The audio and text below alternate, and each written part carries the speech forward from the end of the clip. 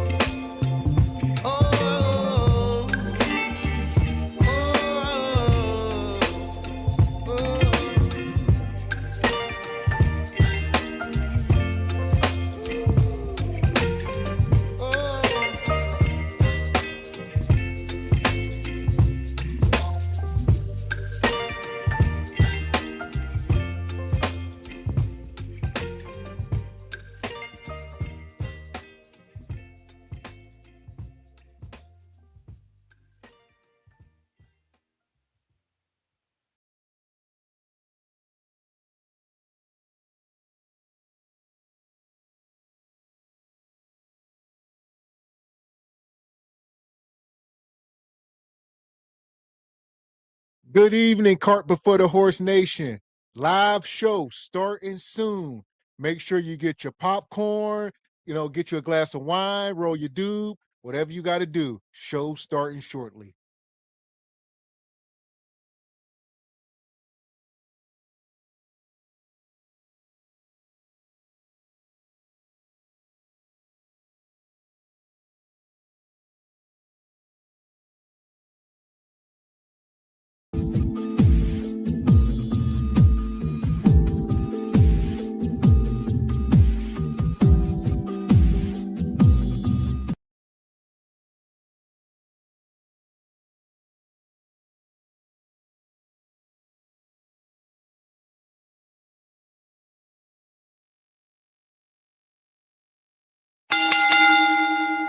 Let's get ready to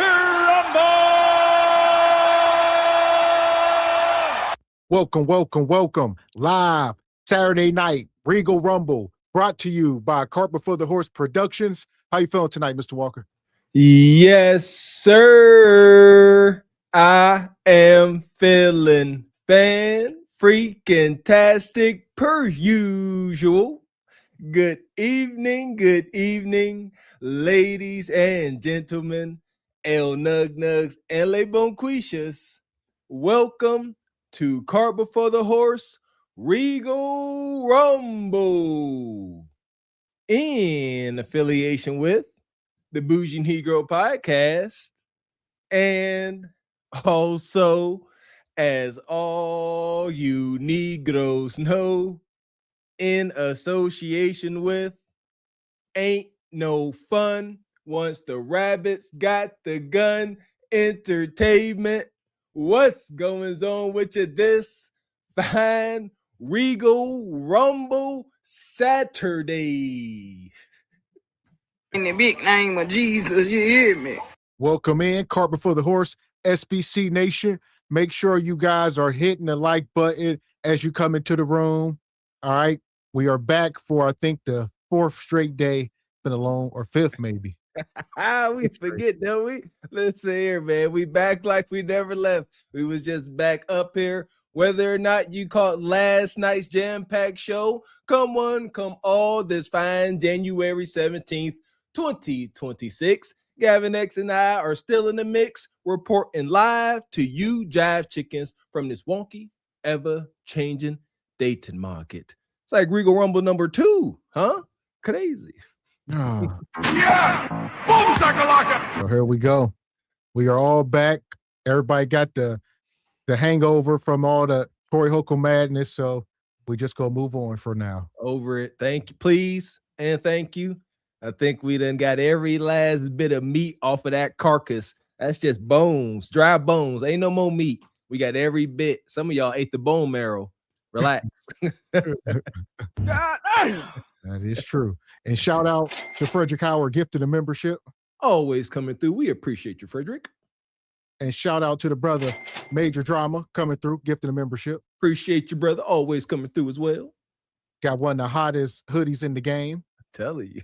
So he was a winner on the Patreon a couple months ago, I believe. Or if not, shout out to the people who did win this week. Make sure y'all hit the email. With G-Nail, Trib Life, C. Bogan, Project Leroy. Hit the email. There you go. I see Brother Tribe Life dropped his information in the Patreon. But shout out to all of the winner chicken dinners in the Patreon. Over here at Cart Before the Horse, everyone's a winner. I sound like a casino person. Here we go. So there's that. Shout out to y'all. Shout out to David, been a member 3 months. Says been waiting all day for this. Let's go. Appreciate you, Brother David Ford. Thank you. So here we go. We're going to bring the ladies up. Shout out to sister back in the house, Raquel Rose. Hey, everybody. Happy Saturday. Hey, y'all. Welcome back. Good to have you, sister. It's good to be back. Yeah, always. Shout out to Raquel. Also, shout out to Ebony Dean. You muted. That's bad luck. That's a bad sign for the Seahawks. Hold on, we're up right now. It's 10-0. Happy Seahawks Saturday, everybody. Not Seahawks Saturday. I like that. Shout out to Fandemonium. All right, you know what? I rock with the Seahawks. Everybody else gone. Steelers gone. You know who else I like? I like Tampa Bay. You got many more options. Yeah. So also. Shout out to Sister Anna. Hey, guys. Welcome in, sister. Good to have you, Miss Anna. Good to be seen. Good to be here. Hey, Raquel. Got all Hey, the ladies Gwen. up here. Hey, Appreciate you. love the hat, Anna. You're rocking it. Oh, thank you, baby. As I appreciate it. Shout out to Anna coming with them hats. What's that one of them Corey Holcomb hats? You took Corey's hat? Yeah, I said, you know what? Somebody gonna wear this hat, right? Corey, let me get the hat. Listen, Corey Holcomb, Anton Daniels, dirty words today. We done with that. All right, we're done. That's old. That's old news. Not really, but we're trying to make it old news. But nonetheless, here we are. So hit the like button, people, and y'all see the thumbnail. And shout out to Sister Honeybee, been a member 13 months. Says, "Hey SBC, inside on this cold Detroit night." Ooh, I know it's cold in the D. Stay warm, sister. Yeah, it's been cold and snowy in the Northeast. It's bitter. Oh, yeah. And shout out to David. Says, "Here to give my offering to the plate at the Church of SBC. Also gave by month ties by joining Patreon this week." Shout out to the brother David Ford, man. Appreciate you, man. Appreciate that, brother. Yeah! Boom shakalaka! So I wanted to start here. All right, y'all see the title. Winter shows no mercy. The weak and the unprepared will be exposed. So here we are. I'm gonna start with this, sister. I want to get y'all take. How do y'all feel about Clarissa Shields? All right. What you got, Mr. Walker? I think, you know, it's interesting. I think Clarissa is dope. You know, I like her. I like where she comes from. So when it comes to me critiquing folks and laying judgment, I like to think deep into their history. She had a rough life, man. She had a real rough life. She made it out by her own grit and determination. I ain't got nothing but love and admiration for the sister. Well, here we are. I think people sort of confuse two things, but I'll get the rest of y'all. What you got, Anna? How you feel about Clarissa? Clarissa doing the best she can. I mean, she is holding it together. I think that she is making all her clout off. I mean, she's staying busy in social media. So I think that is what she's doing. Like, she's making sure. So she's gonna come on here and she's gonna eat her food with her mouth open and say Pap is upstairs and until she finished getting her clout. Pap is upstairs. See, that sound like a shirt. Pap upstairs. That's wild. What you got, Ebony? Yeah, I agree with Anna. I think, I think she's doing her thing. Shout out to her. Like, she's running things and I think she reps for her man. I think she's genuinely into him and he's genuinely into her. And I think she is just trying to mark her territory, as far as, with Remy Ma and everything. But I like her. I think she's got a glow up right now. She's compared to some of the earlier pictures that we saw. She's glowing, she's shining. And so I support her. I'm all for it. Okay. And what you got, Raquel? What's your take on Clarissa? She messes with a married man. That's what I think about her. I think she's a hoe. Oh, they're still married? I thought they divorced. Look, me and Ebony forgot. And that's why I was reserving it. That's why I was sitting here. I said people conflate two things. Mr. Walker sat there. He said Clarissa, she come from Detroit, humble upbringings, rough upbringings. But like Raquel said, people put that on the forefront and forget that she's dealing with a married man. So, Okay. Yeah. Okay, hold on. All right. I did not know Pat and Goofy Raymond was still married. They both goofy, but they married. I guess can't be hypocrites, huh? Because It's just like Cardi B. I condemn the hell out of Cardi B on that. So god dang, Clarissa, I don't see. I'm hurt. I'm torn. I'm gonna shut up. I need to hear more. Having a rough life doesn't excuse you from your poor decisions. Pat Goose has a family and children with Remy Ma and, peeing all over him on social media. I mean, what does this do to his children? Y'all I'm not on her program at all. I don't care about her past. It doesn't. Y'all gotta remember though, Remy Ma had a whole apartment. Say that again. A whole apartment with the boyfriend that she cheated with. She had a whole nother apartment while she was married to Papoose. So that's the context. It's not right. I didn't like Easy the Block Captain either. Yeah. But okay, so here we go. Does that matter? I'm about to say, y'all let you go, Mr. Walker. What about Clarissa's role? Right? She's her own person. Yes. Now, does that matter? Does that have any weight to the world? That the fact that Remy was already engaging in another guy publicly, like even though they are married, she's out here being a harlot too. So like, does that matter? I guess because Cardi and they both Not have for been. Pat. I say if Papoose was sleeping with a woman, if it wasn't Clarissa, but she put herself into the middle of it. Yeah. So see what I'm saying? So yeah, she gonna catch some shrapnel if you see what I'm saying? Right. I don't like. I want to say I don't know enough about Remy, but anytime a woman, they all cheating, everybody cheating. So like, what the hell? I mean, Clarissa been talking to Papoose on the phone when he was living with Remy Ma. While he was going downstairs to get orange juice, they were on the phone with each other. and Remy Ma was up there, had a girl sleeping in the house, eating her kudakata. It was a wild situation. Yeah, what about all that? Remy in there in kudakata. What's up? What Pat's supposed to do? Yeah, I didn't know that they were still technically like they were still married or whatever. So that does kind of change things. And hopefully they're in the proceedings to getting a divorce and all that. If they're both parading around with other people, I think Clarissa, as a single woman, with no kids and everything, maybe she should kind of fall back a little bit. I honestly didn't know that they were still married. So yeah, I don't know, you guys. Finalize the divorce and then move on with your life. I think she is getting finesse. Like I said, shout out to the sister Tasha K. She been reporting on it, and she was stating that Remy and Papoose got like $1 million in unpaid taxes, and they trying to finesse Clarissa for the money. So you see what I'm saying? Remy ain't signing no divorce papers. I think this is a long-term finesse with her pockets to pay some of their debt. Now I don't put nothing past anybody.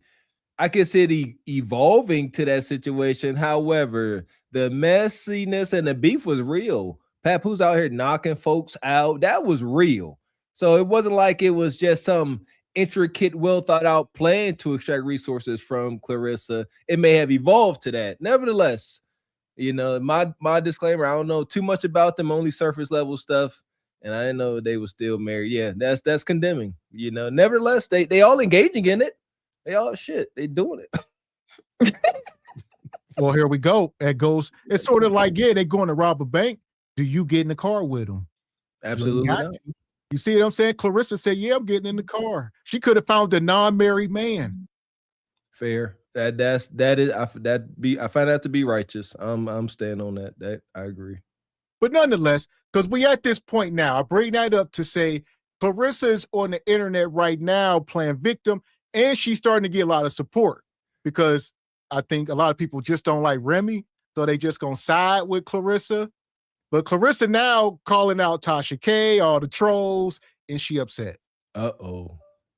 Tasha K and Lakeisha Dean, this is for y'all. Y'all are cancer to the Black African-American culture. Y'all are cancers. All y'all do, y'all whole career, try to break down Black women and tell lies about them. Y'all are sick. And that's the only, and I've been ignoring y'all for, I don't even know how many months. Y'all are some sick individuals, and I hate y'all. I do. I hate y'all. And quit making videos about me.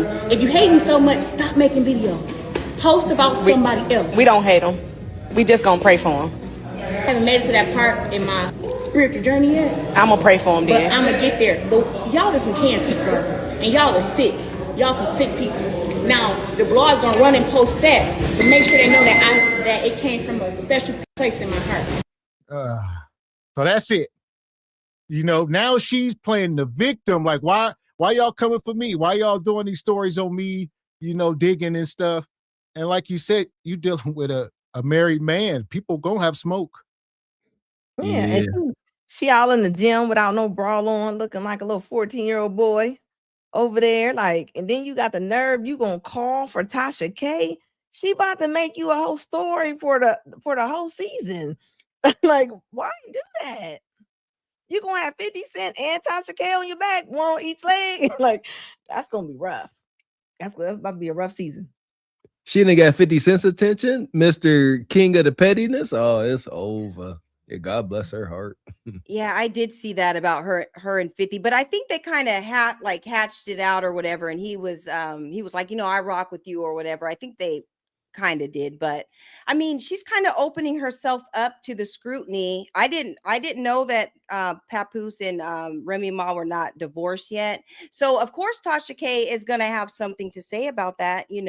Like, you don't you don't have any kids or you're not married or anything. She's young. Like, she doesn't even need to be in this situation. I get that you may love him and stuff like that, but you are opening yourself up to that. So people are going to have stuff to say, especially Tasha K. This is her job. So it's not personal. It's just you know, your personal life is unfortunately on the forefront, and you kind of have to clean up a couple things, you know, with what's going on. Do we think Clarissa can do better in finding a man?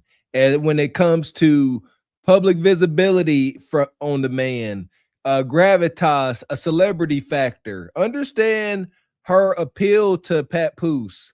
Like, she is not your typically, you know, attractive sister. You know what I mean? I ain't saying she's ugly, nothing like that, but you know what I mean? Hold on, y'all gonna put some respect on Clarissa now. Put some respect on Clarissa. Yeah. She's at her level. And I think with Pat, if you're looking at a celebrity level, as far as like, would another celebrity date her? Like, would 50 Cent date her? Would Dr. Dre date her? Like, no, I don't think so. And like it's no other. Well, you know what I mean? Here's the thing: is that necessary? That's kind of the problem. It's not. Yeah, she don't need no celebrity guy. Get you a man that loves you. You relax, Mr. X. That's not gonna feed her hypergamy. See, it should not matter. But she done had her a celebrity type ninja. She not gonna go down to Mr. Regular Daygler. They don't get no attention out here in the world. That is the unfortunate part. So that's what I'm saying. She ain't letting go of Pat. Who's coming after Pat? Nobody of his stature. And I ain't saying that's well, she had a man. She was engaged when she's talking to Pat. She just bought a house with a whole man. She was talking. Yeah, Pat took her from some dude. Yeah, she was going with somebody.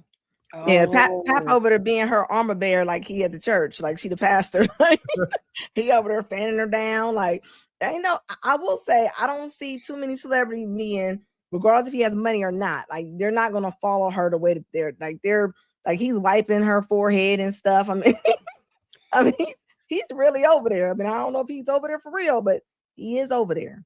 Okay, I wouldn't mess with Tasha K. These new developments, I didn't know that Clarissa left a good old dude, bought a house. That's effed up. Now, on that alone, man, that ain't cool. Some good old wholesome brother had him once. We're going to rock out, sister. Clarissa came home and was like, let's have a talk. Let's sit down. Hey, there's this guy named Papoose. Yeah, I think I love him.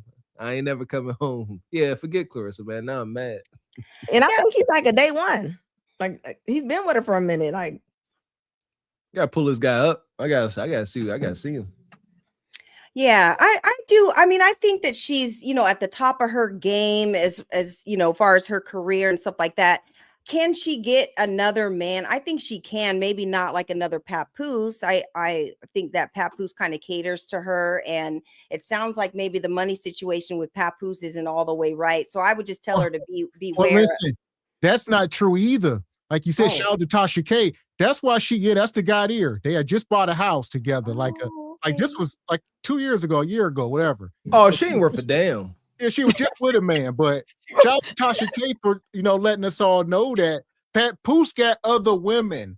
So, you know, Tasha K on the scoop, Clarissa ain't the only woman. You know, he's still messing with Remy and a couple other side chicks. So I don't know what she in it for. I don't know. She in over her head. That's what it is. Okay, learning today. She in over her head. Papoose came. He a wordsmith. Women like to hit. They like pleasant words. I don't know how to say it. They like when the ninja is poetic. No, and Papoose was beating her. Huh? No. What no. you got? They like the clout. He has more clout than the guy she bought the home with.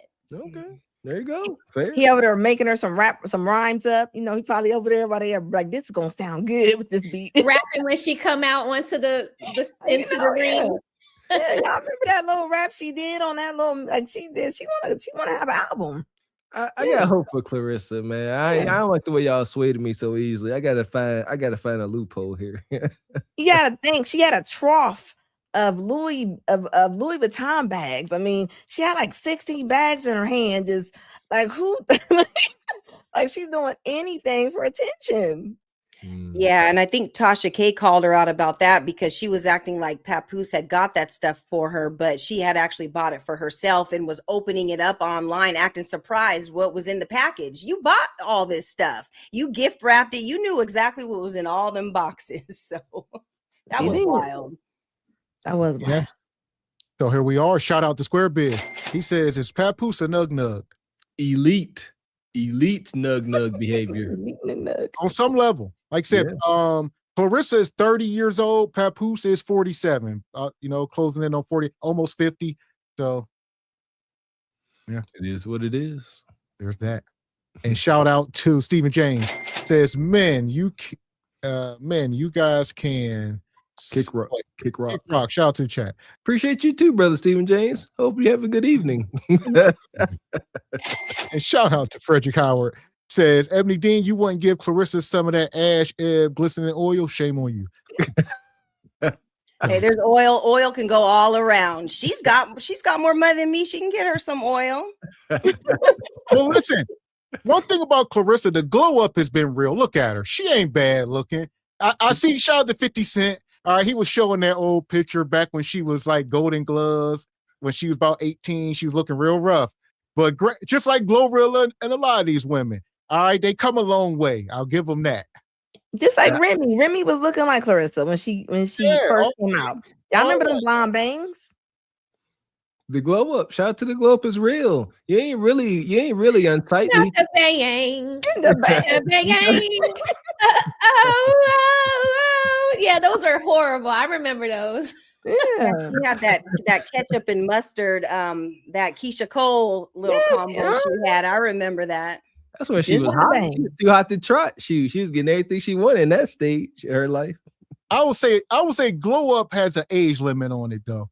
So a lot of these women are glowing up in their 20s and stuff. Granted. Now, if you was like 55, 60 glowing up, it's too late. Yeah, concur. But nonetheless, Clarissa got allies out here. Y'all talking about 50 Cent and all these people. Here we go. In 2026, let's do us a favor.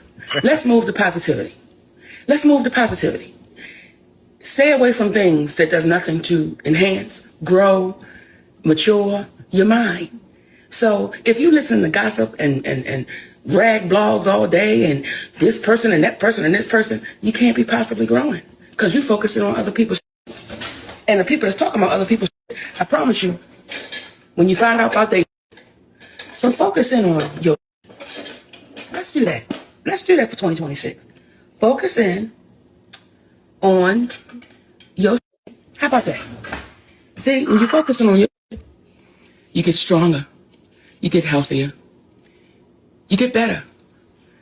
But when you stay in other people's backyards, your backyard just piling up. Stay in your own backyard, clean it out, and watch how you live. Ooh, we love when you use spicy words. Me too, Marcellus. Spicy words are the best words you could possibly ever use, in my humble opinion. And I mean that. And I've had people say to me all of my life, girl, you and that mouth. Yeah, well, you know what? The beautiful thing about it is, it's my mouth. How about that? It's my shit. Which means I can use it how I choose to. And as long as I'm using it for good and truth. Is that CMOS? I don't owe nobody an explanation. I know she ain't got to see. On the words I choose to use. Oh, and y'all make sure y'all go support my baby Clarissa. Because she'll get ready to fight again. And y'all know the outcome. Y'all know she's going to whoop her. Y'all know she's going to whoop that. That's what I believe. Because she is the greatest female boxer of all times. Greatest woman boxer of all times. She is the GOAT. You can quote me. Aunt Nikki said Clarissa Shields is the GOAT. She is the greatest female boxer of all time. I believe that. Well, let's stop it here. I mean, does Clarissa tarnish her own legacy? She is a great boxer. And then you start dealing with a married man, and this is why she trying to take up, because you do, like I said, 50 Cent and them, they making, memes out of her and stuff. So Monique is the grandma of the community. So she gonna step in. Monique done came up here. She done got some motivation to go do one workout, come up here with her neck all sweaty and glisten. Now she want to come up here try to get motivational speeches. Ain't nobody listening to you, Monique. All of a sudden you got motivation. And they get on my nerves talking about don't listen to folks on the internet because they got ish going on with them too. So like, that's always the thing. Don't listen to folks because if you look deep enough, they're going to have a lot of heinous stuff going on as well. That's not always true, but that's always how they try to discredit everybody. I agree. What you got, Raquel? What's your take on Monique, the mother goose? You know, I just wish she would stay out of it. You know, it's like you've really got your own things to worry about, you know, and so getting into it for Clarissa, how does that help you? You know, you're a married woman defending a woman that's cheating with a married man. That is just it doesn't match. And you could want to support her boxing and call her the GWOAT or whatever she was calling her. But to sit up here and chastise everybody for having an opinion about this woman one way or the other is, to me, it's just like, why do you care about a 30-year-old, you know what I mean? Something lady, you're 50 something. You should be like, you shouldn't even know what's going on. You know, you just shouldn't even know. And to have an opinion on it is silly to me. You know, I would rather hear her talk about Corey Holcomb and Anton, because Corey's in her age demographic. You feel me? Like that would be something more along the lines of her to talk about and discuss. But to get up here and discuss this lady and chastise all of us because we got an opinion about it one way or the other, it's like, Monique, please. I agree with Mr. Walker. I think we can separate it. Like Clarissa Shields might be maybe a great boxer, right? Is she wrong for dating a married man? Yes. And just like with Monique, right? She's not a funny comedian. I mean, she's funny when she's in movies and somebody writes her a script, but I can't name you 3 funny female comedians where I'm just dying to see and they just had me rolling out my chair. I can't name you 3. She raunchy, Anna. She one of the ones that's raunchy. She's more raunchy, and Corey, they like got that shock appeal to them, you know. Shout out folks like Richard Pryor did it, Eddie Murphy. However, with them, there was some true storytelling artistry to it. With them, it's just raunch. Yeah, and I think with Monique, or with Clarissa, I don't think it will tarnish her legacy. I think she is in her own right. She's doing great with boxing and everything. It's just like any other athlete that gets caught in a cheating scandal. It doesn't take away from your accolades and your skill and everything. But I don't think that Monique would be the one to maybe steer her in the right direction as far as maybe not dating a married man, because this is the same Monique earlier in her career when she got married, because she was a breadwinner, thought that it was okay for her to go off and cheat because she was the breadwinner. She talked about that a lot. So I don't think that Monique would be the moral, advisor for her, because she kind of had that going on. But I hope somebody is in her ear, maybe, guiding her in the right direction, because there does need to be a divorce, especially, I mean, she's wasting her precious years. Like what is going on with Remy Ma and Papoose' divorce? Like, sis, don't be wasting away your good years trying to wait for this married older man to get it together. Like, you still have a little bit of time left to make something shake. So that's my take on it. I agree with that. Her records show it. Y'all see it in the ring. One thing you can't beat is facts. You cannot. There's nothing you can do with facts. You can do a lot with fiction.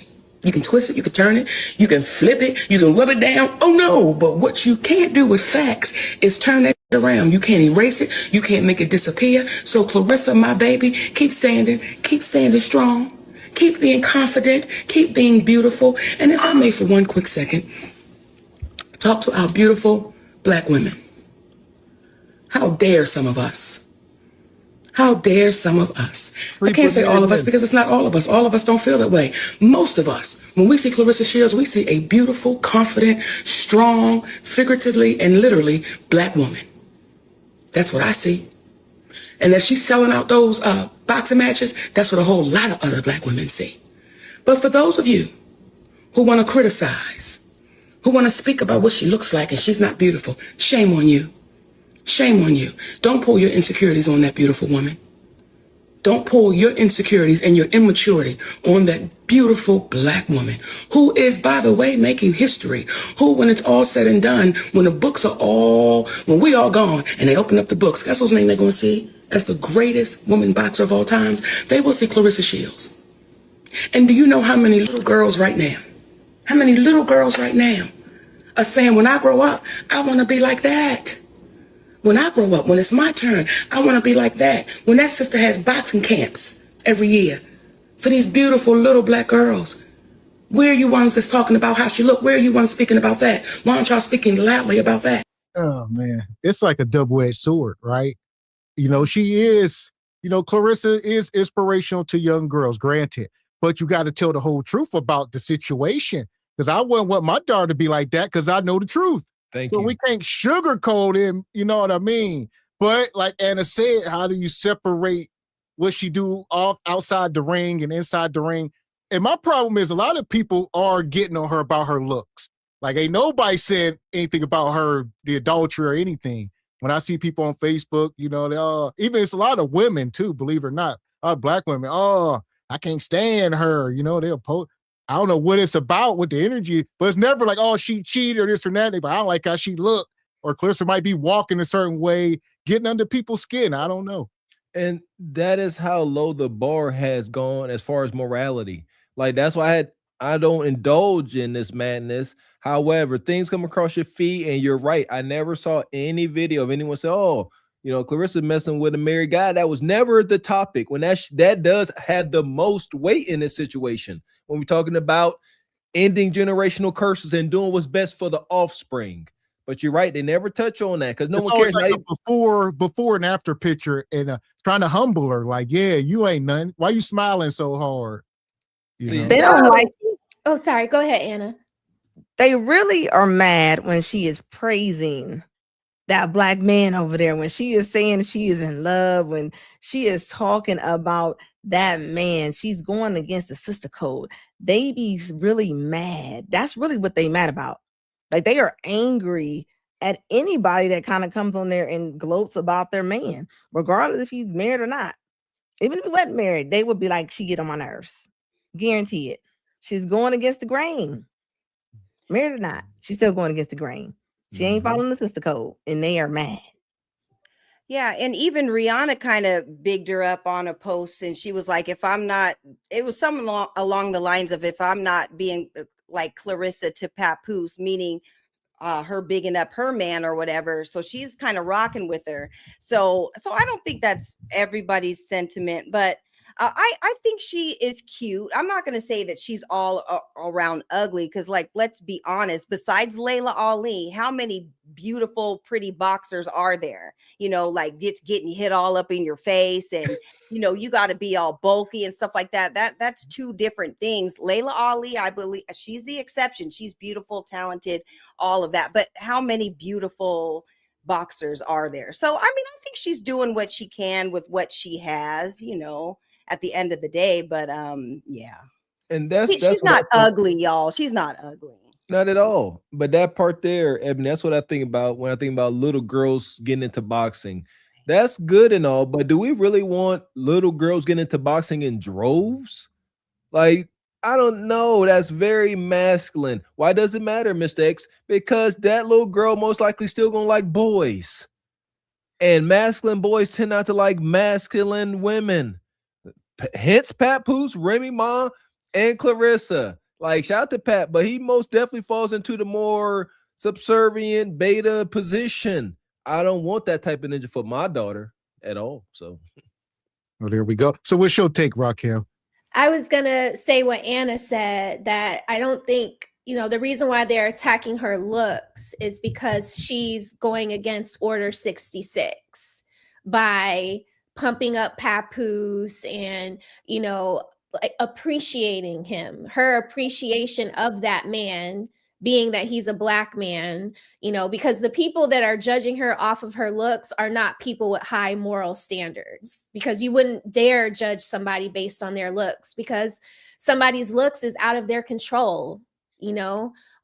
So I think it is what Anna said. It's there. She's going against the order and they don't like that. So the easiest thing to do is tear down her looks. And when you're in boxing or when you're in gymnastics, like Dominique Dawes, or, you know, whoever, it's not about the hair. Your hair is going to get sweated out. It's about your skill. Can you knock somebody out? Can you do a backflip on the balance beam and not fall off? Like, these are very high skills that, you know, they can't judge them off of the skill because they don't have any skills. You know, they just make babies out of wedlocks and buy wigs and lashes, you know, and here they are. Now they're judging her because she, even though she's buying wigs and lashes, she's also saying, I want a man and I want to do whatever it takes to keep him, whether he's married or not, you know, so. And I'll tell you one more thing. Most women, if you were a boxer and you had straight backs and you just got your face beat in like pepper steak, trying to tenderize it, most of us gonna look like Clarissa Shields. I'm sorry. So the ones that's on there talking about she ugly, like, you go through what she go through and put them straight backs in your hands and see what you look like.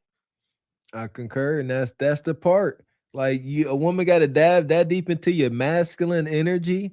I don't really think you can ever really fully come out. Look at Layla. Even Layla, masculine as heck, man. Absolutely not. Take it. She is super masculine, even though she's pretty and can dress it up well. I mean, even her personality is super masculine. My message, I want young women to understand what comes along with this lifestyle. If you choose to take this on as a young woman, understand that there's going to be a caliber of men there are not even going to acknowledge you. Just, that's it. Yeah, and it's also super important for young women and actually all women to learn self-defense of some sort. Like, it doesn't hurt to take a class or two or to even get involved, you know, because self-defense is something that you can take with you for the rest of your life. So I am all for that. And, you know, if you want to take it to the next level, just kind of know what comes with that. So that's important. I would say on the surface, like you said, you know, self-defense and just cardio, fitness. There's a lot different outside of just physically boxing, staying in shape, because most of these women are fit. There we go. Then that's a heavy factor. Men are visual. And shout out to EV. Says, don't listen to Walker. Cardio matters. Lakers in 5. I agree, man. I do my cardio now. And Square Biz says, if Remy Ma sues the GOAT for sleeping with her husband, is it over? Slam dunk case. Oh, yeah. Shout out to that woman that sued other woman for sleeping. Depends on the state. That was in North Carolina. So they in New York. Uh-oh, it's a chance. Yeah, but he can kind of counter that and say, well, she was living with some dude too. So couldn't he go back and say, well, she was kind of living foul too? Yeah, there you go. I think the woman has to break up your home. She didn't break up the home. It was already broken. And it is broken, Raquel. It's not broken until there's a divorce. So when you're separated, there's always a possibility that you and your husband could make up. But okay, so then there's just no case period. Then there's no case period. There's just nothing. So because she's sleeping with another dude, he's sleeping with another woman. So I guess it's just fractured, but it ain't. It's just forever fractured. Now y'all know people been separated since 1986 and they still be married. You know that, like y'all know brown folks be. Yes. He's living with a whole nother woman for 20 years, and Etta Jean ain't gonna get none of bills, ain't gonna get none of his pension because he's still married to Betty Jean. He's been married to her for 30 years, and he not getting a divorce. He's gonna be married. Yeah, and look at Dime, because Dime, isn't she technically still married? And every episode you guys put of her, she's got a new man or woman. So it's just wonky. You gonna bring Dime into this? But nonetheless, shout out to Classy Perspective. He says cardio 3 cloves of garlic and red onion and drink it. See, y'all wild, man. How much mouthwash you need to get back right after that? God dang. Out the Classy. EV. He says Glazed Galaxy Council is now in session. That's it, Mo. Appreciate you, Evie. But nonetheless, we're Monique. I think we keep doing it to ourselves. We continue to do it to ourselves. So for you, Clarissa, Aunt Nikki cheering for you, baby, because you got this. Now, when you go in, you got to, okay? You got to do that, okay? Show them what I taught you, baby girl.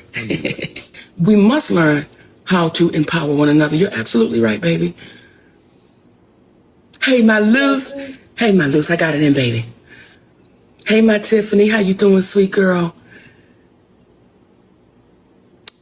Marcellus is coming, baby. He said, they just be going live reading the comments. This is what Mucho and Diamond do.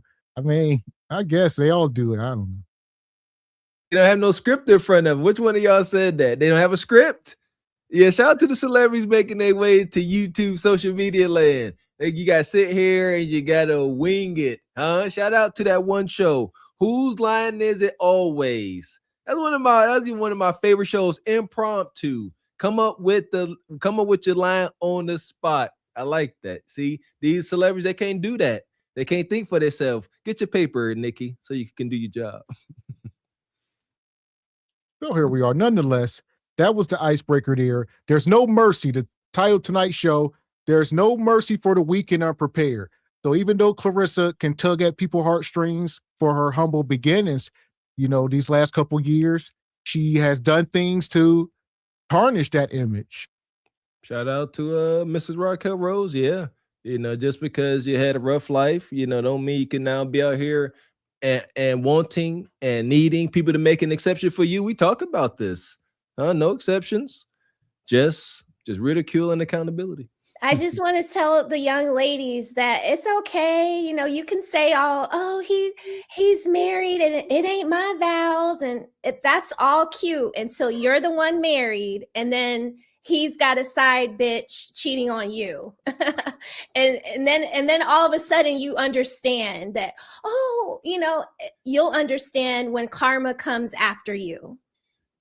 That's a sad lady. So as far as Clarissa, that's how you end up in the sub. Indeed.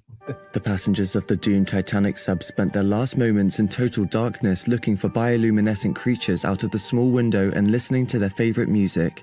The new details of the 5 passengers' final moments have been revealed by the wife and mum of the father-son duo. Wade in the water, diamond, wade in the water. Something's gonna trouble the water. You better wade in the water. Yeah, man. Shout out to the social media world. I'm still learning. Folks will come here and do any and absolutely any and everything just to stay in the limelight and keep some winning themselves. It's just getting egregious. Well, it's been egregious. That's true. So I would say Clarissa and Pap, they better be careful because right now with that love triangle, I can see them ending up behind bars. Be careful. Uh-oh. Deputies responded to a domestic dispute and hit-and-run call. The victim reported that his ex-girlfriend arrived at his residence and attempted to force entry. During the confrontation, she allegedly struck him multiple times with a steel crowbar, including blows to the back of his head and chin, causing visible injuries.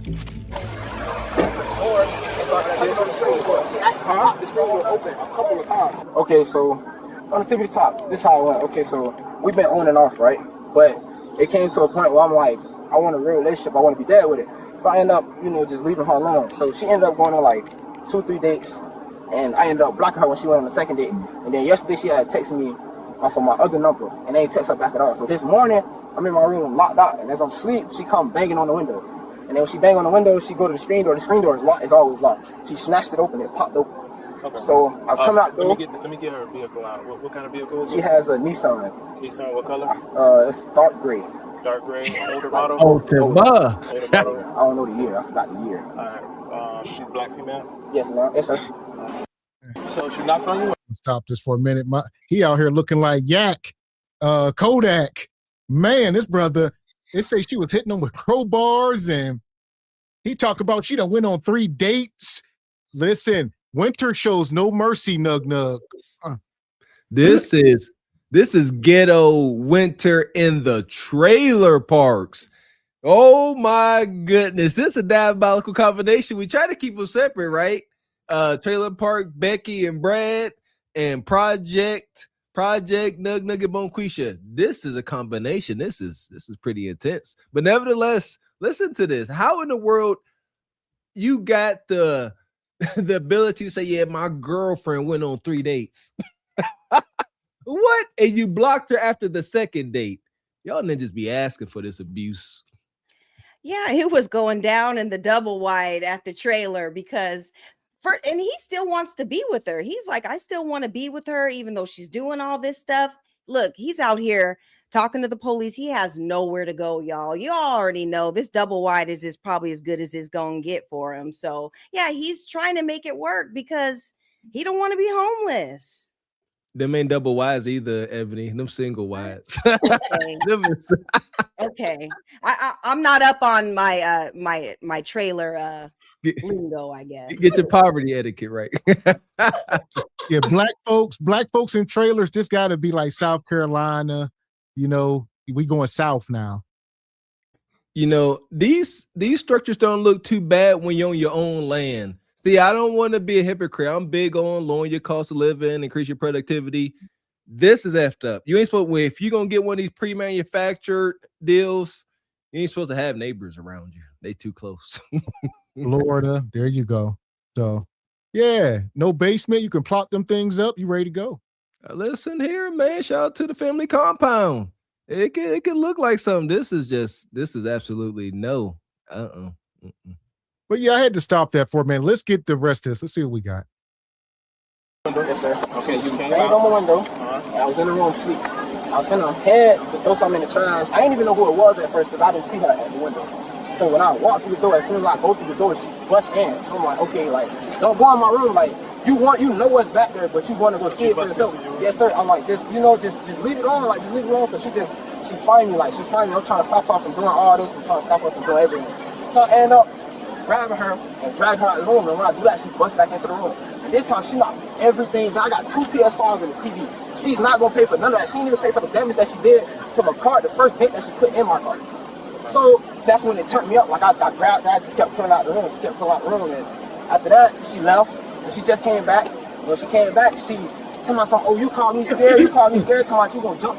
I have never said nothing in that matter. You can ask the witness right there. I've never said nothing that we gonna jump her. I've never said nothing about nobody fighting. I promise you on my uncle, I ain't saying nothing about that. Okay. So when she come back, she like, oh, look, Nug, we don't believe you. All right, this goes back to what Mr. Walker said about presentation.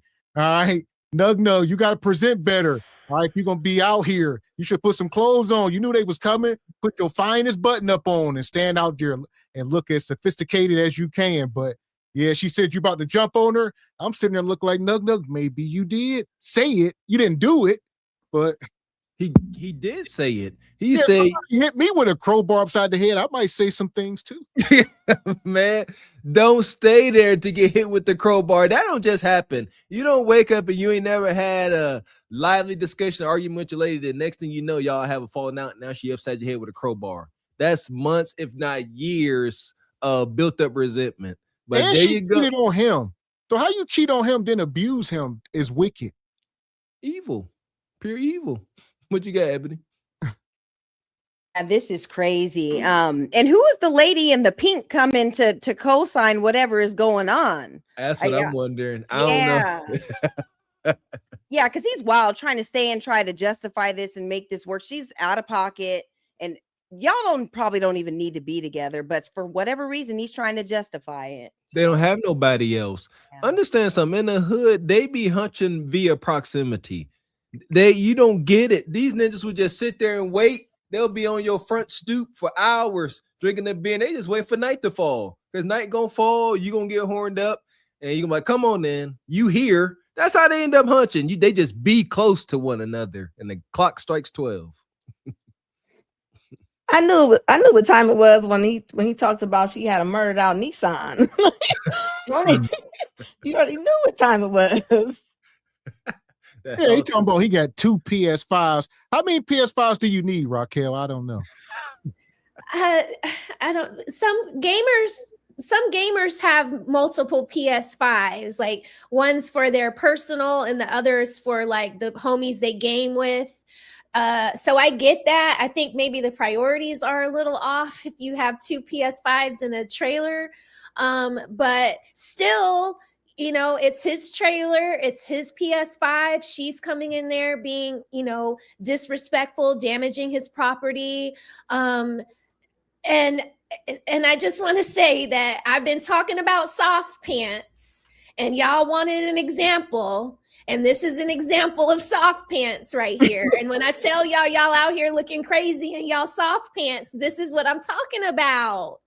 Okay, I might have to like clip this for my channel on Monday. Yes. Soft pant madness. What's the opposite of soft pants? Hard pants. I mean, you know, like jeans, corduroys. Khakis, corduroys. Those are more appropriate pants to wear when you're talking to the police. Gotcha. I mean, the presentation matters. Put on a shirt, put on some jeans. You don't have to be out there in a suit, but you just look sketchy. What about a Lululemon tech suit? Depending if you're going to the gym and maybe you're going to go get a smoothie afterwards, wearing it into the smoothie place, cool. But if you trying to go like to the pet store and all these other places, Home Depot in your soft pants, that nobody wants to see that. That's a Raquel Rose. That should be a little segment you do, Raquel Rose, because you up on fashion and stuff. You should have what to wear and when. I like that. So you want to wear, your tech suit. That's only for going to the farmer's market. Maybe not. Yeah, I don't know. I've been talking about it. So I might just like do a little presentation with the little pointer and the board. Like, this is where you wear your soft pants. I like that. Yes. And don't go in the house. This brother here, go in the house, get right in bed. Don't wear your outside clothes into your bedroom. Right. Yes, exactly. My son just came from a overnight trip at a little convention. And as soon as he got in, I'm like, we got to pull the pillowcase off the bed.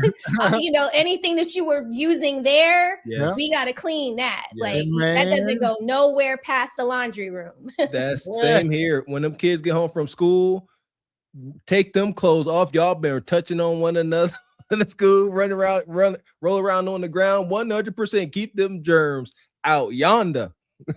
But this man is acting like exactly what he look. He needs his mouth swabbed.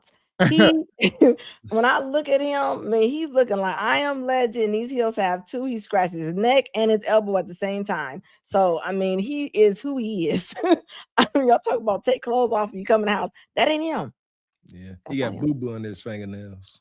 Man. You said you was gonna jump me with the female. I'm like, jump me with the female? Why would I say something like that? That doesn't make any sense. Like, why would I say something like that? What I did say was, she was in there trying to fight the female and I wasn't gonna let it happen. Then she keeps saying that she went here to fight the female, but if you went here to fight the female, why is you calling the female names and just keep carrying on? The female ain't got nothing to do with this. She kept swerving on the block. And then that's the second time she left and she jumped in her car. Mm-hmm. The second time she left, going back and forth, swerving. And then she backed up from all the way down there, tried to hit me. And then where were you? In the roadway? I was in the road. I was right here. Okay. What is that? This hurt. This the second time. No, matter of fact, she pulled it from out her jacket, actually. You're going to see her pull it from her jacket. Hold on. Is Nug Nug snitching? 100%. Man, the culture's so football. He just snitching openly and freely. Back in my day, this was egregious, Nug Nug. Even though, what we doing? There you go. And see, this like you said, if you're a law-abiding citizen, you operate on a different code. But Nug Nug appears to be in the hood snitching. And this is why the romances fail. You're supposed to take this on the chin. Bonquisha's supposed to see the police came. You didn't tell them nothing, and she gonna come back and apologize, like Yvette and Rodney and them. And yeah, she gonna come back and say, "You didn't tell on me, all right." Then she gonna make you some Alfredo, no chicken, and give you some gaga. Yeah, especially Alfredo from the jar, like you guys were talking about the other night. But yeah, she thought she can come back because I think this was on January 1st. So she was gonna come home after being out in the streets, new year, new me, and just try to press the reset button. But it don't work like that. Nug, he wants to talk about it, and he's trying to put all the business out there, and it is what it is. He is snitching. This is different. I ain't catch that, Mr. X. He definitely snitching. And I'm trying to tell you, you start scrolling down his Facebook feed, you're going to see him on there with some snitching reels on his Facebook. But what you doing though? Like, seriously, this be real stuff. Because he going to say this ain't snitching. He's snitching, Anna? Definitely. He is being who he is. Look at it. Look, even the close-up is crazy. He needs his mouth swabbed. I'm telling you right now. Swab that jaw, you're gonna see all kind of stuff on that. See, when she almost hit me with the car. The cop said, "Where was you standing?" He said, "I was right here." He said, "She done pulled something out her purse." You know, what you got, Raquel? I don't know. I thought snitching is when y'all doing crimes together and you tell on somebody that was doing a crime with you. Nope. He was in his own house. His PlayStation is messed up. He done got cracked over the head. I mean, snitching is when you doing stuff together and you tell on your partner. Snitching in the hood, we don't know the extent. This might be Bonnie and Clyde type issue. And there's levels to snitching, depending on how deep in the trenches you are. They deep as heck in the trenches. Snitching, I would imagine in this situation is communicating with the law under any circumstances. That's what it was growing up. You can't talk to the law at all. It's snitching. You can't say good morning. You snitch. Nonetheless, like I said, the PlayStation stuff was inbounds. Then he started getting into the criminal element. He's like, I'm getting her locked up. She tried to hit me with a car. She pulled a knife out. Nonetheless. Fair. I'm glad he had his video ready because did you see her steering wheel? It looked like a dog took a bite out of the foam of her steering wheel. She crazy. I said, who's chewing on the steering wheel? Watch when it come back. Whenever they catch her, pay attention to the steering wheel. It's like she drive with her teeth on the steering wheel. See, you're gonna see her pull it from her jacket like it's a samurai sword. Holy. See, she's trying to barge into the house.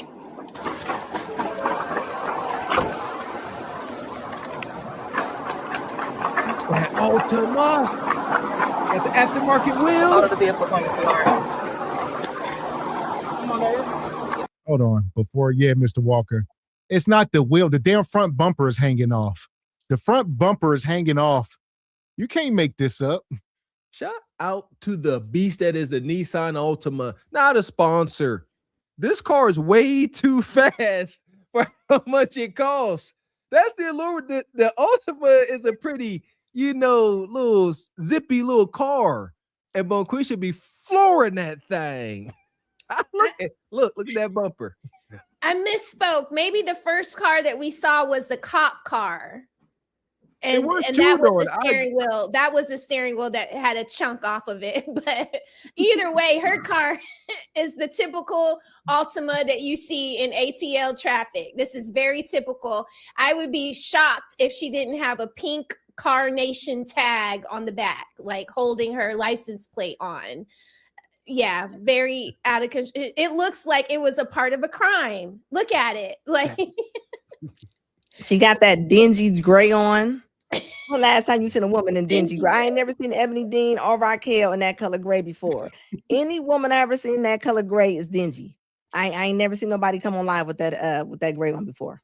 Yeah, but Anna, she was trying to match with the whip. She's got the dingy gray Altima or whatever. But with the Altima, you guys, it always comes with a specific type of person, because I was just going to the store the other day, and this lady cut me off and came in front of me or whatever. Sure enough, I look at the car. It was a Bonquisha and an Altima, and I'm like, oh, let me just not even, say anything. Just let her go on her way, because it's clear she has all these issues, and the car looked just as raggedy and janky as that Altima. Wait a minute. My eyes. Wait a minute.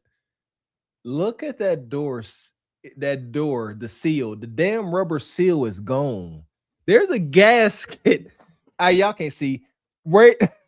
If the door is open, see where you see the little holes where the rivets are. It's supposed to be a rubber gasket there. The paneling, like somebody went to put some like beat in her car or something, forgot to put the panel shifts back on. You talking about that's the rubber gasket to stop the wind and water. When water and wind gets in that car when she's driving, like it's loud as heck. She don't have no gasket. Listen, Bonquisha going to jail. She ain't worried about that. Where her pants at? Yeah, that's what I was just gonna say, Raquel. Where are her pants? Those ain't brown pants. No, look at her skin, Anna. It's the same. That is her skin. She pulling them down. It was hitched up, and she cool the cat out. She pulling it down. Give her time. Come on, guys. It's dry. Come on. You have anything on you? Straight to jail.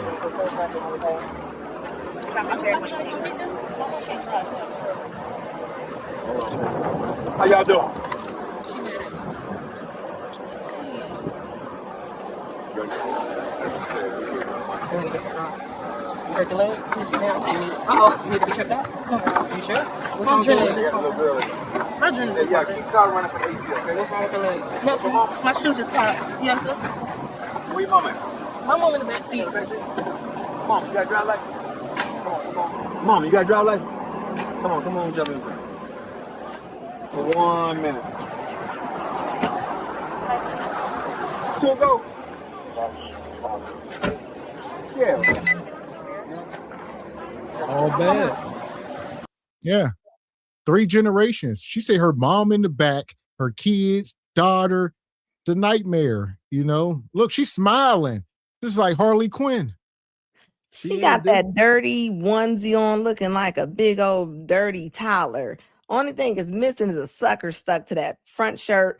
And why is her nipples going like one's going totally to the other side, the other one's like, what are we looking at right here? Like, when did this is just getting worse for us, okay? This is like she is literally just driving around in a dirty onesie. I know it's stink.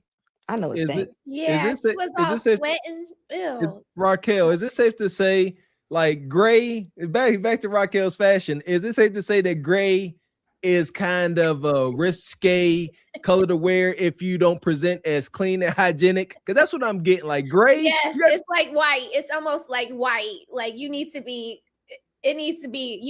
clean and crisp. Like it's just, this is crazy. I don't, what is she wearing? Whose baby is that? Is that her baby? I mean, this is so wild. So you bring your mother, another person, and a baby to go run somebody over, break into their house and damage their property? Yes. And look at how she's smiling. She looks deranged. Yes, and is. Yeah, all I know is she came out of that car. My son used to watch WWE, and there was the Funkasaurus, but she came out looking like the Bonquisha-saurus. That's on WWE with that onesie. Ladies, listen, onesies are for specific body types. You can't come in here and just try to stuff everything up in it and think it's cute. And you definitely don't leave the house with this. But they're outside of the apartments. She had the little fuzzy wheel on the Altima steering wheel, whatever. This just screams just hood, and it's just all bad. And look at her face, like she's showing no remorse. All that is bunched up in her cuticata and all that. This is just all the way bad, y'all. I got a quick question. I was going to say the biggest problem with this is Nug will not follow through and, with the charges. And same thing with Bonquisha a lot of times. That's why she laughed, man. She like, when it come down to it, he ain't going to press charges and it'll be like it never happened. This is just elevated foreplay. But this is my quick question. How do you sisters feel about fuzzy steering wheels? I hate it. And those glittery ones too, because they got the blinged out ones. It's all just cheap. Especially if you have a decent car, don't be putting out those cheap little emblems and all that little. That's just ratchet to me. That's just my opinion. I agree. What you got? You think so? You got a fuzzy steering wheel, Anna? I believe that them fuzzy steering wheels, along with them diamond encrusted ones, goes with them little nasty, stinky keys that be about 8 inches long, that be looking like you a retired gym teacher. Like all them little stinky girls always got them long keys hanging out the ignition. Yeah, it all goes together. I agree. Or they got 1,000 keys that go to nothing. Yeah. Just rattling and rattling. I hate that. No, I don't like any of that. I don't like anything fluffy. Yeah. Like, I mean, I like the inside of my Uggs. They're fluffy, but you don't see it, you know. But no, I don't have a fuzzy steering wheel. Yeah, or the little fuzzy dice. People have that, and then those little cheap tree car air freshener things. I hate those too. It just all screams just good. Yeah. I should love me. You should like me a nice cheap tree. I don't need anymore. I didn't upgrade it. There we go. And shout out to Brother David. He come through. He says, Nug, get back to Hawkins Village or Northview Heights. You don't belong here. Hawkins Village, shout out to the brother here in Pittsburgh. And shout out to EV says, let her know you love her. Call the cops on her. There you go. That's love. Thank you. Man. And Classy says, yeah, I agree. I have to wear clothing if I'm outside. I work out and diet like a lightweight boxer, but my presentation matters to me. Daggone right, brother. Appreciate you. Shout out to Classy.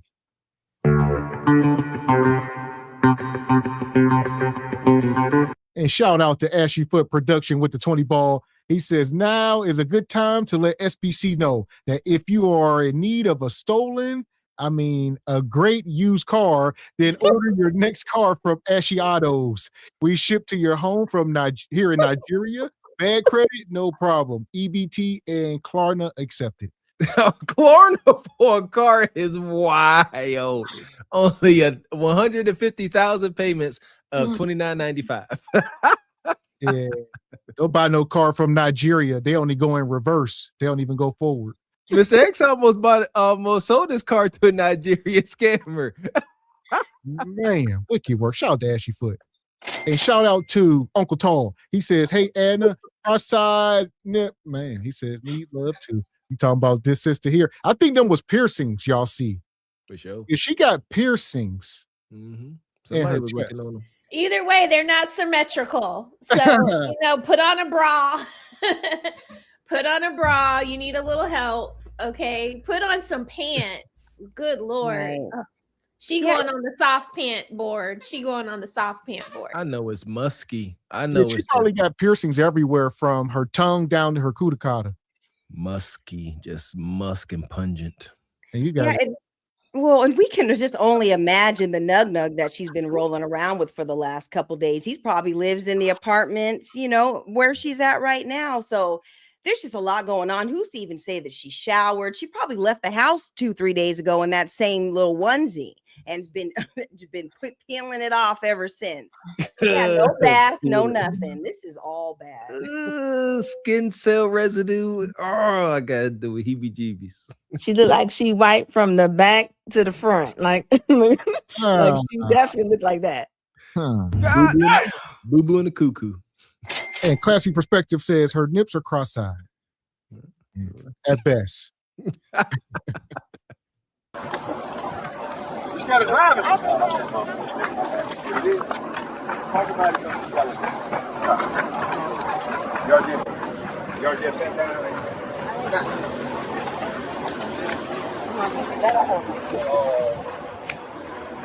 Why is she walking like that?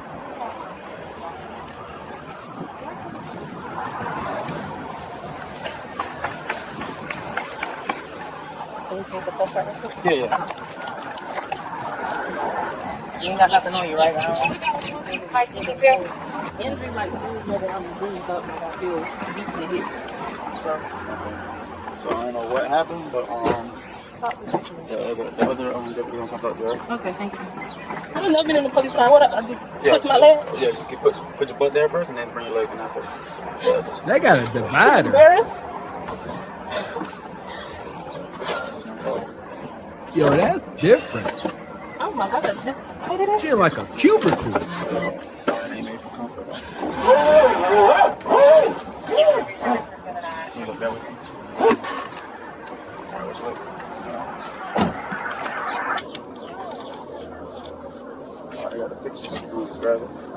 Grab the gun.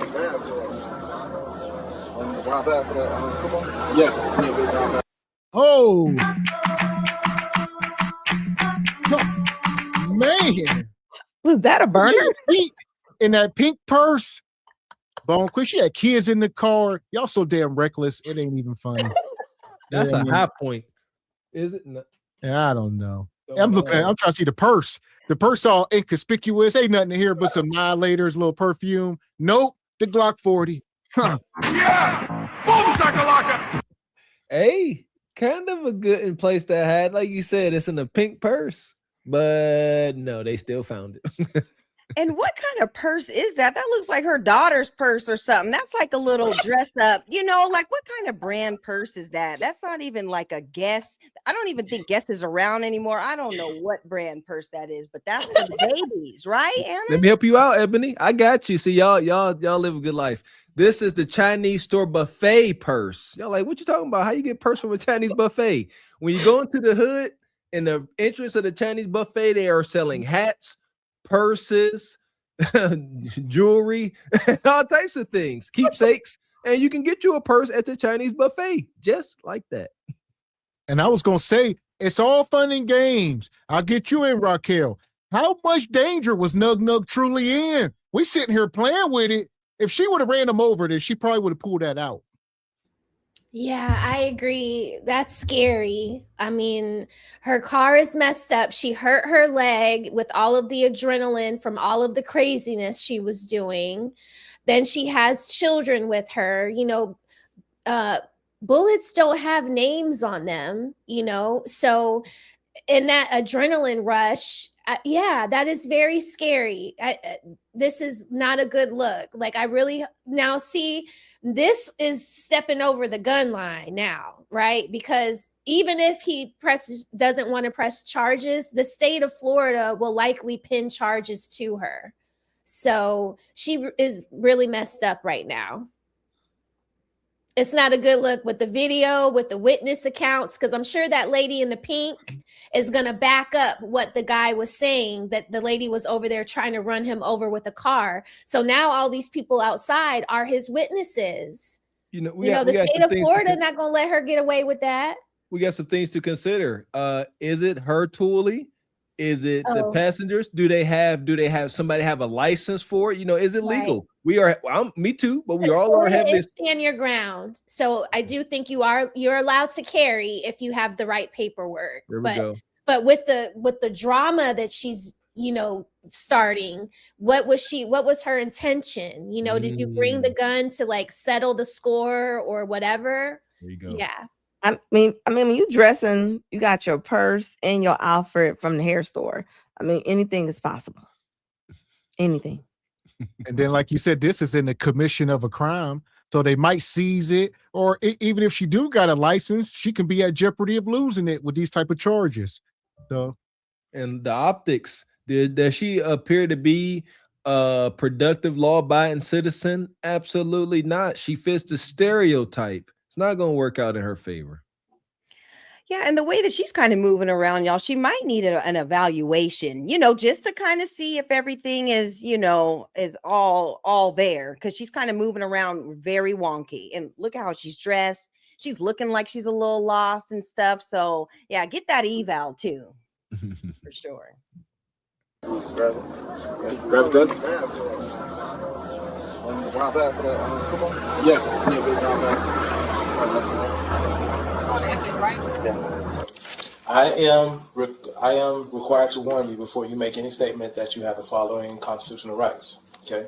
Now, when I tell you these rights, just let me know that after each one, let me know that you understand. Okay.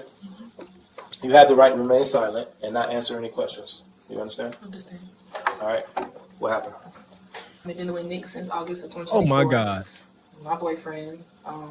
So I realized he blocked me last night. I don't understand why. My messages wasn't going through. I don't know what's going on.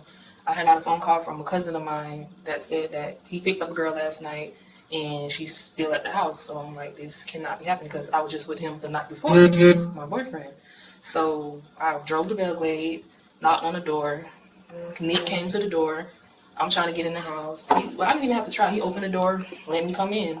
I walked in. We tussled a little bit at the door. I'm getting to the room. So you say you tussled a little bit at the door? Like basically trying to push through the door. He pushed me out. Like, where you going? Where you going? I'm like, move. So he let me through. I walked towards his room. I open the door, seen a female laying in the bed. I'm like, who is this? Nick laughing, and just that's kind of what triggered me. He laughing, it's a joke to him. I'm like, really? I just was here 2 nights ago. Oh, you going on a date, Nick? You going on a date with dudes? You doing you? So what's the problem? So I'm like, get out, telling her to get out or whatever. She's not moving or whatever. So he pushed me. So I got pushed into his table in his room, his game, PS5, the PS5, and the TV is on there in water. So all of that fell over the floor. And then he was punching. You a lie, and the truth ain't in you. Good job, Bonquisha. I see you. You trying to spin it. Yeah, he pushed me. That's what happened to the PS5. And why you walk into the house and go straight to the bedroom? Why don't you go to the fridge and grab something to drink? You know, go straight. I went straight to the bedroom, opened the door. I seen her. And I said, what's she doing here? He just said you was on 3 dates. Like, don't dish it out if you can't take it. She went straight to the bedroom because a cousin snitched on him and told her that she seen her man pick up another woman and did. You see how she did not deny that she went on dates with other dudes. She said he said he had a woman because I was on date with other dudes. Then I told her she had to leave. She acting like this was all calm. This wasn't calm. She was throwing elbows and like in the daggone mosh pit. And I love that. Nug pushed her and she went flying to the dresser and she knocked everything off because he pushed her. See, this is the lies, insidious lies. I hate her already. What you got, lady? Anna? This is wicked.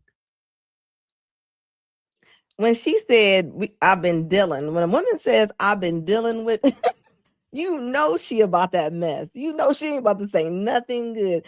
I've never seen a woman who loves a man ever say, I've been dealing with this man. Like, yeah, she needs to be quiet. But, you know, this is her stage. She probably doesn't get to talk a lot. Like, she's about to talk. She needs to remain silent. I would say, listen, unless he got some witnesses, I get you at Ebony. I mean, the court of law, I mean, man, y'all know they probably gonna side with her. Like her story, he pushed me into that. He's saying she did this, so we'll see. Yeah, and I think he probably had a case just based on all the things that we saw. But once this is where he messed up at by bringing the chick to the single wide or double wide, whatever it is. He should have never brought that you know, the other chick to the house. Like, this is definitely poverty cheating when you don't have nowhere else to go or nowhere else to take the chick. You just take her back to the house that you share with another woman, and that's that woman's bed. Like, this is all bad, but this is what happens when you don't really, you know, you don't really have any ends or whatever. But he had a little case, and until he did that, I think it's going to probably look more in her favor just based on how she's acting in this interrogation. Listen, we sit up here week after week. People say you got to be Mr. Six Figures to do all these wonderful things. This is him. He's him. Huh? Raquel, he got 2 women. This is him. It comes in many shapes and forms, different packaging, different brands. Everything's not name brand. This is like great value. Him. Great value. Great value him. Great value him. I got you. And listen, I agree, Ebony. It was, you know, kind of poverty hunting, bringing a one night stand back to your home base is poverty because he can't afford the Red Roof Inn, but also it's extremely toxic. It's like, all right, you going on a date with dudes? I'm bringing a harlot back here. You gonna smell her when you come in the house. That hurt. I could imagine that hurts. But see, he kind of runs the risk to what we were talking about last week when you're bringing chicks to the house and she ends up robbing you. What if she would have robbed him? So then you took a double L. Your girl's out cheating. Then the girl you try to bring back to the house robs you. So you're kind of setting yourself up for failure, Nug. All this needs to be cleaned up because it could have really went all bad. Good point. So as Dusty and Krusty and all this junk y'all talking, he got so much confidence. He got 2 women, probably more than that. That's just what we know. And fellas, again, let's observe Nug. Look at the brother in good shape. What's the allure to a broke, non-resourceful ninja? Typically, these ninjas got a build to them. I'm not saying that it should mean anything, but the women freaking like it. You see what it is. Yeah, and Gav, you can't forget musty in that line you did. Crusty, dusty, musty, all of it. It's all in this storyline for sure. Well, I I think- like the pheromones. I think the secret is in his soft pants. That's what I think it is. And that, yeah, let's not forget the meat. So shout out to him. Stay winning, never losing. And then he was punching me, hitting me all in front of the girl. He had me by my locks, dragging me out the room, dragging me down the hall to the living room. We find in the living room. So I'm like, okay, clearly he's picking her over me, so you need to leave. So reality kicked in. I left. He followed me out the door as I'm leaving, chasing me to my car, fighting me inside my car, hitting me. I don't understand why you mad, Nick. He's going off. We fighting in the car. I leave. So I get home, I shower, calm my nerves. I go back to Pahokee. I get on social media. I post on my Facebook. I say I lost my best private area eater for real. So people laughing. I joke on Facebook. That's that. But a specific person laughed that who's not my friend is the girl that was in the bed. So I'm triggered. I'm angry. I have never been that angry. I'm like, she's on my page and you're laughing. So in the comments, I post, how am I gonna sleep? How am I gonna breathe? It's a joke, you know. I know the next female having a ball with that neck or whatever, she laughed at it. So the girl laughed at my post, who's in the bed, then she laughed at my comment in the comment. So I called his mom, crying on the phone, like, this girl is on my. So when that happened, I was already in Belgrade. I forgot to say, I came back to Belgrade with my mom, my daughter, and my sister to go to Bargain Wise to get hair because the funeral is tomorrow. You doing too much explaining. We still stuck at Nug Nug is your kudakata eater.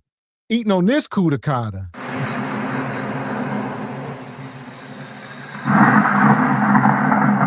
I can smell your nappy pussy.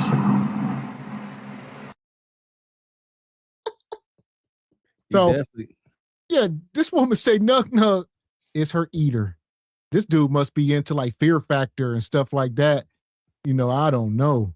She capping. That is she's saying that he's an eater. That means that's all he does.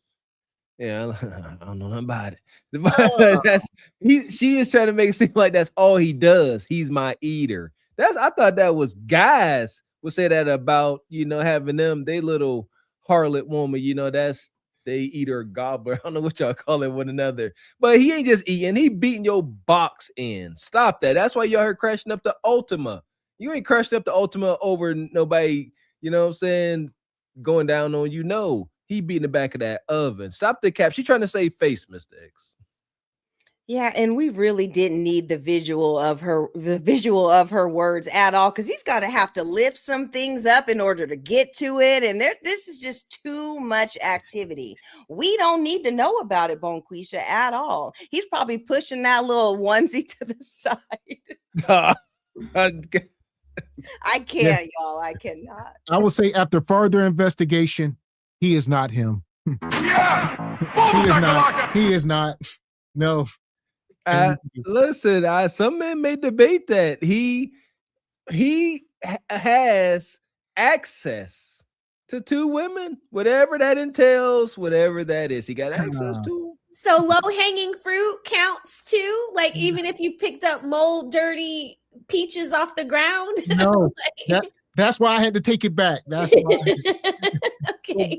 But what if that's his level? What if he finds contentment with it? He like, I may have moldy, worm-infested peaches, but I got peaches.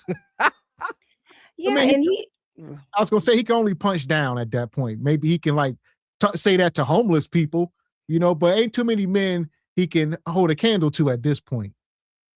Right, and he may have access to them, you guys, but they're going to need access to a primary care practitioner or whatever, you know, to get some of them antibiotics that's going to be all swimming in them with all the mixed fluids. So everybody's going to need some access. That part. Was in the bed, so I'm triggered. I'm angry. I have never been that angry. I'm like, she's on my page and you're laughing. So in the comments, I post, how am I gonna sleep? How am I gonna breathe? It's a joke, you know. I know the next female having a ball with that neck or whatever, she laughed at it. So the girl laughed at my post, who's in the bed, then she laughed at my comment in the comment. So I called his mom, crying on the phone, like, this girl is on my. So when that happened, I was already in Belgrade. I forgot to say, I came back to Belgrade with my mom, my daughter, and my sister to go to Bargain Wise to get hair because the funeral is tomorrow. We was already in Belgrade, so I look at my phone and see that she left. He not even knowing that I'm right here in the plaza with Bargain Wise City Trains and stuff. I'm in the store. So I see she laughed. So all I seen was the girl laughing at my stuff. And I'm blacking out. I'm leaving out the store.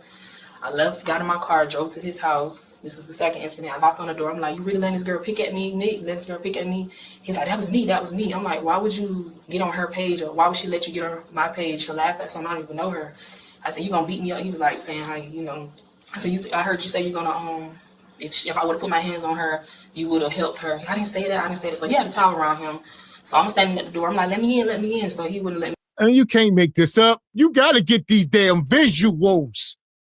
Like, this is so, they are at the house. This woman is hitting her up on Facebook. She's sending her pictures. They in the bed. She's sitting there. She said, I'm mad as hell. I drove straight to the house and Nug come to the door with nothing on but a towel. Nothing on but a towel. Like, yeah, how can I help you? She's like, why? I know you in bed with her. She's just sitting there. Because you done got addicted to penis juice, and now truth knocking you smooth across your damn forehead. Just up here telling and snitching on yourself. The beginning of this interrogation, what's the first thing he said? You have the right to remain silent. You don't have to say anything to me at all. Then he said, what happened? And you start talking and sounding absolutely crazy. She up here incriminating herself using words like, I blacked out. I gotta look that up. Yeah, that was bad. And he just told her you have the right to remain silent. Why don't you just be quiet and say, I want an attorney? Because now what you're doing, what y'all fail to realize is you start digging a hole that your attorney can't get you out of. And all they have to do is take her word and what's on the camera and what the people are saying in the street, and then she's crucified. It's just, wow. When she said she blacked out, I was just like, golly. Okay. Back to the toolie in the car. You riding around. There you go, Miss Raquel. What were your intentions? You riding around, you mad as heck. You posted stuff on Facebook, you and this girl fight, and now you end up en route to his house where she's at with the toolie in the car, and you blacking out. Terrible situation for her. And like you said, these type of charges and stuff, this will get if you do got a license, they will take it. All right. You don't start admitting this kind of stuff under oath. Absolutely. The freak nut.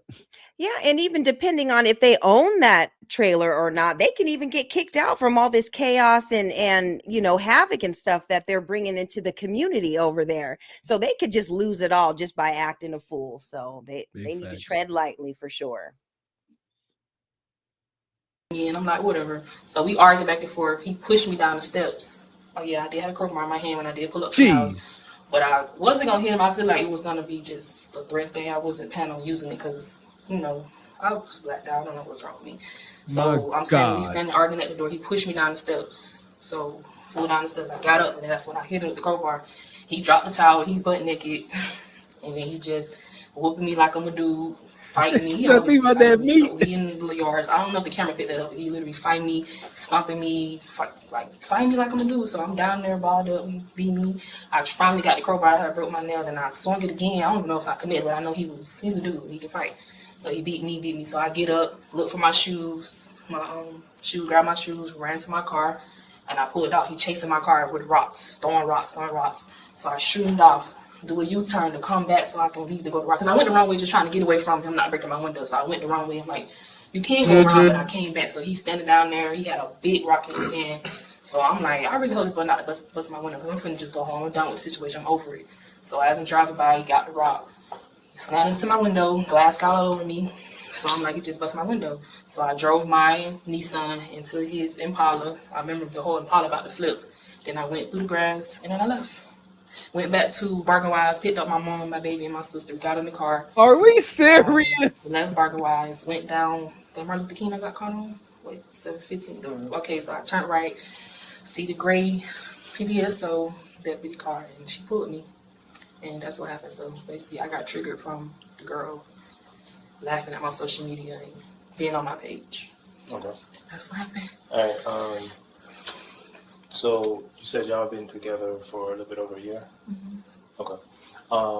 Did you live at that residence? I would say I got mail and stuff there, so I can't still live, but I stayed there with them for like every night when I lost my apartment after I felt defensive tactics.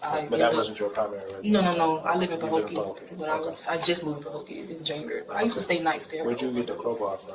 I don't even, it was under my seat. I'm trying to figure out how I got in my car. Like when I seen it, I'm like, well, I didn't even know it was in my car. It was up under the seat, and I'm like, this is insane. And I was like, I got a crowbar in here. So it was in my car originally. I don't know where I get it from, but it's been in there. I have a concealed carry, but I didn't take that. I'm like, no, I'm not going that far. So did you have a gun on you when you walked up to the? That stayed in the pink purse. I didn't touch that at all. Where was that at? In the pink purse in my passenger seat. I keep that in that purse zipped up. I wasn't gonna put my gun on him. Okay, but it was in the car. So it was in the car when you walked up and got into a scuffle with him, right? Yeah, it was in the car. I didn't bring it out the car because my car was in the middle of the road. I left it in the middle of the road and walked in his house. Okay. She was charged with domestic aggravated battery and possession of a firearm during the commission of a felony. Disclaimer. All individuals shown or mentioned are presumed innocent unless and until proven guilty in a court of law. Yeah. And a man just called me and called Trey and said, Trey, they're fishing in this pond. He said, lock them up. Oh, man. Lock them up. We better leave, man. You better leave, because I can tell you, he going to call it on.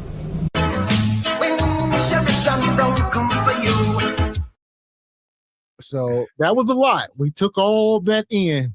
And yeah, she needs to go to, and the whole thing, the firearm, like you said, you can have a permit or legal, but you can't be committing crimes with the firearm on you. It's in commission of things or getting caught with like illegal substance on you while you got your firearm, all type of different stuff. So be careful. That part there. A lot of snitching went on. She is absolutely insane, Raquel. She said she used words like, I blacked out. I don't know what's wrong with me. My God. When she said, I don't know what's wrong with me, Raquel. Yeah, that was crazy. And then saying that she didn't know where the crowbar came from.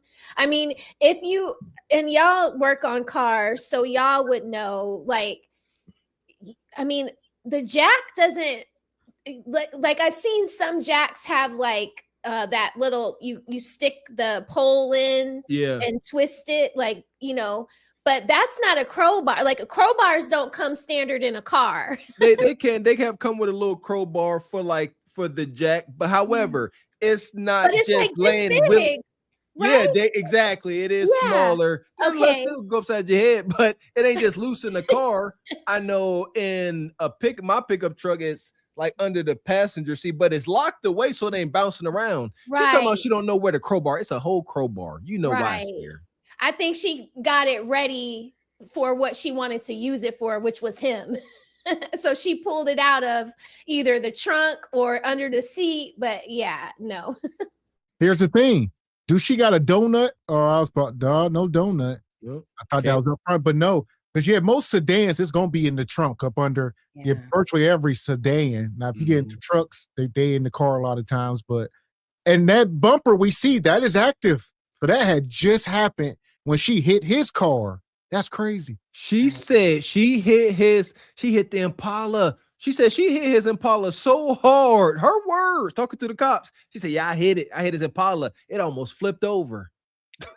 And just think about this. She is riding around looking like dressed like Andre the Giant with crowbars and grenades underneath her seat. And you see how comfortable she is. Just saying, I was triggered. I was emotional. Like, you don't get to minimize your craziness. Like, these girls need to go to jail. They need to stick it to them. Quit letting these girls out. Stick it to them, make them go a little harder. Maybe they won't keep going off all their emotions. I mean, it's crazy. Yeah, and Anna, to go along with what you're saying, once you get to jail, y'all need to stop acting like this is the first 48 when you get in those rooms, just telling on yourself. Like, you have to understand that you have the right to remain silent. All this snitching on yourself, and this is why she's going to have to get the eval, because she's saying she doesn't remember. She doesn't know how this and that happened. That's all about to get you, put on some sort of an evaluation. So stop snitching on yourself. Get yourself a lawyer. If you're going to be running around doing all this, have a lawyer on deck or on retainer or something to help you when you get into these situations. Because coming in there and just telling on yourself is just doing you a huge disservice. I agree. And I would say more than likely Nug Nug ain't gonna do nothing. That's part of the problem.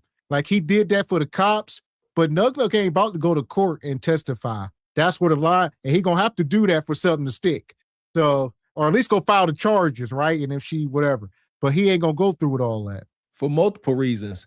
His life ain't structured enough to follow through, and he might have some pending stuff about time the court come around. He might have something he running from. This is real in the hood. And they be outing each other. They be doing paperwork parties. Bonquisha will go live like this nigga snitched on me. You know, and Nug Nug, there will, if he really in the hood, that ain't gonna go over well. There you go. Nonetheless, I think Bonquisha and Nug Nug belong in the pit. Oh, they love it down there. Madness. Fuck is you talking about? This is Sparta! You got to know when to hold 'em, know when to fold 'em, know when to walk away, know when to hide. You gotta count your blessings. You're sitting at the table. You hear me? Ooh, child, things will get brighter. No, they won't anytime soon. Yeah, we got some super chats here. Appreciate your brother. Classy Perspective says she told Nug Nug, if you get out of line, I'll pull out the TD Jakes and send you to heaven. TD Jakes, peace be still. Okay, man. Appreciate you, Classy. Says Nug Nug loves spam. Stop. That's delicacy in Hawaii. Appreciate you, Derek. Spam Kudakata says old peaches can ferment, so there's still some value in them. Laugh out loud. Great value. Timothy getting drunk off the down bad women. There you go, little fermented peach hooch. I love Himothy. That's my favorite. I love that. Derek, you're so funny. Great value. Yeah, I mean, like I said, he got a couple women, you know, because the notion is you got to have all these things to get women, but then there's more context. What kind of women, right? I guess there's tiers. He can get him a threesome. How many ninjas can land a threesome? Nug Nug can. I don't care how rotten the peaches is. Yeah, not like Ebony Dane. Not if you got to go get shots and taking all kind of, you know what I mean? No, it ain't worth it. Little penicillin. Go get rabies shots and stuff. Yeah. Shout out to brother David Ford. Appreciate having you, brother. Says go get Becky next time, Nug Nug. She will have her own place and make you breakfast in the morning and will not dare mess with Bonquisha. Do better. I hear you, brother David. Shout out to Dave. Appreciate your highway skinny. Good to have you, brother.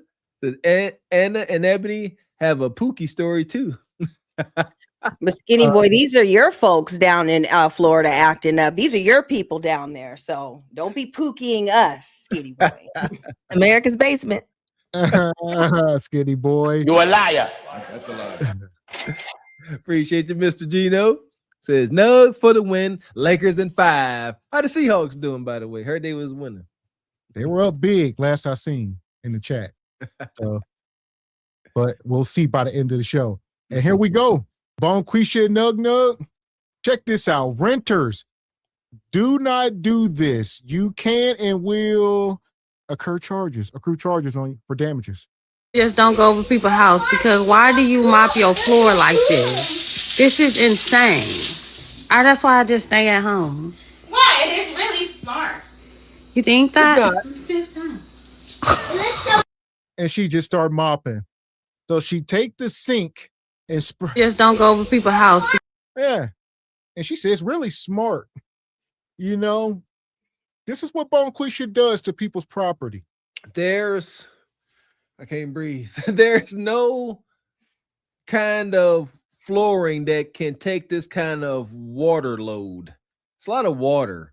Unless it's some kind of rubber waterproof plank flooring. Very specific. But even then, no, because it's going to seep through and get through the wood. Glue.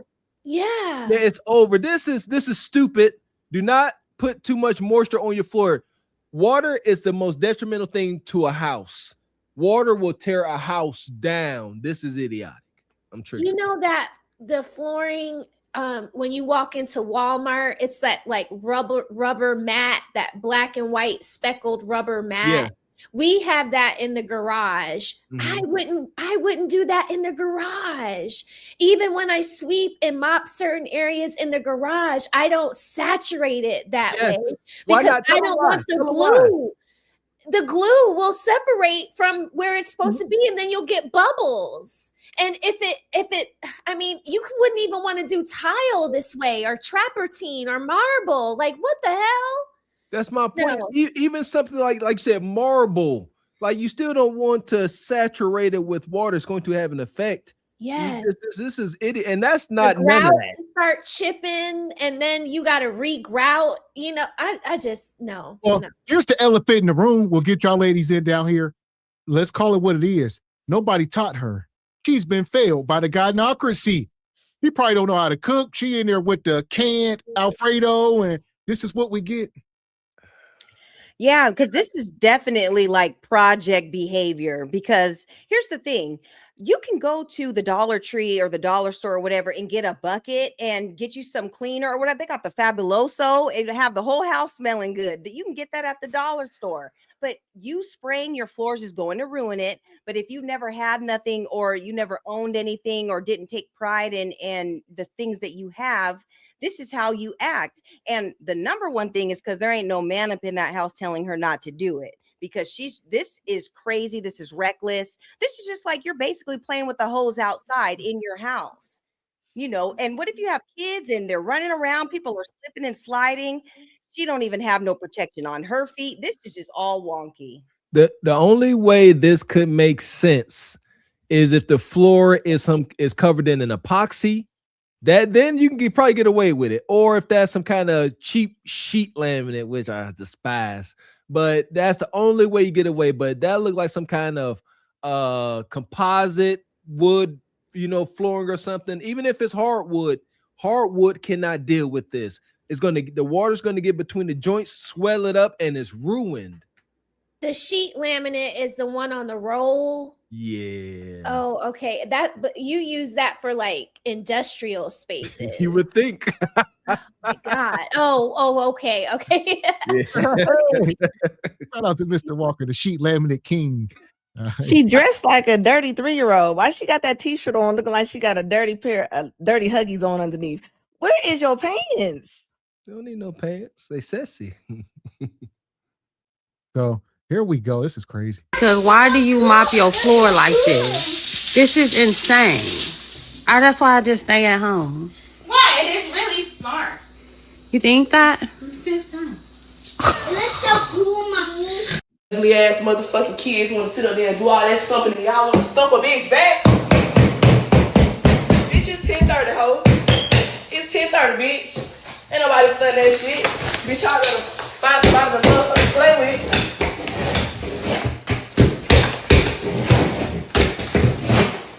Fuck, bitch. These are the renters. So she's mad because the people upstairs, kids, have been banging around all morning. For her idea to get back was to bang back at them like a child. You the landlord. This is your place you own. I'm trying not to yell. And you Bonquisha get out, eviction or whatever, and you come in to do touch up in your place, and you like, why is there tap dancing marks on my ceiling? See, I get this is why the rent is so high. I'm so daggone triggered. After somebody move out, the last thing you do is expect to have to paint and patch the ceiling. Like walls, okay, we get it, but the ceiling, ignorant. But why is that camping chair even in the house? That's the furniture that you got rocking up in your house. Those are those camping chairs, y'all. And yeah, she's doing the most, standing on top of the table, beating that thing. But you know what? I had neighbors that could not stand me. I was at the the upper level of the apartment, and I would do my little exercise workouts before I had my gym membership. And I'd be getting my little Jane Fonda on and doing my Taibo and all that. Man, they would like hit the ceiling with the little broom or whatever. But I'm like, look, I'm up getting fit before I go to work. So it is what it is. But they hated me. Listen, when me and my little sister were kids, we stayed above these folks, and it was terrible.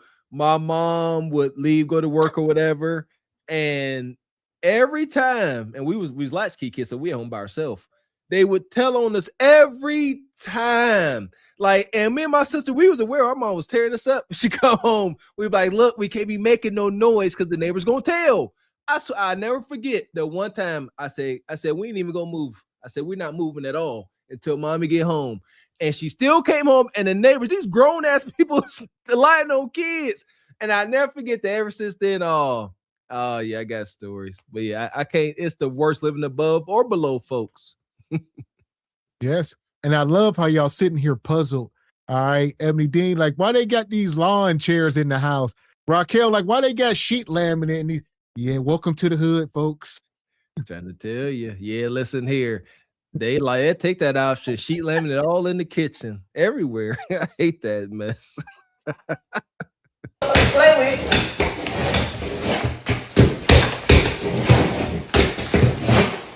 Fuck, bitch. Not having it, bitch. Let's check out the interior decorating, chat. You don't need me for it. That's what I'm doing. So I'm saying, where's the coke? I want coke. I just I don't want that shit. Everything. Well, then you can say that I'm not leaving me in a block. I ain't in a block, ass bitch. First of all, I tried to explain myself. You kept yelling at me. I don't need no help. I don't need no old help. I don't talk about that. I'm not talking about that. Type shit. Yeah. Oh, this is getting too wicked. What's going on? Crack. What's Poverty. on that bed? This looks like what we grew up with them. Check out this. That sheet laminate. Yeah. This is very much given. I know where they at. Man, yeah, definitely. Listen, that's sheet laminate right there. So them is individual squares. So, oh no, those are what the one by linoleum. That's the linoleum squares. Linoleum. There we go. Not sheet linoleum. And see, what y'all can't see is we had that on the Army base. Those floors. There you go. Yeah, Army base project. Hell. Yeah, military grade flooring. Welcome to the projects. Y'all can't see it, but there's mold growth in between those linoleum tiles. Trust me when I tell you. There's no climate control outside of that broken window AC. And look at the filth on they're there for decades. I can go to the house I grew up in 30 years ago, and the floors are still there. Listen, my mama used to bleach them floors. My mom stripped all the finish off them floors. She would take pure uncut bleach and just sit there and just scrub the floor. Yeah, we heard about cancer. Yeah, right. All over the floor. Listen, my mom used to mix ammonia and bleach and clean and close the door and clean the bathroom. That's mustard gas. Yeah, mine used to mix pine sol and bleach together and made a little concoction, and that's what we use. And then she would marinate the tub with the Comet, sprinkle that Comet in there and let it marinate overnight like it was doing something. Yeah, that was the cleaning. But you guys know, like growing up, we had a neighbor, and like Mr. Walker, you always say just because you live in low income or you live in apartments or whatever, doesn't mean you have to act or have those types of conditions. I had a neighbor and that was very trifling like this, and she asked my mom to use the vacuum, but my mom knew you might as well just go ahead and keep that because we're not going to be swapping with all the dirt and stuff going on in your apartment. So my mom was like, I need a new one anyway, you go ahead and keep that. Anytime she asked to borrow anything, just keep that. But yeah, there was They looked like they were bagging some stuff up. There was Doritos and their pizza boxes. I don't know what Bonquisha was doing with her legs in the air. She's got on a little sports bra and some little shorts or whatever. And they got piss bottles and yes, it's so damn funky in there. You could light a match and the house would explode. Just the octane. Right. And look at that mattress, y'all. Like nothing on it. I don't know if it's an air mattress or what, but it just looks nasty and dirty. This is gross. This is one of the reasons why we do what we do. Y'all don't understand how dark it can get in these high-rise projects and these places we put on display. Y'all don't, this is it. The majority of these places look like this. Y'all don't want to believe it, but we're going to show y'all. This is stinking. This is why we say bring back the nuclear family. Look, ain't a real man in sight. That's a man right there. A real man. Look at her. I don't know. Is she tweaking? Yes. That's so sad and so dangerous to be so close to her while she tweaking out like that. But that's probably the dope man right there. Yeah. It's like her body backwards. Yeah, because she's trying to ration some shit out to herself. She's talking to the wall. They got no damn sheet on it. I'm about to pass. It's so itchy. Like I'm itching. Like, oh God. Okay. Jesus Christ. It's the dead skin cells. We are organic creatures. We shed skin cells every day. That's why you wear socks. That's why you wear undies, so you ain't shedding skin cells into your good outer garments. Golly, man. Yeah, change your sheets. It's so foul. Shout out to AI and Google and these reels, doom scrolling. I have seen reels now where they telling people to wash your pillowcase, wash your sheets. Like, if you ain't a goofy adolescent kid, I get it. You know, when you a kid, especially a young boy, you like to see how long your sheets can stay on your bed. It's wild. But we grown men now, all right? You got to wash yourself. You sitting there and you ain't changed if you are a sexually active person and you ain't changing your sheets, how many times a week? Huh? At least, God, dog, 2, 3 at least times a week. At least. It's a lot of old backs, skin cells on people's sheets. And wash those bonnets. Them bonnets. I know y'all not washing those bonnets for the bottom wearers. I know y'all not. This is wicked. And could you imagine the bed from the one story we just did? All the liquids and stuff that was on that bedding, that probably hadn't gotten washed in a long time either. So crunch balls. Well, they got the AC, so it probably got some good climate control, probably keeping the room fresh. Look at the vents on AC, Mr. X. Look at it. It's all black with mold and it's please. Yeah, everybody's getting sick off the mold coming up out of that thing. And look there's like some little dirty sock underneath. There ain't no clean air in that place. The best thing they can do is go outside to breathe. They can't do it in that room. Look at the chancleta over there, the white one, and then the croc. Like, oh my goodness. Burn it. Just burn it all. No, thank you. Yeah. You know, ain't nobody in there had a pedicure, so it's just ashy feet and it's just nasty and dirty feet. Look at that floor. If they're walking around with no shoes on, you know their feet are black too. Ugh. Pedicure, they don't like they wash their hands. Jeez. And they got like a lot of dope. They got Doritos and pizza and I can almost smell that room. Candy, Sour Patch Kids and stuff. Just bags and stuff all in the corners. That triggers me. Things piled up in corners, dirt on baseboards. Shout out to my mama, man. I can't stand those things. It's the little things, man. Like, yeah, if I come into your house and I look over into the corner and I see like little dirt buildup, I'm judging you, by the way. Right. Yeah, it just smells like blackened mouth, Funyuns, feet, all that. Just a combo of everything. Whichever direction you go is a new smell. Look at the foot. Look at the foot. Right here. Look at the gray sock claw, whatever that is. Like, what? What is that? What are those little baggies on the bed? They bagging it up. They got something. They bagging up that Reggie. Oh, and Anna, look, they got one of those purses that was from that little beauty supply store. Or Mr. Walker, were you saying that? That's a purple one. See, they come multicolored, y'all. And these are the kind of women that walk around with unlit cigarettes and talk to you while the cigarette is moving in their mouth. These are them right here. Here's something ain't none of y'all catch. Why the front half of the bed got a sheet on it, but the back half don't? Was they hunching? Is it like this is for hunching? What side do you hunch on? Well, because nobody wants to sit in the wet spot, Gavin X. They had to just slide it to the side. I don't know. Just observation. Breaking chat. You don't need me for it. That's what I'm doing. So I'm saying, where's the coke? I want coke. I just drunk this shit. I don't want that shit. Well, then you can say that don't leave me alone.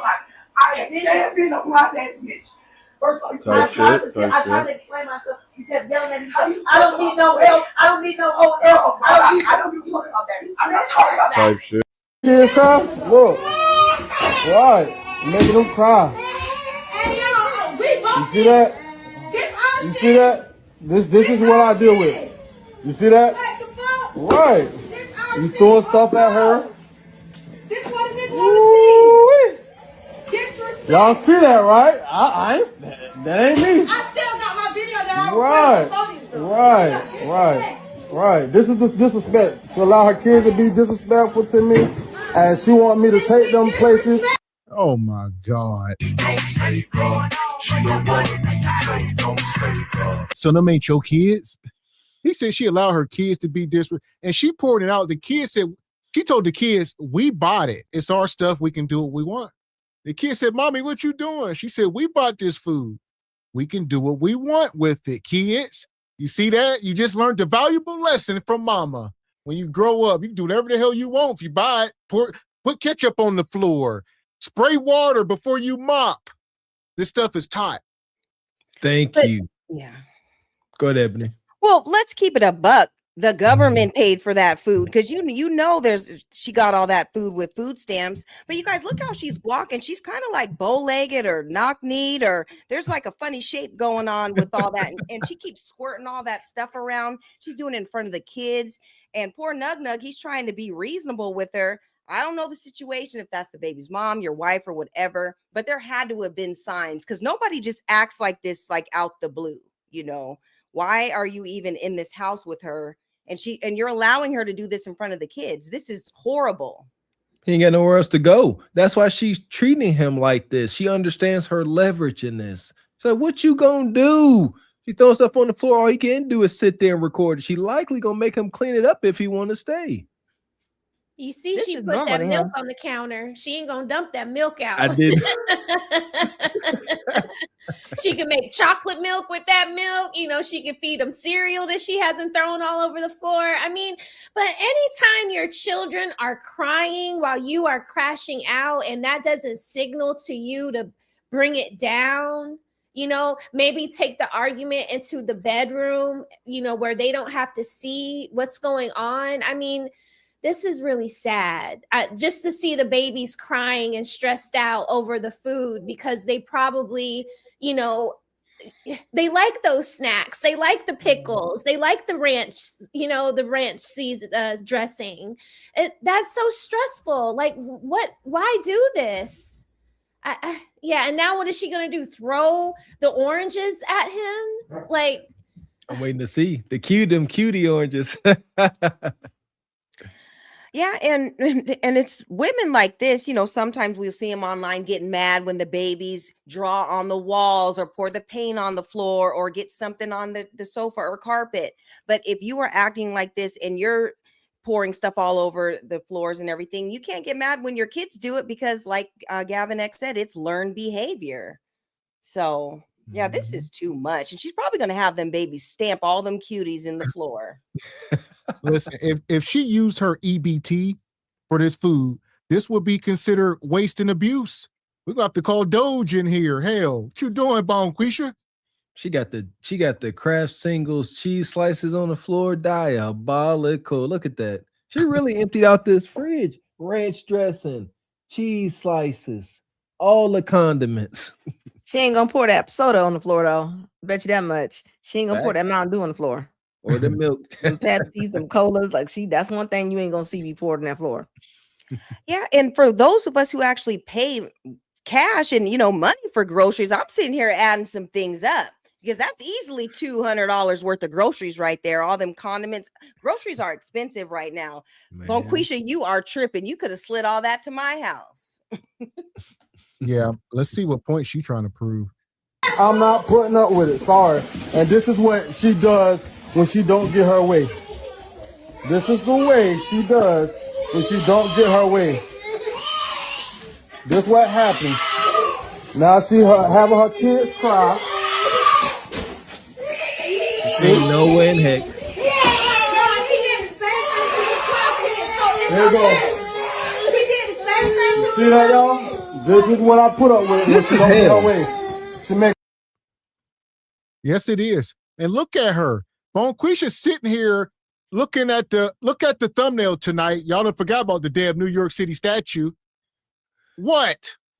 Yeah! You can't make this up. She ain't cute though, huh? Why you worried about it? Well, what all the detractors say? Why you worried about it? That ain't your mama, that ain't your sister, but it is.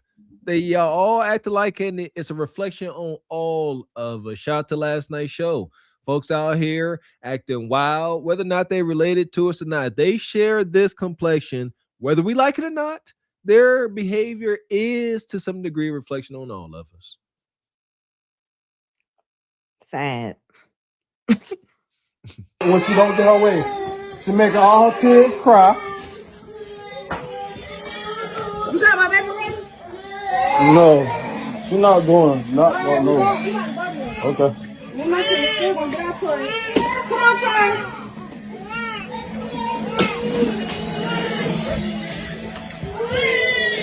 Come on, Charlie. That's why she didn't dump out the milk, because the baby. You saw the baby on the bed with the little girl. Yeah. So that one is probably his only child, because he said your other kids don't respect me, so he's stuck. He done knocked her up. He probably the fourth baby daddy. No sympathy at all. Why would the kids respect them? She don't respect them. He don't respect himself to even be in that situation. Life is not going to respect him. Bingo. Right. And just think about all the trauma. Like, you see your parents are crashing out. That's like your first line of security. And then your second line of security is like shelter and food. So you already know that Bonquisha is about to take the kids and go somewhere. So they're losing all their security with their parents, their shelter, and now the food is all over the floor. So where are they going to get their next meal from? This is very traumatizing to a child who doesn't know any better, because you are their protectors. You're supposed to be the providers. And right now everything is in chaos.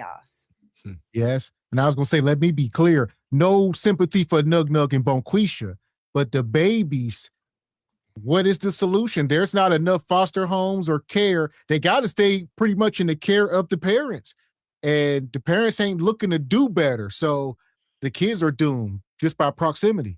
And Boom. You see what Order 66 is doing to the sons, because you don't hear a peep out of the daughter.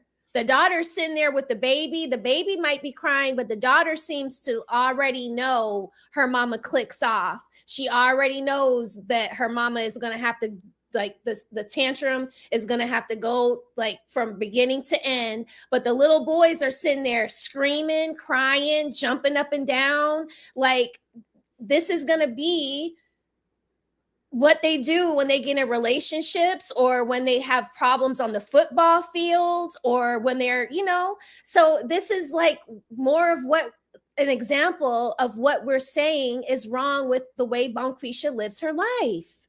This is sad. Look at the little girl. She's doing what she needs to do to not get what's happening to the man to happen to her. So she's getting the baby. She seems to be like following behind the mom to do whatever the next thing is they have to do, which is probably get in the car and leave and go over to some auntie's house that's going to big up the mom for acting a damn fool. Oh, girl, you tow up the refrigerator, girl. Yes, girl. Yes. No, girl, no.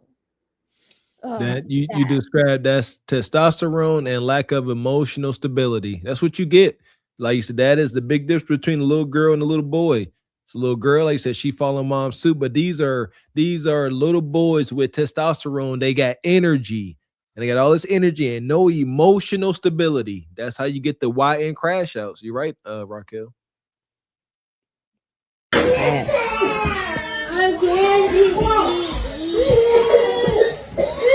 Sorry I tried to shit, but that's our mama.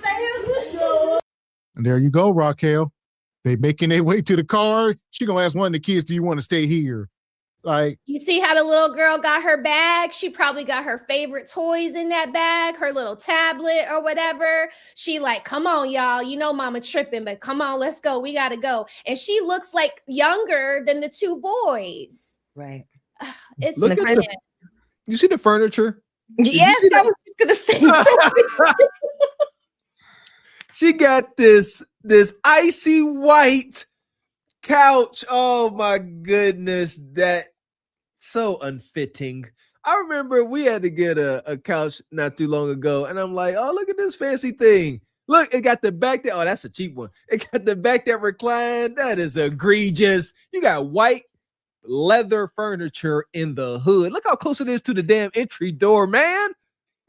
Yeah, that was that. She got that from Big Lots before they went out of business. Right. Let me tell y'all something out here, like around tax season, because I went to the mall today and saw they already have those furniture stores already in the mall. And I swear that couch was there, probably all for under $500 for that whole sectional. Everybody can sit on that. And it's probably hard as a rock. That baby, I think she grabbed some fruit snacks and put it in her bag. This is not the first time these babies had to pack up quick and go. You could tell. Just by how that 4-year-old, how do you know to grab all that food and them toys? You know you ain't coming back here. Like that's a bold way to go out. Listen, the babies got bug out bags. They know when mommy and daddy crash out. Yeah, let's go. Hell. Baby bug out bags, help it, Lord. As you can hear, like they all sound like they got colic or unclear colds. They all got bronchitis because they didn't had colds since they've been born because she ain't never done nothing to clear them colds up. I hear all kind of phlegm and everything coming out them babies' nostrils. Like that is so sad because her daughters are going to grow up and they're going to become big bone creature. Like this is exactly what how they're going to treat their men. These are going to be the girls that grow up and the men go like, why are you not affectionate? They're going to be like, I didn't see that growing up. Exactly. These are going to be the women that be like, I didn't grow up with that. There we go. Appreciate your Highway 20 Skinny.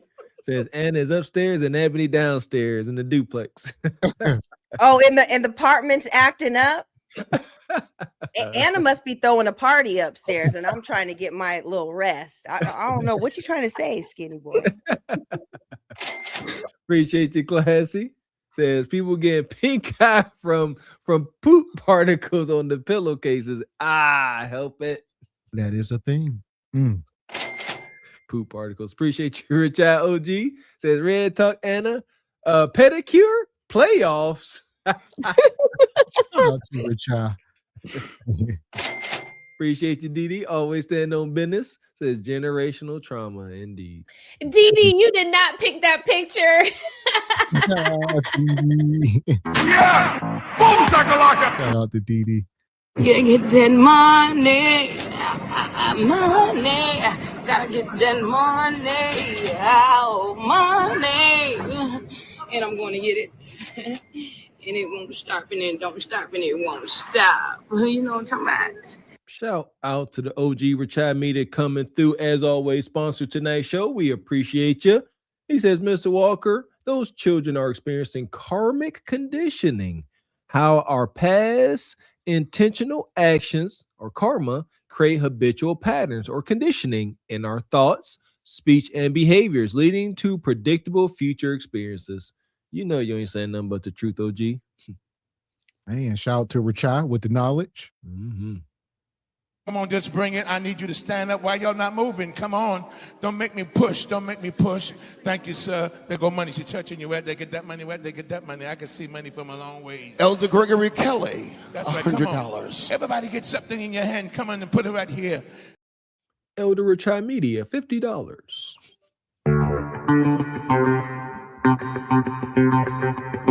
Shout out to Uncle Tall. He dropped 20 in the Cash App. He says, Regal Rumble, hell yeah. Appreciate you, Unc. Uncle Tall. Shout out to the brother Triple X. Always good having you, man. Says that house smells like regret and bad decisions, at the least. Here we go. Hit the like button.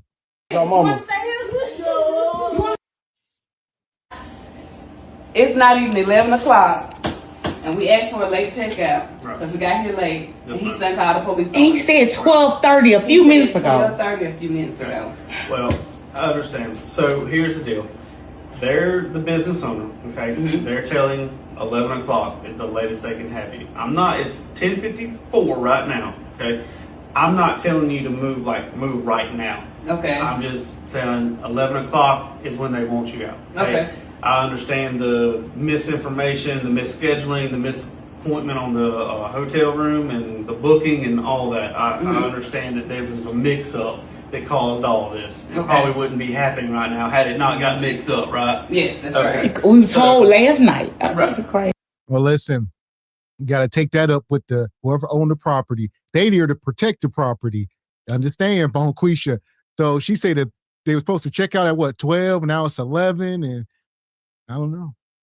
I talked about this. If you are in the service industry, be very specific and careful how you talk to individuals like this.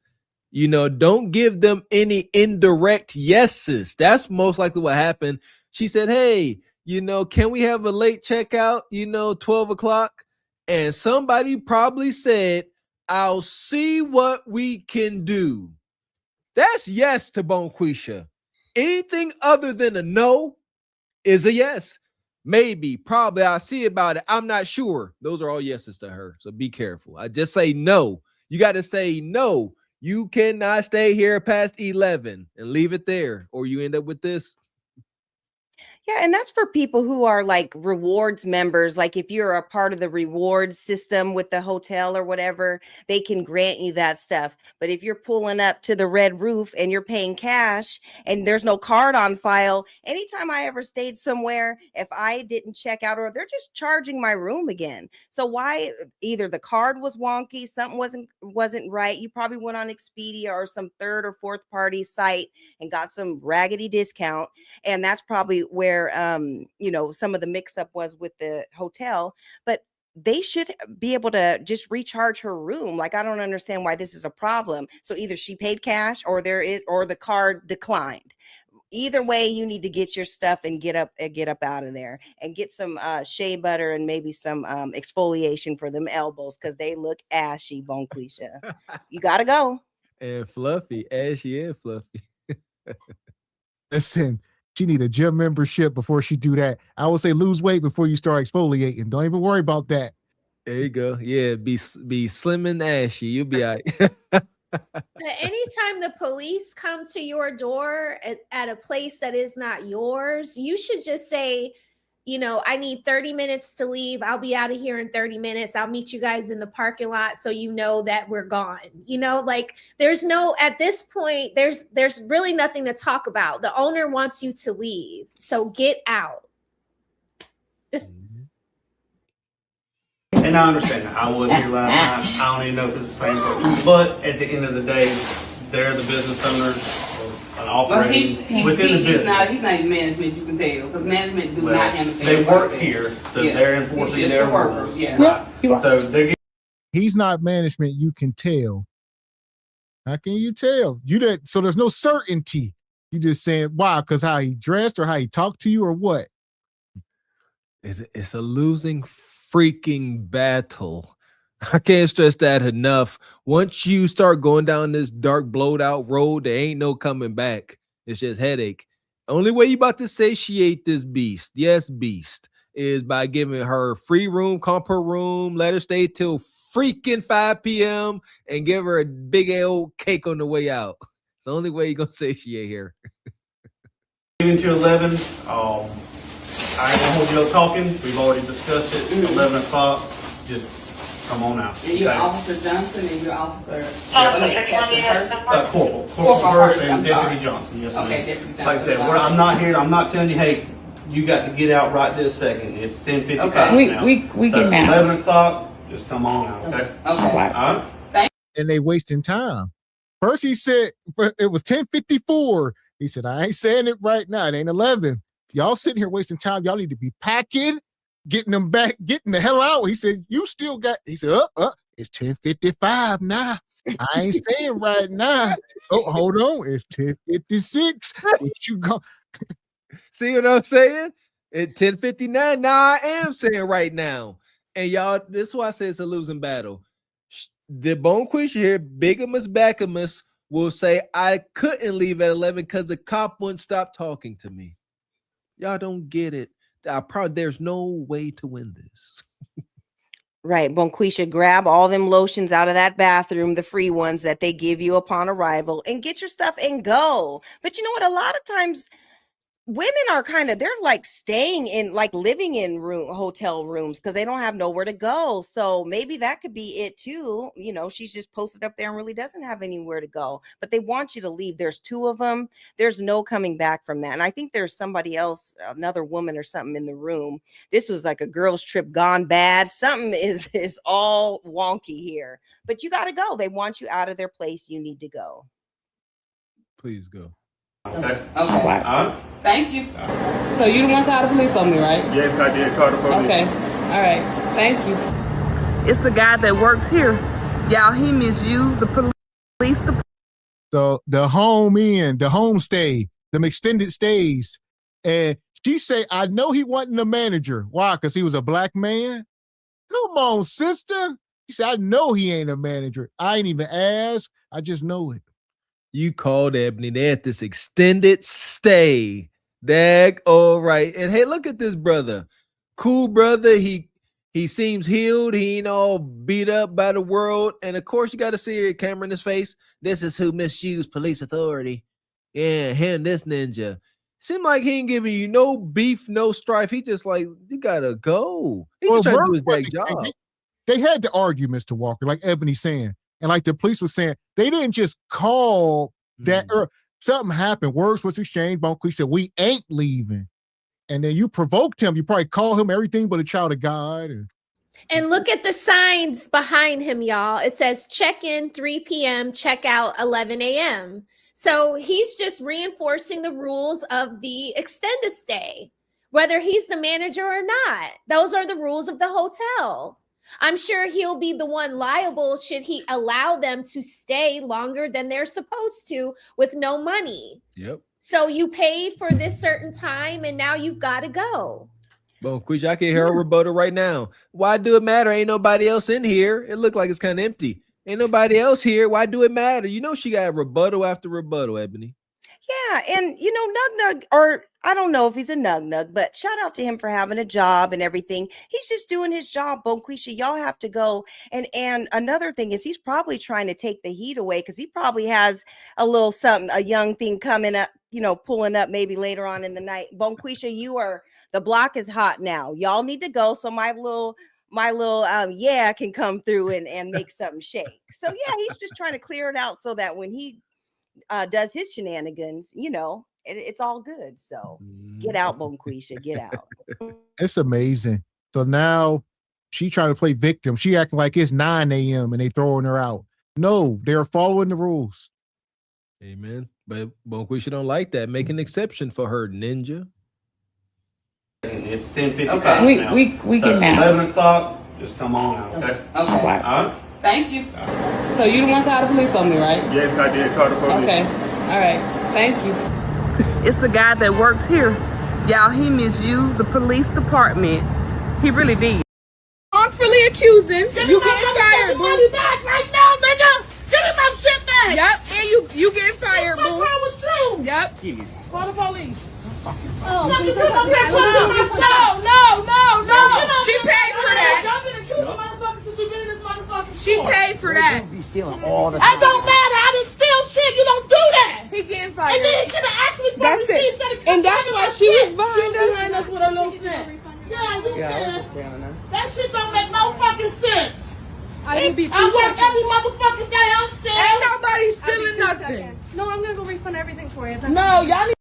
Hold on. Hell. This is getting sketch. Did they walk out the store without bags? Is that the thing? So he's walking out with the meat, and they followed him, said y'all stealing, and they got a receipt. And now the people like, okay, we just gonna refund y'all money. How in the hell? Where you at, Al Sharpton? I think what happened. Oh my goodness! The clerk said, "Y'all be stealing all the time." That's what she said. And then the woman said, "So what? I ain't steal nothing today." So that's where we are. We got established thieves that came to the store. I've seen this before. They're like, you know what? I'm actually gonna pay today, but I'm gonna make it look weird. I'm not gonna bring it back. I'm going to make you assume I'm stealing today, even though I'm not. And I'm trying to back you against the wall. And that's why she confused. Like, dang it, you actually got a receipt today and no bag. I guess I'll just refund you. Yeah, Bonquist. This is hood antics. Bonquist actually got one up on them right now. Listen, this is a lawsuit. Hell, I don't know. What you got, Raquel? This is wonky. I mean, why would you come out of the store with all that meat and no bag? It's just sketchy. Listen, when I go to Walmart and I buy things, whatever can't go in the bag gets scanned first or last, so I can point to the person that's going to ask for my receipt and say the water is the last item that I scanned, so that he can easily find it in the, on the receipt. I try to be as helpful as I can. Look, I don't have a bag. It's too big for a bag, but here's the laundry detergent. Here's the water. The other day I bought like one of those those Rubbermaid bins. Remember when we covered the one lady that had all that stuff in there in hers? Mine had the lid inside of it. So you could see it was clearly empty, I don't ever want anybody to assume that I'm doing something nefarious. I do. I want them to try. I'm waiting for them to try me, Raquel.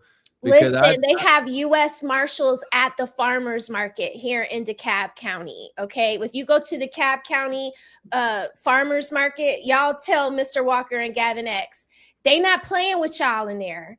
Don't pay for your food and see what happens to you. They are. I ain't saying I'm not paying. But I want them to stop me and get aggressive. I dare them to. I'm always paying for my stuff. But I want them to try me because the Walmart receipt checker be a little aggressive sometimes. And I heard you ain't even got to stop for them. You ain't got to be messing with them, though. I be messing with them. I like the Walmart greens. I give my receipt. Me too. I'm so happy to see them. I do too. I ain't never said no. I'm not. Come on, Mr. Walker. We're pleasant. Remember, we're in there shopping. We don't have a care in the world. We're not rushing. But and you in there trying to fight the checker outer? I think it's a little predatory on Walmart because normally the person there is a little bit slow. They might be old, and they got the worst job. They had the worst job when they got to be the bad guy. And then they want the customers to be like, okay, this dude all old. I ain't gonna give him no smoke, So it's a mind F. See, it's sometimes how they go about it. Like I said, like if they're like, hey man, I see your receipt. That's how you're supposed to say it. But I've seen like some of them folks sit there and like stop your cart. Like, hey, let me make sure you got them Deer Park waters. And that's what happened. I always scan my stuff. And one time, though, she couldn't find the Deer Park water. And she's like, and she kept looking at me like she said, I was like, what? She said, I don't see the water. I said, and I said, just keep looking. And she was sitting there and she turned to beet red and she saw, there it is. You can go. That was my answer. I'm saying I had to sit there for 15 seconds for you to check for this Deer Park water. That triggered the hell out of me. Absolutely not. And that's why they're older in my store that I go to. They're older. I try to make it easy on them by putting those things either in the front or on the last on the list. So I can just say, hey, old guy, it's the last one. The Deer Park is the last one I rang up, I just try to be helpful, Mr. Walker, because I don't want that to happen to me. Because that if they accuse me, I'm clicking off. You know, like, what do I need to steal from y'all for? Come on. Like, I've been there too often. That, you know, we all frequent the same. I'm in there too often. I stick out like a sore thumb. You see me. Like, I'm always in here. I ain't stole nothing yet. One day I might now. Yeah, I'm always. Yeah, I'm always on defense when I go into Walmart. First of all, I don't want to be here because there's always some drama going on at Walmart. The people are all wonky and janky and everything. So I'm always on defense. And I wish somebody would ask me for a receipt. I walk right past them people. Sometimes, like, I have my pre-purchase bags that I bring, but if I have more groceries than what I have, yeah, I will walk out with some meat or whatever I'm carrying. And I dare you say something to me. I'm walking to my car and I'm parked in handicap right in the front. And that is what I do. I dare you to stop me. The only time I will stop is at Costco because it's respectable. But do I look like I'm about to be in here taking anything? No. And you guys out here, they charge for bags. So that's another thing. So every bag that you get, it's like, what is it, 10 cents a bag? So yeah, I'm not paying all, every time. So yeah, I be in there on defense mode. Yeah. I hate going to Walmart. Well, listen, like I said, I like messing with the old dude. At this point, I'll ask them their name. What's your name? I'm John. Are you from Cincinnati? He'd be like, no, wrong. And then now it's awkward. They be like, go ahead, give my receipt, fool. That's it. Me too, man. Anytime I can, I'm going. If you being weird or bold, yeah, I'm pleasant. But I'm gonna get bold too, like you said. Like, you look like some dude that owed me some money. You look familiar. Mm-hmm. All that, yeah.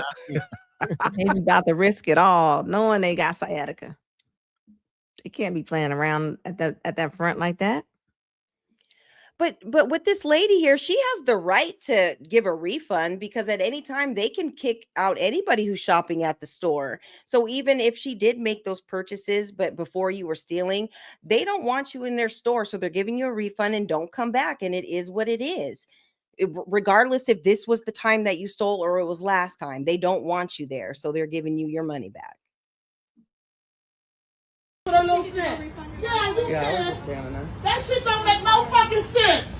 I work every motherfucking day. I'm still. Ain't nobody stealing nothing. No, I'm gonna go refund everything for you. No, y'all need to be a part of something. This he getting fired. No, he getting fired. Somebody sent his ass over. Her too. She was in the behind us with snacks like she about to pay for some shit. I walked out. I wasn't tired. Yeah, y'all was all. Did y'all see the guy? That's what I wanted to say. They grabbed him and said, "Call the police." They weren't letting him go. Look. Got him back over. Yep. He had his arm. You getting fired, boo. That's crazy. Now, nigga. Give me my shit back. Yep. And you getting fired, boo. What's wrong with you? Yep. Call the police. Call the police.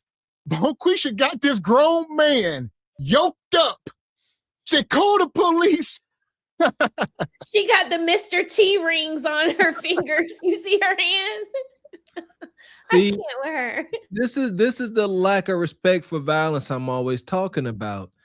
Ain't no way, heck, a man grab another man like this and I think it's about to get extremely physical right now.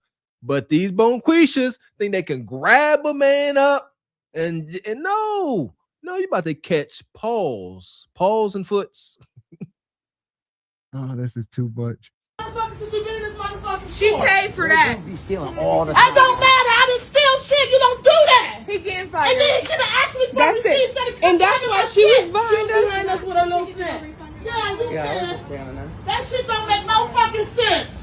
I work every motherfucking day. I'm still. Ain't nobody stealing nothing. No, I'm gonna go refund everything for you. No, y'all need to be a part of something. This he getting fired. No, he getting fired. Somebody sent his ass over. Her too. She was in the behind us with snacks like she about to pay for some shit. I walked out. I wasn't tired waiting.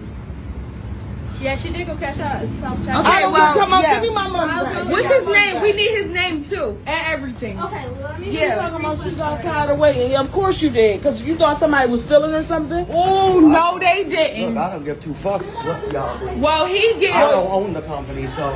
Well, y'all done came out like y'all fucking. Motherfucking get my motherfucking money back right motherfucking now. Right now, don't fucking steal. I work every motherfucking day. Come snatching my shit. Don't fucking play with me. I ain't gonna fucking get my money back. I paid for my shit. It shouldn't have went that way. And I shouldn't have got embarrassed like that.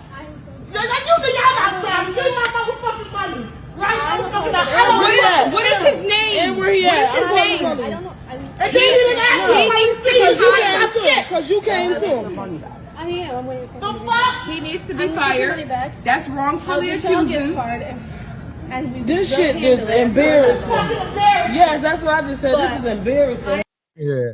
And listen, we can dissect this. We can start at presentation, like Mr. Walker be hitting on.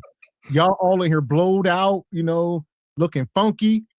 It could be a way to go about this as a feminine woman. If you was, you know, dainty, they walk up to you stealing, you like, what, me? Stealing? You know, you some feminine woman, but you can't be all blowed out. Y'all walking through like the fat boys and come on. Absolutely not. We are humans. You got to learn how to appeal to human nature. We by nature, we are emotional creatures. Sit here, be kind and pleasant to folks. Even in business, a little tidbit. In business, climbing the corporate ladder, you can have all the skills and all the knowledge. If folks don't like you, you won't rise. Know that. Like, have some daggone people skills about y'all here, man. And this one here is a stud. This is a stud. So where do we draw the line here? The one woman in all black, she was over 300 pounds. Then we got this big old, I mean, what we doing? They fit the description. Right. And there was no need for them to go in there and cause the scene because she was already refunding the money. All she had to do was go to that customer service counter, get her money back, and she could have walked out. But the one with them slides, nug slides that she has on, first of all, when you're in a man's slides, they should definitely be bigger than your feet. But why were her toes hanging off of nug slides? Everybody's blowed out, and then you're getting caught for stealing food. That was probably about to be one serving for all them with all that chicken and steak and all that. And I think that was the worker, the white lady, but she looks like her whole entire body is inflamed, and she don't need to be eating no meat. She needs to do a whole juicing of vegetable and fruit detox. All y'all need to be on vegetables and fruit because this is too much. Look at the slides, y'all. Those are men's slides. That's wild. That white woman looked like Pickle's pig feet. Yeah. All I can think about when I see her, she looks crazy. They all look crazy. They definitely all do fit the description. I mean, and at the end of the day, I would say be less emotional. Just document it. The problem is, I mean, most people ain't got, you know, the money for lawyers and stuff. They can't really do anything, right? Ain't nobody about to take this on pro bono. They don't know the next steps. The only thing to do is to crash out. I need results right now before I go home. I need to feel good. Yeah, but Ben Crump, he'll come and he'll represent you pro bono, and he's going to take the majority of the money. Yeah, and then make you. Yeah, and then he'll make you apologize to them. So it's all wonky. You see, so this is all bad nonetheless. But it's unfortunate. I would say what we learned from this, I would say don't walk out the store, I guess, with a bunch of meat up under your arm. You know, I would say, yeah, spend that 10, 25 cents for them bags or whatever. If this is if what's going to happen, you know. Was in the behind us with snacks like she about to pay for some shit. That white motherfucking mouth. I should have went that way. And I should have got a bear fly down. Like you think y'all outside. Give my motherfucking money. Right? What is his name? And where he at? What is his name? I don't know. He needs to be fired because you came to him. I am. I'm waiting for him. He needs to be fired. That's wrongfully accusing. This shit is embarrassing. Yes, that's what I just said. This is embarrassing. I understand it, but if we don't need to. I paid for life. Huh? Yeah, but you didn't put extra butter and parm on there. I'm pregnant. I said extra. Okay. Light butter and parm on my pizza and extra butter and parm on my crazy bread. With Italian seasoning on my crazy bread with sauce. Is that bulletproof glass in a Little Caesars? It need to be. Oh my God. Yes. You see that in the check cashing place. You see that glass in the check. What? I never seen that before in a Little Caesars. Are y'all wild? Where we at in the chat? I would say this is either Chicago, Philadelphia, or maybe Detroit, Baltimore. Not sure. I can't listen here. I'm a little triggered. Shout out to y'all women. Y'all go out and order food and y'all treat every place like it's Burger King, like y'all can have it y'all way. Stuff is pre-made. She talking about I want extra season on this, light season on that. This stuff this ain't that. This ain't that. It's already pre-made. We just gonna pop it in the oven and hand it to you. Ain't no extra and light. Y'all doing too daggone much. This ain't hot and ready a la carte. All right. All the hood fast food restaurants are made like this. If it's in the hood, this is how you gotta order. This is how it is. And she said, I wanted extra garlic on my crazy bread. Why are you eating something called crazy bread? This might be driving y'all crazy. Like, we got to connect dots. Well, y'all was talking about Soylent Green, some of these movies, they cloned Tyrone. Be careful, man. Crazy bread, extra garlic butter. She said extra parm, garlic butter. You know, I'm pregnant. She said, I'm pregnant, so I'm craving garlic. You know. You ain't the garlic, you may be. The garlic you craving is real garlic, not garlic residue product. Like, you're not getting what you need. Yeah, your body, you pregnant, your body telling you exactly what you need, and you went to freaking Little Caesars. God dang. Shout out to the brain rot reels, man. Is these reels that, you know, touch on the ingredients in all of these fast food places. Shout out to the sister Repeat. Yeah, all that McDonald's, all this super processed foods, man. Absolutely not. It's inflaming y'all guts. With my sauce. Damn shame. My sauce. Hey, guys, can I get my food right there? Can you hold on? My food is right there, though. What you holding on for? Hold on. The Door Dashers is here. Now time is money. My man, like, you supposed to get the hell out my way. I don't know. If y'all don't put that garlic on her crazy bread and get her up, my man, this DoorDash. These dudes is no nonsense. I'm telling you. Now you costing him money. Look at him. Tension is high. Forget her. Put my stuff to the side. Yeah, I don't care what you got here. Money on the line. Come on now. You can tell he disappointed. His shoulders just shrunk down. Like, that is disappointment in them shoulders. He know he got to wait, Anna. He like, I'm here. It's already prepared. All you got to do is slide it with them napkins and hand me that difference. I'm not that bitch you gonna play with. You ain't got to stop. Look at her socks. Thank you. Thank you. Yeah. We ain't doing this. You gonna say I ain't that BI you gonna play with. First of all, your ankle look broke. Why your you slew foot? Damn it. What's going on, man? And she got on soft pants. And the two guys in there, they got on hard pants. They just doing a hard day's work. And she in there with her soft pants on, 2 mismatched socks, broken ankle, 2 big Crocs. Those Crocs are way too big for her. I mean, is it cold outside? She got a jacket on with the... this is so ratchet. This is so ratchet. You're in Little Caesars. What was the pizza? How much did it cost? $5? Really? This is what you're doing? When did it become a thing where it became socially acceptable to wear mismatched socks? That's a thing today. Like, and I've talked about this before, especially for the men. Don't ever in your life. Like, I guess if you're a girl, if you're a little girl, I guess if you can get away with it, you a young man, a grown ass man, don't you put on no mismatched socks? Now, when I was little, I used to do like the scrunchy socks. I would do like the white with the purple with my LA Gears, you know, like to like mix it up and match. Yeah. But that was still coordinated. It wasn't just like one purple sock, one white sock. Like, that was on purpose. They are wearing mismatched socks because they refuse to match their socks up. They got a sock drawer or a bin or a spot on the ground, and they just go grab 2 socks. I guess it ain't too dirty, and they put them on. I've even seen them wear a short one and a long one. Y'all learn this is pure idiocracy. Well, it is not surprising. I mean, y'all acting like she ain't got little pasty corners in the side of her mouth if she was to turn around. I guarantee it. I know when I see one from the back. gingivitis.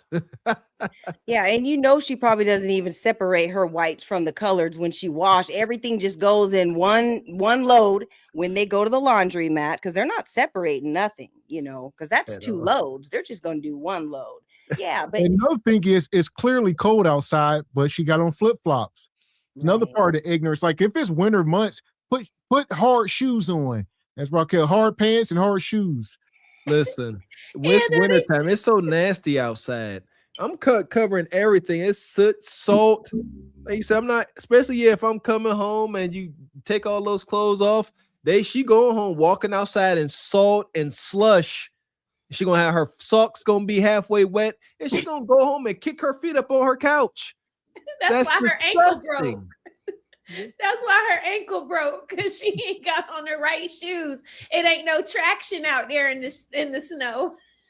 That's why she mad. Let me find out she done fell before she came in there. And I was gonna say, even with all that being said, he looked at them in the eyes with all her bravado and said, "I ain't the BI y'all gonna play with." 2 things can be true, huh? I wouldn't want to play with her. My food is right there, though. What you holding on for? Shit, it's already prepared. All you got to do is slide with them napkins and hand me that difference. I'm not that bitch you gonna play with. You ain't gotta have none, bitch. It's a whole stash right there, okay? Let me record this, okay? Hell yeah, you got that right, bitch. Okay, my phone's a little broke right now, shit, okay, because it's a little dead. But guess what, I'm coming back with my baby daddy, shit, okay, bitch? Yeah, you might want to move these napkins home. Trifling ass bitch. What? Record some napkins. You said you ain't got no napkins, right? I'm asking you for some napkins and there's some right there. So I'm asking you, can I get some napkins? Okay, period. Jesus Christ, this ain't real. This ain't real. I'm waiting for the Sura thing to come. Like, this is AI. She putting money in her sock. Her sock is her wallet. This is beyond masculine. I ain't did that since I was about 8 years old. Your sock used to be, used to put coins and all that back in the day as a young boy. Yeah, but even Gav, when you guys did that, you put it on the side of your sock, not the bottom. Yeah, all that. Yeah, but this is crazy. You're about to pay for that pizza. If I was behind that counter, I'd be like, nah, it's good. Just take this on the house. But the DoorDash guy, who was DoorDashing Little Caesars? I think the DoorDash fees cost more than the damn pizza. Like, what are they doing here? And here's another thing. This is why we need to go to a cashless society. You don't want that money after it's been on her feet. See what we saying? You don't know what is money you touch. It's dirty money. All right, it's crisp out the bank. It's been in Bonquisha's shoes. You better assume. There's a reason why she's putting it, because she got on a coat and soft pants. Shout out to Raquel. She got a pocket somewhere. We put the money in our sock because we didn't have pockets. Right. She is putting the change in her sock because whenever she gets back to where she's going, somebody's like, "Do you have any change?" And she gonna be like, "I don't have any change." And she gonna turn her pockets out like, "Wasn't no change." Y'all don't understand. This is deeper than this. I know what I'm talking about. That there's only one reason why she's putting her change and money under her foot in her sock when she has pockets. She got on the whole damn coat. Yeah, and you know that she went next door because their Little Caesars are only in the hood and got her a little deuce and orange juice. This is breakfast time. She got her pizza. She already downed that, but while she was waiting for the pizza to get done. So now she's acting a fool because you know that's that liquid crack or whatever. So yeah, she's all the way out of order. This is too much. Turn up. Record some napkins. You said you ain't got no napkins, right? I'm asking you for some napkins and there's some right there. So I'm asking you, can I put get on some that napkins? clothes. Okay, bitch, period. Peel it down. Just be trifling ass, bitch. She putting it under her foot. You ready, bro? That's your son? Okay, congratulations, bitch. You want to come outside and shit? Fuck Little Caesars, bitch. I used to try to work for, but can't trim it, bitch. Yeah. Tell them record that shit, broad daylight shit. Look, I see noodles, nigga. Hello. Your sauce, baby. Who dropped your sauce? Thank you. What did it do? I got a DoorDash. It ain't even worth it. I don't fire a new sauce because my sauce dropped. Can I get some napkins? My sauce dropped just right there. Okay, well, I want to buy a new one. Thank you. This is like an episode of the Boondocks. Like, I can't do this. She really walking on this money, this sauce all over this filthy ground. Then they go touch the sauce. They ain't gonna wash their hands, be eating the food, cross-contamination. Absolutely disgusting. She done kicked it. This big one here, and then kicked the sauce. I thought This the D. This the D, Mr. Walker. Look, she got a Detroit Lions on the back of her.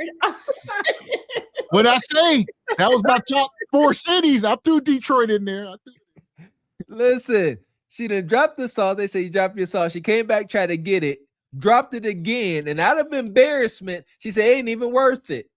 And then she realized it wasn't gonna be hit without that sauce. She said, "Hold up, you know what? Actually, I need another one." Now she back at the window. Said, "I dropped my sauce. I just got done cussing y'all out. I dropped my sauce. I need another one, and I ain't paying for one." And do you see how everybody just let the sauce stay on the ground?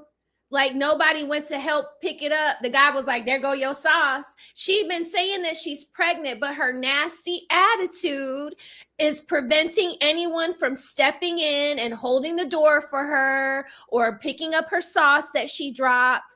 Like, you get what you put out every single time. They always pregnant when they in trouble. They either pregnant or they got asthma. That's the two things they yell every trip. Every trip. Yeah, and the last thing that baby needs is some Little Caesars pizza. I mean, come on now.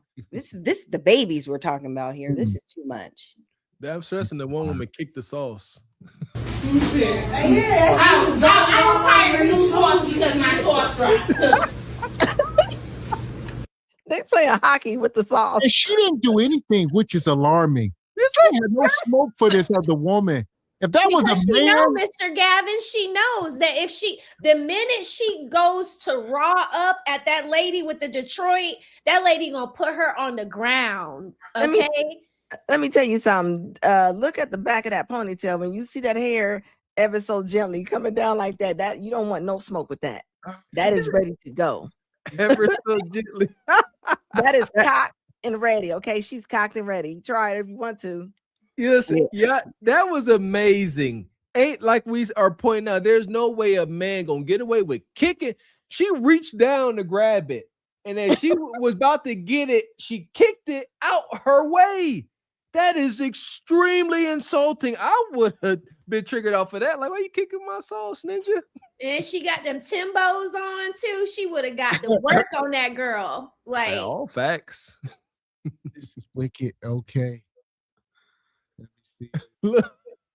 It ain't even worth it. It ain't worth it. I don't fire a new sauce because my sauce dropped. Can I get some napkins? My sauce dropped just right there. Okay, well, I want to buy a new one. Thank you. I want to buy a new one. Thank you. Okay, well, I will. Yeah, we on the You got a lighter there? You got a lighter? Okay, where is it?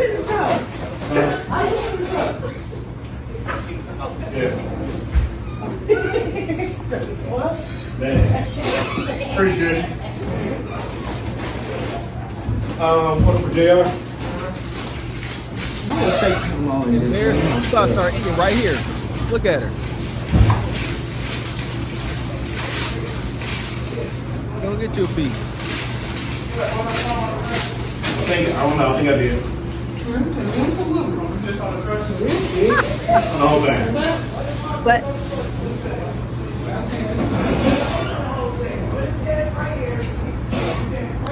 go ahead, Anna. What you got? I want y'all to peep game. You see how she was able to control her voice? You see, she wasn't using that you see, she wasn't trying to get authority, being all loud and talking to the side. And remember, she was over there cussing like she was a crazy preacher. Like she didn't say one word. She said, "I'm gonna sit over here and eat my pizza on the wall," because she knew what time it was when she seen them bacon strips coming down off that girl's ponytail. She knew she did not want that with her. She knew. At all. She said one word. Now Timbo is up at the register trying to get her order. Like you said, she like, I know I pick my battles because you're gonna get that smoke back tenfold. Yeah, and I never seen a fast food restaurant with all that bulletproof glass and all that. I mean, how are they even getting them the pizza? Are they slipping it under the little compartment or whatever? Like, this is crazy. I've never seen this before. This is a food place, and look at all the protection they have. You know it goes down at that Little Caesars daily. It's the kicking of that sauce is diabolical. Y'all don't get it, man. Remember the tea man that passed away recently, the brother that smacked the dude in the face with the tea? That's what sparked it off. He reached out for his tea and the dude kicked it. Yeah, he got smacked up. Yeah, nonetheless, then she trying to get back. She wants more sauce. And the guy said, well, you got to buy it. And she said, okay, I'll buy it. He said, well, you got to get back in line. Well, I'll get back in. Now, just go to hell home, girl. She got that bulletproof glass talk. Mm-hmm. Yeah, at this point, she could eat that pizza in the pit. And your sauce. Fuck is you talking about? This is Sparta! You got to know when to hold 'em, know when to fold 'em, know when to walk away, know when to hide. You gotta count your blessings. You're sitting at the table. You hear me? Ooh, child, things will get brighter. Absolutely not. I ain't gonna hold you, man. I ain't afraid of much. However, if I found myself in some restaurant like that trying to get some food and Bone Quishin there crashing out, we gotta find something else to eat. I'm not doing this. Appreciate your Highway 20. Says Raquel just got caught with no bread, no water, just stolen frozen meats. DeKalb County, lock her up. Shout out to Skinny. Appreciate you. A Life with Rose. Said Roosevelt. Roosevelt, how you doing, Ninja? Good to see you. Says the icon says it all. Get her out of here. Shout out to Brother Roosevelt. Shout out to you. Yeah! Boom, shakalaka! Long time no see. Appreciate you, Brother Chad. Says previously on Baddies. Yeah. Shout out to Black Silver Chair. Says Gavin X, EBT payments doesn't allow you to buy bags. And that's true. Oh, okay. That's true. Okay. Yeah, that's cash at a certain point. Certain items, right? You can't go in there and buy batteries or something with an EBT. So it's only for food. You know, you can't buy anything else. But so back to that. So that's why when they check your list, typically they check your receipt when you have unbagged items. Yeah, they want to check the water. They want to check big stuff. Yes, I get it. So you walked out with nothing bagged. Okay, fair. Because in most of these bigger cities, they are charging folks for bags. They're doing away with the plastic. I know in Pittsburgh, they're doing it. Yeah, you got to pay for bags pretty much once you get into the city. Yeah, I'll be trying to make sure we got those reusable bags in the car. I will keep them in the car, then won't use them. It's just messed up. You imagine somebody having $300 in EBT groceries, and then they'd be like, the bags are 77 cents, and you'd be like, nah, forget that. I don't want that. It happens. Make it make sense. Yeah, that's wicked. Appreciate your brother Square Biz. Says this gotta be in the Shy. Nope, Detroit with the L. Appreciate you, Travis. Says it's Detroit extra parm and butter is a staple here. That's extra butter and parm. Come on, man. It's pure gluttony. Extra parm, extra butter, extra dip, extra cheese. I got extra green sauce last night at the Mexican restaurant, but I paid for it. I mean, some things just require extra sauce, you know? So I get that. I just don't get the bad attitude. Why can't you just wait and be patient and polite? That's what I don't get, especially if you're pregnant. You're so vulnerable, you know? So it's just like, be nice. And you best believe anything you do extra nowadays, they gonna charge you. So they don't mind anymore. They like, go ahead, you want extra? That'd be $2. They're gonna put a little bit of cheese on it. Yeah, You want anything you want extra gonna be extra for the sauces. Mr. X used to be mad about that. Like, y'all don't own these sauces. Oh, the people at McDonald's. Yeah, that'll be 25 cents. Well, okay. Here we are. A lot of these places. I went to Wendy's one time back in the day. They had the sauce in a reusable thing with the top on it, like you get out of a restaurant, like the small dipping, the plastic ones with the. And I'm like, how y'all Wendy's? They like, we ran out of sauce. I said, what? What's in here? I don't know. Yeah. Shoot, that's some eat at the places. Shout out to Square Biz. Says, this not the Shy. I don't recognize that accent. That be's Detroit. Appreciate you, Didi. Always stand on business. Says, she lives in that nasty ass apartment we saw earlier. Those were the only 2 socks that weren't sticking to something. Oh my goodness. That was disgusting. Appreciate your deep thoughts. Says, seems like morality has completely plummeted in the hood. Indeed. Is this a symptom of slavery? So that's always up for debate. Yeah, the ongoing effects, I guess. Yeah, once you break it down to the to its lowest form, I guess. Yeah. That's where you're gonna find yourself back at always. And appreciate your Highway 20 coming through like you do, brother. He says Ebony was paying for her Krusty Krab pizza with her glazed Oreo from her side sock. Access denied. Krusty Krab pizza is the pizza absolutely. Actually, Skinny Boy, I'm paying for it with the money I won betting against those whiners because the Seahawks won. So yeah, I'll be using that money. Shout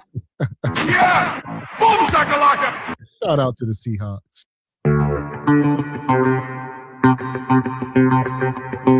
And shout out to Sister Michelle sponsoring the show with 25 in the cash app. She says, this is for that ashy elbow auntie in that hotel. Yeah, buy her some lotion. Love the show. She gonna need it. Appreciate you. Wow. Appreciate you, sister. Here we go. Where we at? Winter shows no mercy. We going over here to this show, 8 at the table. All right, this woman here, I'm just gonna let y'all listen. Y'all see the caption. Oh. If you are dating someone a year or so later in the relationship, the thing that you find out is that maybe back in the day, she had a train ran on her. Are people that you knew, would that change how you felt about it? People that you knew took it to another level. Girl, I'm sorry, as a man, I'd be like, you bona fide hoe. She got some lips on it too. She got Not her personally. She's not talking about herself. I got a train ran on me. She's talking about She's herself. talking about herself. Yeah. How do we know that? You didn't hear her voice crack when she said she's talking about herself. Could be talking about her mama. Well, She whoever. could be talking about someone else. Let's say it's her. She's in the video. Okay. My friends, no. Crazy. Yeah, that's probably the. You a year in already. Yeah. So what that mean? That could be The a year out. embarrassment is there. Nah. It's there already. Yeah, but did my friends know and they were laughing about it? And also she said, If they did know, they laughed about it already. yes, but I'm saying she said, and then you're a year in and you find out about it. How did I find out about it? Your friends. They finally, your friends. Rondo, we used to run train that hoe back in the day. No, She didn't tell me? Probably not. Oh God. Ooh. I'm a year out already now. Actually, You're a year out I'm now. a year out. she said by people that he knew. That doesn't even necessarily mean that they're friends or that he has ever brought her around them. The ops did that to They're her? ops. That's great. Yeah. And this shows you how strong the sisterhood is. Not for 1 minute would they believe that this was about her. They said, no way. Actually, it's made up. She's just telling a made up story. This ain't about no woman because we don't do stuff like that. It's just a cautionary tale. But no, a lot of times when these women are telling these stories up here, I do believe they are speaking on her friend. My friend had a train ran on her. What? Not a wife. Not a wife. Yeah, listen here. This is diabolical. You find out your woman at some point was in the mindset. It ain't just happened. She was in the mindset where she said, I'm about to take 2 weenies at the same time, or 3 or 4. Who the heck knows? Absolutely, you are not suitable for a sustainable relationship if you moved in that way. Like, I never engaged in such behavior, but I know many guys that did, and I'm aware of the women, and they never turned out to be anything close to a wife at all. Never. Well, here's the deal. I would say two things is true. I think a lot of these women are married that have been, in some of these situations. Just a matter of who are you married to? So you could be married to less of a man. He ain't got all these requirements, or he don't even understand the game. Could be a simp, Boyce Watkins, if you will. Don't know. They just going along with it. That is it. Exactly. There you go. Way to clean that up. Yes, these women will manage to get married, but every woman that gets married ain't a wife. But you are right. They will get married, and the dots always connect. There are no exceptions. Their man is a more timid fella, because men like me, we can smell that past whorish activity on you. So yeah, what you got, Anna? I mean, she's acting as if that's normal. I mean, if somebody dropped your pasta in the back of the restaurant on the floor and they told you that dropped on the floor, you wouldn't want it. Like, why? So why would a man want a woman who has been with somebody with their body so freely, so openly? Like, you don't get to erase hoism. It doesn't go anywhere. It's still there. all them dead bodies and bones still up in that cootie-cutter. So why? I mean, I think if a man was to find out that, I mean, he's gonna be disgusted. I would. Here's the question. I'll get you, Ebony. Are you a 304 if you had a train ran on you? Is that 304 behavior? That Super. is definitely 304 behavior. Every one of the holes was being used at one time. That's a lot. And and if this wasn't spoken on before the marriage, this is going to be a big problem, especially if he knows, men talk, and like if you're known around the city and stuff, you just kind of know what kind of goes down. But if a man finds out, and what if it's his friends or acquaintances or people he knows, now he knows that they've had you in all which way, and now you're sitting here married, you're walking up, this is supposed to be who's by your side. That ain't a good look at all. So ladies, you never want to move around like this. It's that energy. You was so horned up. You allowed two men to let you every which way but loose. They Eiffel Towered you, and you sitting here giving me your new husband here just mundane tummy to tummy missionary. Yeah, and you have to remember too, once a woman, I'm assuming you've had all that experience and stuff. There's no way that you're just one man and you're pleasing her in all areas, especially if she needed 3, 4, 5 dudes in order to please her at once. You ain't gonna do nothing for her. So she's probably thinking about all them meats while she's with you, and that ain't a good look at all. Meats on the brain.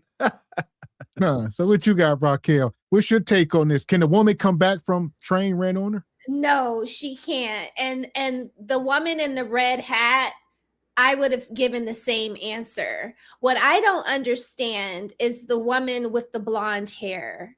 She is always trying to recreate the story so that the hoes look pure and holy.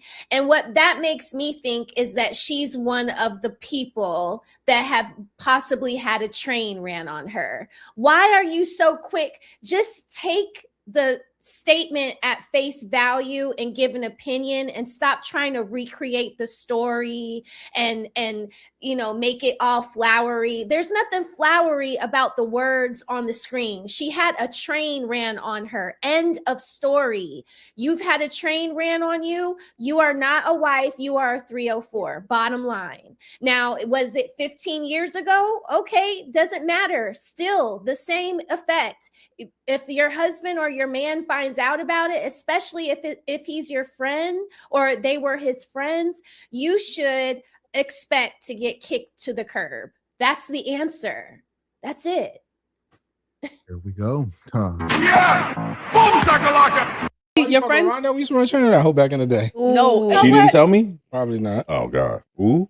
I'm a year out already now. Actually, You're a year out I'm now? a year out. she said by people that he knew. That doesn't even necessarily mean that they're friends or that he has ever brought her around them. The ops? The ops did that to They're her? ops. That's crazy. The ops too? Dudes on the east side was beating that down. You live on the west side. You know what's crazy? I'm just saying, she said someone that, like, people that he knew. This Didn't is not- necessarily mean his friends. Besides porn, I didn't think that normal everyday people were doing They stuff. do it. like this. That's every day, yeah. That's an everyday thing. It's an everyday thing. Oh, That's a no. You know how completely just like you had to have a really bad upbringing. No. To let dudes running you in and out. What if you have a sexual addiction? No. Because usually dudes who run trains on girls is usually something that happens around high school, and you usually out that phase. Why is she allowing that? Because she loves the attention. She needs the attention. And she could be in the kinky shit. Train together, believe me. He's that nigga. It's not like she's not doing this just for no. It's almost like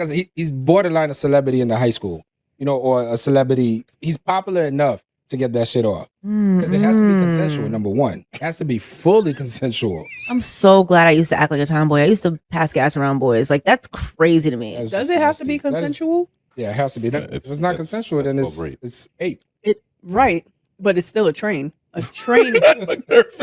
No, but that's a whole different thing because then she would have to say, if I was aped and niggas ran a train, that's different. That's trauma. That's No. I'm not talking about her case specifically, but all trains are consensual is what I'm saying. Absolutely. All sex is not consensual. I know that. I'm so confused. I'm really trying to get into the thought process of a woman allowing.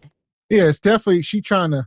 It's not all, but I will say this. I will get on that crazy train with the blonde chick. All right. For men, y'all need to be careful, right? Because anything can happen. Once the woman can wake up the next day feeling however she feeling, remorse or whatever, and she can change the story up to the police. So even though y'all might be having a good time, things can turn into a bad time. So yeah, be careful. But like he said, that can happen with anything. So, but nonetheless, it's more of a probability, I would say. There you go. Non-consensual train is diabolical. Yeah, I know of some guys that got a lot of time from these non-consensual trains. Like you said, whether it was initially consensual or not. I never thought it. I never found the whole thing appealing. I ain't built for it. Absolutely freaking disgusting. They out there acting like garbage pile kids. She's out there chewing food like she's in somebody's barnyard, and then the other one talking about she's passing gas around the boys. I mean, they nasty. That's nasty. Yeah, and my question is like, how are these trains initiated? Because I've never, I'm just saying, in my lifetime, I have never been asked. How do these conversations even start off? How do you even come up to a woman and ask, is it cool if me and all the homies get on? How does that even work? Well, I don't even know how that's even asked. I would say it's normally a guy that they like the most who's going to initiate all of this and going to set it off. So yeah, no, it's a younger man's thing too. If you over, this is some high school stuff. If you don't know any better, maybe you growing up without a father or something, but yeah, it's normally a guy that a woman likes the most, and she gonna do whatever to make them happy. And I done seen guys lined up like Black Friday running the train outside Walmart. So yeah, it's a real thing. Especially in athletics. Like I said, I grew up in the athletic world, and it wasn't nothing to be at a party in college and playing a drinking game, and some track girl be like, hey, you and you, let's go. They like what they see, and they horned up, and definitely alcohol involved. Right. Yeah. I think that's why it's important too, what Gavin said is make sure you get consent or whatever, because this can really turn up bad. And, she can maybe wake up and feel remorseful because now everybody knows what she did. And then all of a sudden it's the R word. So it's definitely good. Well, just don't even put yourself in these types of situations, guys, because you don't want to put yourself in jeopardy of having anything come back to you like that, but definitely get consent. Mm-hmm. I was gonna say, you don't do the trains, number one, right? But when y'all said it's usually high school, I don't know, guys, because I've been doing panels more and more, and there are grown men that do this with their girlfriends. And when we try to tell them that's cuck behavior or that's, weirdo stuff, they really give a lot of pushback. Like, what's bad about it? We're adults. We're sexually free. We're talking about a man sharing his woman? Yeah. Cuck. Yeah. That's what we say. And they don't want to take in the message. They don't see it that way. Because I was saying too, I've only heard of that happening in high school. And then I'm on a panel with grown men older than me saying that they let their girls, you know, they do threesomes or more sums with their girls. Yeah. Well, a threesome is a man and two women. A training is not always, Mr. Walker, not on these YouTube streets, because we asked them like girl on girl, or does your girl sleep with, I mean, you know the people I'm talking about. They're asking those questions. They're like, is it girl on girl or is it other men? And one guy confessed that he lets other men do that with his girl. And yeah. So yeah, I mean, all those hot dogs swinging in the room. Somebody staring at somebody's hot dog. I don't care what you say. That's what they say. There's Anna. no way. That's Sometimes men will talk other men into it just to look at his hot dog. I'm telling you. That's what they said back to the guy, and the guy just would not receive it. I mean, no matter how we said it, how we were trying to like, it was bad. So, I mean, I would say initially I thought only high school, like the guy in the burgundy shirt said, but I've seen men older than me on these panels talking about they let this stuff happen with their girls. Absolutely not. Yeah. Now what's going on to say, if y'all watch what the brother Corey Holcomb the other night, he was hitting on this, where he say some of his friends, you know, they were talking about sharing women, and he said some of his friends will come to, hey, what's up with her? That's the thing. What's up with her? And as a man, a lot of these guys got too much ego to be like, oh, that's my chick. Or, oh, no, go ahead. Go ahead and try. So they like don't want to act like they with the woman. So yeah, if you can get her, go ahead. Then this ninja end up smashing, and it's a weird thing. See, oh my goodness. That's different, huh? Yeah, no, you better claim your woman or don't. The only way you got the freedom to say, yeah, go ahead, try, you got to be him. Like, well, you got these people ain't really together. These ain't marriages. These are people that's just hunching. So, yeah, he wasn't married. The guy who I'm specifically talking about was not married and had never been married. But these people just be hunching and with no strings attached and just willy-nilly. That's why the STD rates are what they are. So no strings attached, no relationship, no type of commitment or idea of monogamy. Okay, maybe not. As long as there ain't no emotions, that you ain't all hugged up, kissing them in the mouth, then okay, I guess so. But if you claiming that as your girlfriend and y'all all lovey-dovey pillow talking and stuff, and you allow her to do that, you's a cuck. Yeah, and I think that the D and the ball proximity is a little too close for me if I was a man. I mean, I'm not trying to be that close to another guy's setup at all, or even just going in after one. Like, I mean, are we talking about using protection here? There's just a whole lot of fluids being exchanged, and it's not good. I second that motion, Ebony. Hot dogs on other guys' shoulders. It's kind of strange. Absolutely not. Yeah. I mean, it's just risky business. Anybody in this kind of lifestyle over a certain age, very questionable. How long you been doing this? You know what I mean? This ain't your first rodeo. It's disgusting. Those were the questions, Gavin. Those were the questions. How many times have you done this? Do you do this with every girl? Let me tell this to some of the men that don't know. A man will ask you, do you want to join? Because he gonna be sitting there staring at you like looking at you. On some Diddy stuff. Okay. It's getting weird out here. Oh. Let me tell you something. What if you like two men? Because this is what I'm saying. I've had fetishes, and I would think of like just imagination of like I told you, like foreplay with more than one guy. Yeah, you said that. I remember. And then what when happens I after think about it, yeah, I didn't think that far. Then you just got to pick one after that, or both. Just to that woman. There we go. Let's bring it into the room. Is that a double standard?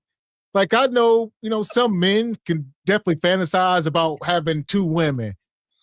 Are there women, like she said, she done fantasized about it. At some point, that young woman, like, yeah, I would like to be with two guys at once. Ain't nothing wrong with it. Acknowledge them, let them be who they are. Ain't nothing wrong with nothing they saying. Just put them in their column. Yeah, that's fine. Don't be mad at people being honest. Oh, you got fantasies about two Winnies all up and through you? No, that's fine. You stay over there. Well, here's the thing: is that the majority of women's dark fantasies? We don't know. That is I think I asked this question. Yeah. How, like, come on, don't get scared now. Like, is that a thought? Like, many guys will sit there and be like, I think it'd be cool to have, vaginis everywhere. Are there women like, you know what? A couple weeks.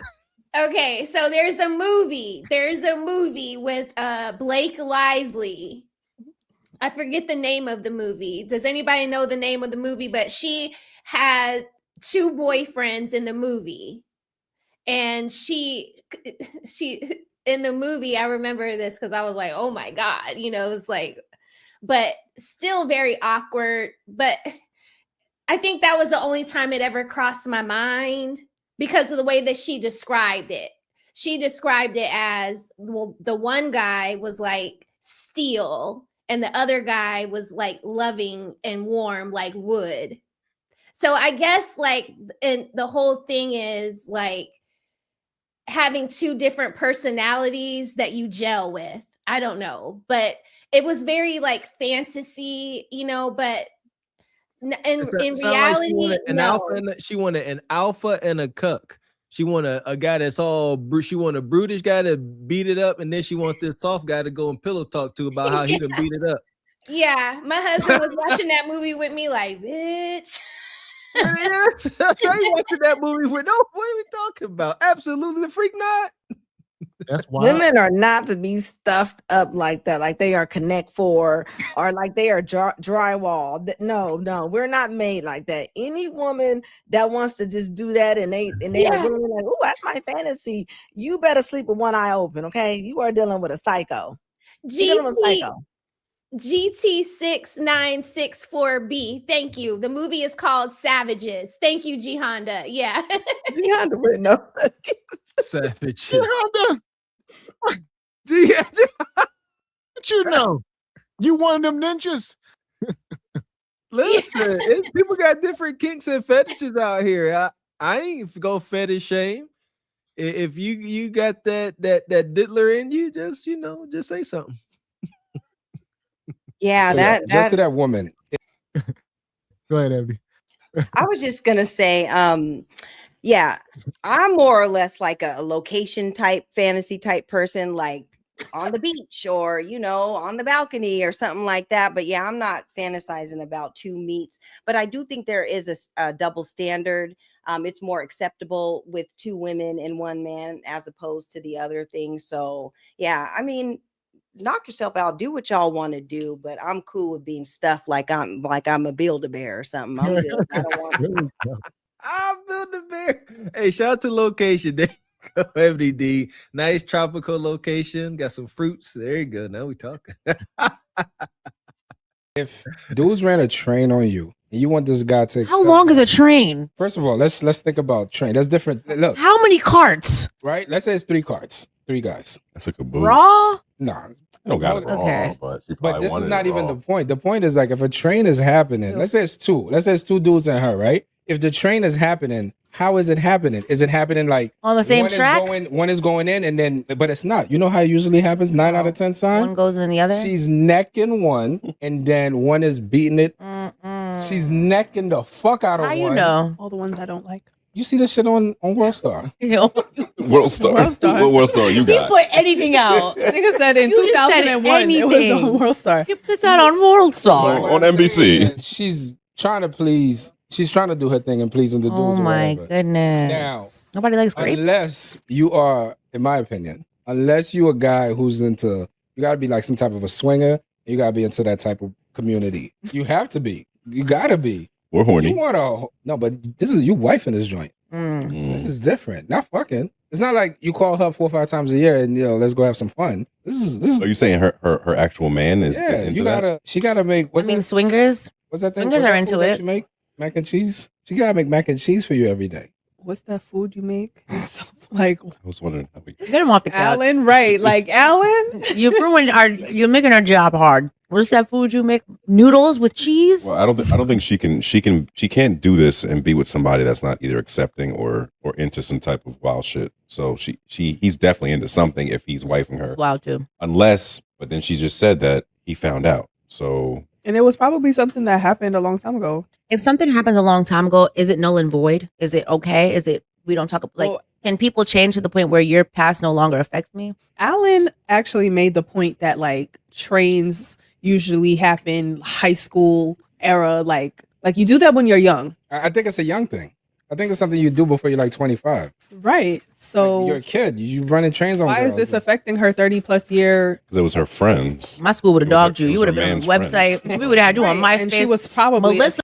Yeah, like you say, after a certain age, it can become very weird. I don't even know the behavior. It's like you said, it's borderline zesty. It's very questionable. So I don't know. Like, go ahead, Anna. And this is why women are not supposed to be done like this. They not supposed to be out here like this because how she gonna have Polish sausages, hot dogs, bratwurst all up in her, and now she's supposed to go on life with Gilbert. How her and Gilbert supposed to lay in bed and she's supposed to be happy with Gilbert when she didn't see all the meats at the deli? It don't make sense. It does. No, we're not made to be like that. I'm not saying a lot of women's fantasy is not that, but if they go that way, it's gonna be hard for them to walk another line. They're not gonna be able to. They're not gonna be able to get Tay-Tay and them out of her mind. I'm gonna tell you that right now. There's no way. It's my thoughts, Anna. Yeah, and I see a lot of people in the chat talking about the Backdooria stuff and all that. And if we're saying, I'm just looking at myself here. If we're saying that trains are ran in high school and early years in college, these young women are letting guys just do whatever and hit all areas and all that. If you're doing all that, what are you saving for your, real relationships or your husband or anything? If you're just letting the random high schoolers just have every type of way with you, what are you saving for that special someone? Like certain things only need to be kept for the special people, this is crazy. If this is what they're doing at that young age, there ain't no way somebody from high school or college was about to have me doing all that stuff. That's wild. Salute to Ebony Dean. Kev used to talk about this. Question he used to ask, what are you going to give to your husband that you have not given to every other man before him? It's a real question. And a lot of sisters can't answer that because, like you said, Sister Ebony, when it comes to the throes of passion, they don't withhold anything. He didn't knocked all of the Sonic coins at every angle. And now then busted up all them pipes. You're going to give your husband some mashed potato guts, like I said last time. So nothing else. Right. And then you think you're about to bring something new to the bedroom, like, oh, I'm gonna try this on her and she knows all the ways, she knows the positions, and she's telling you how to do it. As a man, I would feel a certain kind of way about that, because how do you even know how to do that? How do you know that it needs to be this way and that way? So I would have a problem. See, back to the discussion. Men, we don't want no experienced, skilled woman in the bed, because like you said, Ebony, you had to learn this from you done been doing this to somebody else. However, a woman don't want no non-experienced man. That's gonna give her the ick, righteous double standard, if you ask me. Yes. So he go down to eat kudakata, he licking on your belly button. He don't even know what he doing. You like, wrong spot, ninja. Keep going. He like, first time. See, now you calling Dirty Meat Rodney to come finish the job. And that's the thing. This is why you ain't supposed to have jumper cables and things down there and all them different experience. I mean, nothing's going to make you happy when you're sitting there with Charles. There's no way. You're going to have to go outside and plug up the jumper cables to get you off. You done been out. You done been to many places. You done been around the world. Let me find out there's about to be spottings of jumper cable stitches running under the garage door and stuff going into folks' houses. Let me find out. He was out here on the soccer field. The soccer field. Melissa. I always find these things strange. Like, how is it you could meet someone who used to do wild shit, not just the train? Like, you ever heard like a girl be like, oh, I had threesomes before, I did this, all of that. I'm not into that shit no more. I'm with you now. It's so funny because I've tried to explain this to you before too. The biggest hoes that I've ever known were all the first ones married. Yeah, I've heard that. Always. Because when you're a hoe, you experience too much so fast. But a lot of You're times the over it. husband probably doesn't even know that. Just like, I don't think so. Oh, yeah. Because I know that there's someone that I know a couple of girls that are married right now. They come off so innocent. I always seem like the bad guy, but it's like, dude, we're doing this because you want to go be a hoe. I'm gonna make sure you're. Give me the description of what happened in this hoe. I always take the blame, but I didn't care because I was a wild child. Oh, who gonna stop me, huh? Like, but really, I'm the one that just likes to party and drink and turn up and be everybody's happy person. But it's like, girl, you wanted some D and you want to blame it on me. I'm the one that's taking You're the one that are You're the using alibi. you. Yeah, but I always look like the bad guy. So, but I guess I just you don't want that the husbands be like, yeah, you can't hang out with Jada. Because guess And then what? Jada, like, she's the hoe. I'm just getting our section secure. I'm just making sure we have the alcohol. She's the plug. I'm the plug. Yeah. Oh wow. I'm the one that doesn't have to go home with anybody because I'm a bag is easy. Like what? I got You a lie, and the truth ain't in you. Man, who you playing with? Did you hear this? She's sitting here talking about I'm not the 304. So can you imagine you thinking your wife is the 304 or her friend is, and the whole time it's your wife? You're like, why you hanging out with Keisha? You know she for the streets. You know, y'all, the whole time Keisha got a man and your wife the one going out cheating on you. What's she saying? Birds of a feather. Why would you let your wife go out with a woman you deem to be a thought and not question your wife's intentions? For one, let me be clear. If you got to question these things, don't. Y'all know my rules. I'm staunch in my standing. F all this. But what did you expect? She going out with a 304. She going to engage in 304 behavior. I've seen this with my mom and other folks. A woman be leaving her boyfriend, man, and her friend like, don't be worried about him. That's crazy as hell to me. Your woman leaving the house and you like, hey, babe, make sure you back by this time, whatever, y'all. And her girlfriend like, ain't nobody worried about you. I've seen that. That disrespect is unacceptable, man. Noted. Yeah, so I mean, I guess it could be a thing. Just be careful, gentlemen. Free game. I would say this is free game. All right. She letting us know, like, yeah, a lot of times your lady be cheating on you too. So don't think she a good girl and I'm the bad girl. We both bad. Yeah, and that's where it comes to like you can be labeled as something if your friends are like, if your friends are moving around wonky like that and men see that you're hanging together, you can be a stereotype or and be labeled as whatever she's out here doing. So they think that you're on that type of time. I actually just was having this conversation with my son's, one of his girls that are his friends, because there's somebody that was moving around a little bit wonky and they were at a party or whatever. And the guys there thought that, the other girls that were with her were all a part of the situation. So I was explaining to her that you need to watch the company that you keep, because even though y'all were friends in elementary school and middle school and all that, she's kind of on some other type of time and anything could happen. So you just kind of need to pick and choose who your friends are and people who won't put you in those type of situations. So I would say, the girl in the red hat. If you eat cuticata, just say you do. Just say cuticata is what you like to eat, because it ain't no way, like, it just ain't no way. Like, I know girls like this too. She got a lot of judgment for the girls that get married first, but you're not married. Why aren't you married? Why were you the one farting around all the boys? Was it because you thought you were one of the boys and you like to bump cuticata? I mean, you could be a hoe and like women and be running through all of your friends. I know girls that are still bumping cuticatas with each other and have been doing it since high school. Every girls trip, they can't wait to get in that hotel room and get on down to business. So That's like we nasty. don't look at you as some special snowflake. It's something that you're doing. It's something that you're doing because you're up there on that panel, like passing a lot of judgment, acting like you don't know, like how many? Like, come on.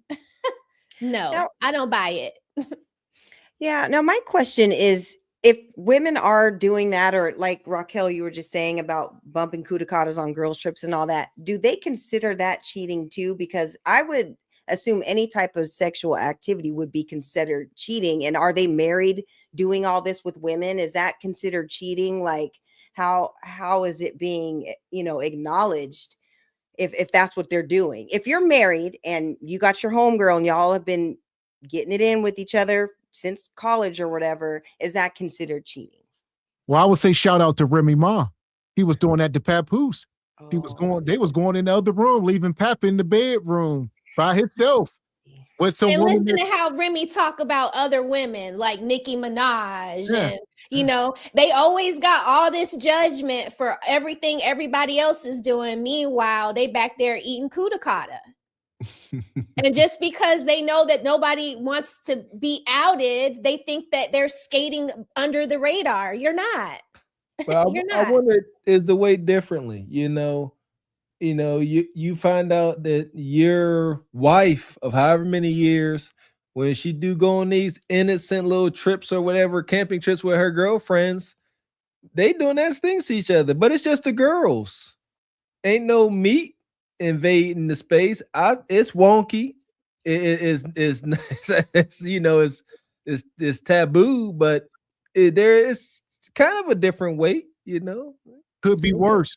It could have been meat. Yeah, that's my point. Could have been meat. Like I can get over some kudakata. I can't get over no meat. I'm not gonna say who the actress's name is, but I went somewhere one time, and the rule was that in order to come into the place, you had to fully disrobe. This is when Lyft just started getting popular.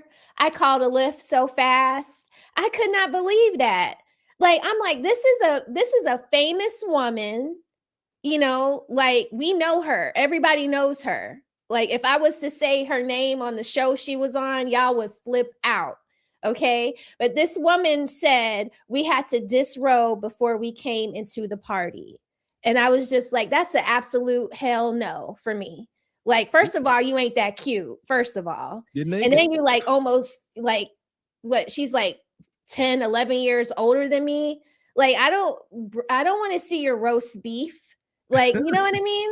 So I just left. Like, this ain't for me. I can't disrobe. I can't give my phone to nobody because when my husband called me, I better pick up the phone. You know what I mean? Like, nah, I just got to go. So that was my first time ordering a Lyft. I promise you, we won't flip out. A lot of these women are. It wasn't candy. A TV show. A TV show. 3 a.m. A lot of these women are gonna be gay by default. They're gonna be gay for pay. They be walking around here. They're gonna go get women. They got the hair like Mr. Walker. Next thing you know, they're gonna be on their IG pages. They've been with men all this time. Now it ain't working out for them. So now they got to go get whatever's closest. It's like going to the gas station. They're gonna go to the nearest pump. That's what they're doing. That's what you're seeing. Every time you look up, you see a celebrity now with a woman that look like Mr. Walker. Right. Sister shaved the side of their head. You ain't lying. Yeah, and another question I have, since we're talking about this, is the studies. Okay, if the studies and if they have their strap-ons, is that still considered a train, or how are they labeling that if they have their strap-ons? Yeah, that's violation right there. Okay, yeah, I don't know how this whole thing works. I just want to know. I don't know. Is that considered a train? I think it's all a violation. Yeah, but if you let study hit you with the strap, ain't no coming back. Yeah. And here's my thing. I done seen grown men get their women's taken by step study in real life. I know men personally. Yeah, that's egregious as hell. But if your woman is indulging in kudakata and she won't let you join in, there's issues there. I believe as a man, you should be involved in all sexual experiences. Yeah. So I once had a man look me in my face and say, I got my baby mama took by a step study. He was devastated. Yeah, he was like, look, a whole, fake man and took my family, whole baby mama gone. So yeah, you don't want her to get hit with that strap. She might not come home. Now you sitting in the stands at your son's little peewee football game and step study sitting behind you. You sitting down there, Steph said he's sitting behind you with her legs open. And her rubber meat keep hitting the back of your head, and she's sitting next to your woman. This is hell on earth. The step study teacher from, remember Anna, the teacher from TikTok that got in trouble? Yeah, she can. And some of them carry with them all day long. Just a piece of rubber just in their pants all day long. Wait a minute. Is teachers walking around with the strap active? Yes, this teacher got fired on her first day. She did a get ready with me on her first day of her job as a teacher. And part of the reason why people were dragging her for filth was because in her get ready with me that day, when she was getting dressed, you could see that she had on her strap. And people were like, that's so inappropriate because you're working with high schoolers and they possibly could be following you on TikTok. And then she was literally videotaping the high schoolers as they were inside of the high school, talking about these children trying to get me locked up. Sheesh. Because she was looking at one of the little girls that was like coming down the hallway with like her cheerleading outfit on or something like that. It was very inappropriate. Inappropriate is predatory. Yeah, that's what people were saying. Yeah. Because if this was a guy, we'd saying predatory, we throwing every egregious word at him, and rightfully so. No, that's predatory. Absolutely not. You going to school with raunchy hunching stuff on your mind with the babies, filming little girls. Absolutely not. I'm done. Yeah, that's wild.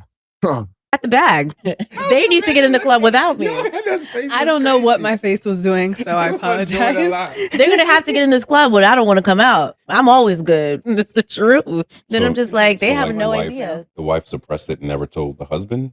I mean, you meet someone and you don't have to tell them. Like, if it's what it doesn't, your bodies are not tattooed on your bodies. So it's That's like, so whack though. but why would you? You want to be?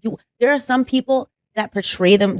I see these women who portray like they take pride in. I'm a woman that has this major education, and I love it for you. You have this education. You want to be the person that does everything right. There's so many women that compete with women who have BBLs. Like, oh, like I'm natural. Like you have so much competition with women who, all right, cool. You're natural or you're cool. Like you never had to do certain things. You never needed a man for money. You're just hyper independence. Like there are some women who are in a category that feel the need to pretend or just I'm not one of those women. You know what I'm saying? Like wife me or something like that. The whole time that's either something that you suppress or something that you did or whatever. I'm just saying that's something that I've seen. It's just like, girl, you used to be wild out. You know what I'm saying? And she pretty much saying, you will never know, gentlemen. So, yeah, it's unfortunate. That's why you got these spaces. You got to use your discernment. You got to have, good vetting skills. Don't be so quick to wife a woman up. Meet her people, meet family, go home, go to her hometown, go to local bars with her, see what's going. Go to local bars at her hometown. Go to the old high school homecomings and stuff. Yeah, that's a good way right there. I would say the high school reunion. Why you don't never want to go to your high school reunions and I want to go with you. Yeah, that's a great way, Gavin. Get her around some folks that might put some pressure on her. You be like, who this ninja? And just talk. Back to the vetting process. Talk. Women are talkative. If you have the right open-ended questions and give them the space to communicate openly, they will either purposely or accidentally spill the beans. Just watch for certain cues. The majority of communication is nonverbal. So you watch as you sitting there talking about romantic stuff, and she's like, and she starts to hesitate and pause with certain things, yeah, I've been to this place, and then they start to shut down because they got to try to keep some certain emotions and past feelings, down. Yeah, that's all. Just talk to these women. They gonna let you know. And if they really like you and they got some dirt, they'll let it out. They'll say, hey, I just gotta let you know. I've been known to, get transferred on me. Then you gotta make a decision. That part. And take some cues, like you said. Some of the stuff she might be saying in the bedroom will be dead giveaways. So yeah, she's starting to tell you to, do wild things you ain't never heard before. You're like, where you learn this at? Put your thumb there. They like spit and stuff like that. You better be careful. She's like, put your foot on the back of my neck. Just saying. All right. What you got, Anna? I mean, like I said before, some things ain't supposed to go up in there. All them, women over there putting light poles and things all up in there. They gonna arrest yourself into early hysterectomy. It's gonna fall out on the floor one day. You can't be doing all of that. Them studs be having things that's 20 feet wide and stuff. Like, keep on messing around with them. They gonna blow it out of control. Okay, it's gonna be like when they was doing the railroads, when they was blowing the mountains to make the roads. Keep playing. Anna, you making me think of when the dogs, the female dogs, sometimes their inside falls out. Like, yeah, I'm telling you, they're gonna start falling out on the ground. Ooh. Keep on sticking all those devices up there made from China up in there. Keep on playing. Keep playing. Chinese plastic. Yeah, like that ain't normal. That sounded real disgusting. Stuff falling out. Listen, we just gonna sell them the Glaze Galaxy. No other place. Yeah, they like the glaze, don't they? We got us the gun line. Tell them about the gun line, boss. We may not know which way to go. Oh Lord, see, this shit is gonna be dangerous. Some dark-winged duck shit. Let's get dangerous. I play the fool for the fool. Everybody plays the fool sometime. And no exception to the rule. Listen, baby, you hear me? I played the fool for a fool. Be careful, sisters. Learn about yourselves, man. Y'all delicate creatures. Y'all the only thing walking this earth. They got a organ that's just for pleasure. It's odd. I agree. Be most careful. So appreciate your Highway 20. Says Mr. Walker, train conductor, job number 3,000. What's that? 32,456. Absolutely not. Listen, I don't know where you put that comma at, skinny boy. That's like Ugandan math right there. I helped you out, Skinny. What the hell? Appreciate you, Derek. Says that is why when the women wanted to date men halfway across the country on Kundra, I automatically assumed they had a reputation at home. You used to always call that out, Derek. Indeed. Two things could be true, no? Appreciate you, Halfway 20. Says Ebony was paying for her Christmas. We got that one. Okay. Shout out to Skinny. Appreciate your brother David Ford. Says, I see Pastor Raquel wanted her piece of the offering from me today because she is preaching. Amen. Shout out to Raquel. Shout out to Halfway 20. Says, Alexa, play Gladys Knight, Last Train to Georgia. Appreciate you, Project Leroy. Says the UK girl who did it with 100 guys was a train. Yeah, Project Leroy, I remember that. And she was in the hospital and she was explaining, she was trying to get in like the Guinness Book of World Records for, like the number of men in one day in a 24-hour period. It was wild. I remember that. Who gonna, is she married now? Golly. What a record. Shout out to Derek. Oh my gosh. Says Anna talking about prolapse kudakata. Yes, when it falls out, when it turns inside out, when the outsides are on when the insides are on the outside. Prolapse kudakata. Another thing. Working in the medical field, you see some things. You look and say, "What is that? Something ain't right." Prolapse, the kudakata on the outside. That's what? Look it up. You can see it on a dog. Look it up. It'll hurt you. It'll hurt your soul. I'm not gonna do it. Yeah, and it can happen on your backside too. It I've happens. seen that with squatting. Yeah. The squatters, they be squatting and not their intestines is just a spill out. Ooh, F that. Yo, kudakatas do that? Walking around. Yeah, it can happen. Yeah, it can happen, especially with you know, it happens sometimes to women when they, you know, in childbirth or whatever. There's a lot that goes on during that, during that time. There you go. That's an extraordinary thing, but Yeah. just be walking down the Childbirth. street, your cuticle to fall out. I don't. Yeah, childbirth. That's no holds barred with childbirth. Bless you, mothers. But yeah, just anything other than the miracle bringing another life into this realm. Keep your cuticle on the inside of yourself, all right? So nonetheless, here we are. All right, winter is cold. We're gonna get to this final subject here. We bring in Claudia Jordan back to the front of the congregation. There's still some left on the back end of this interview. I want y'all to see just how delusional the modern women are becoming. They about to play this game. All right. It's wicked. Yeah, so she's gonna be playing this game with this guy. Yeah, a whole nother story, but different celebrities, and you pick whether it's wine, dine, or decline. Okay. Wine means smash, dine means date, and decline means no. Got it. Okay. So we have Lorenz Tate from Love Jones, Tyrese from Baby Boy, and John Hinton from Living Single.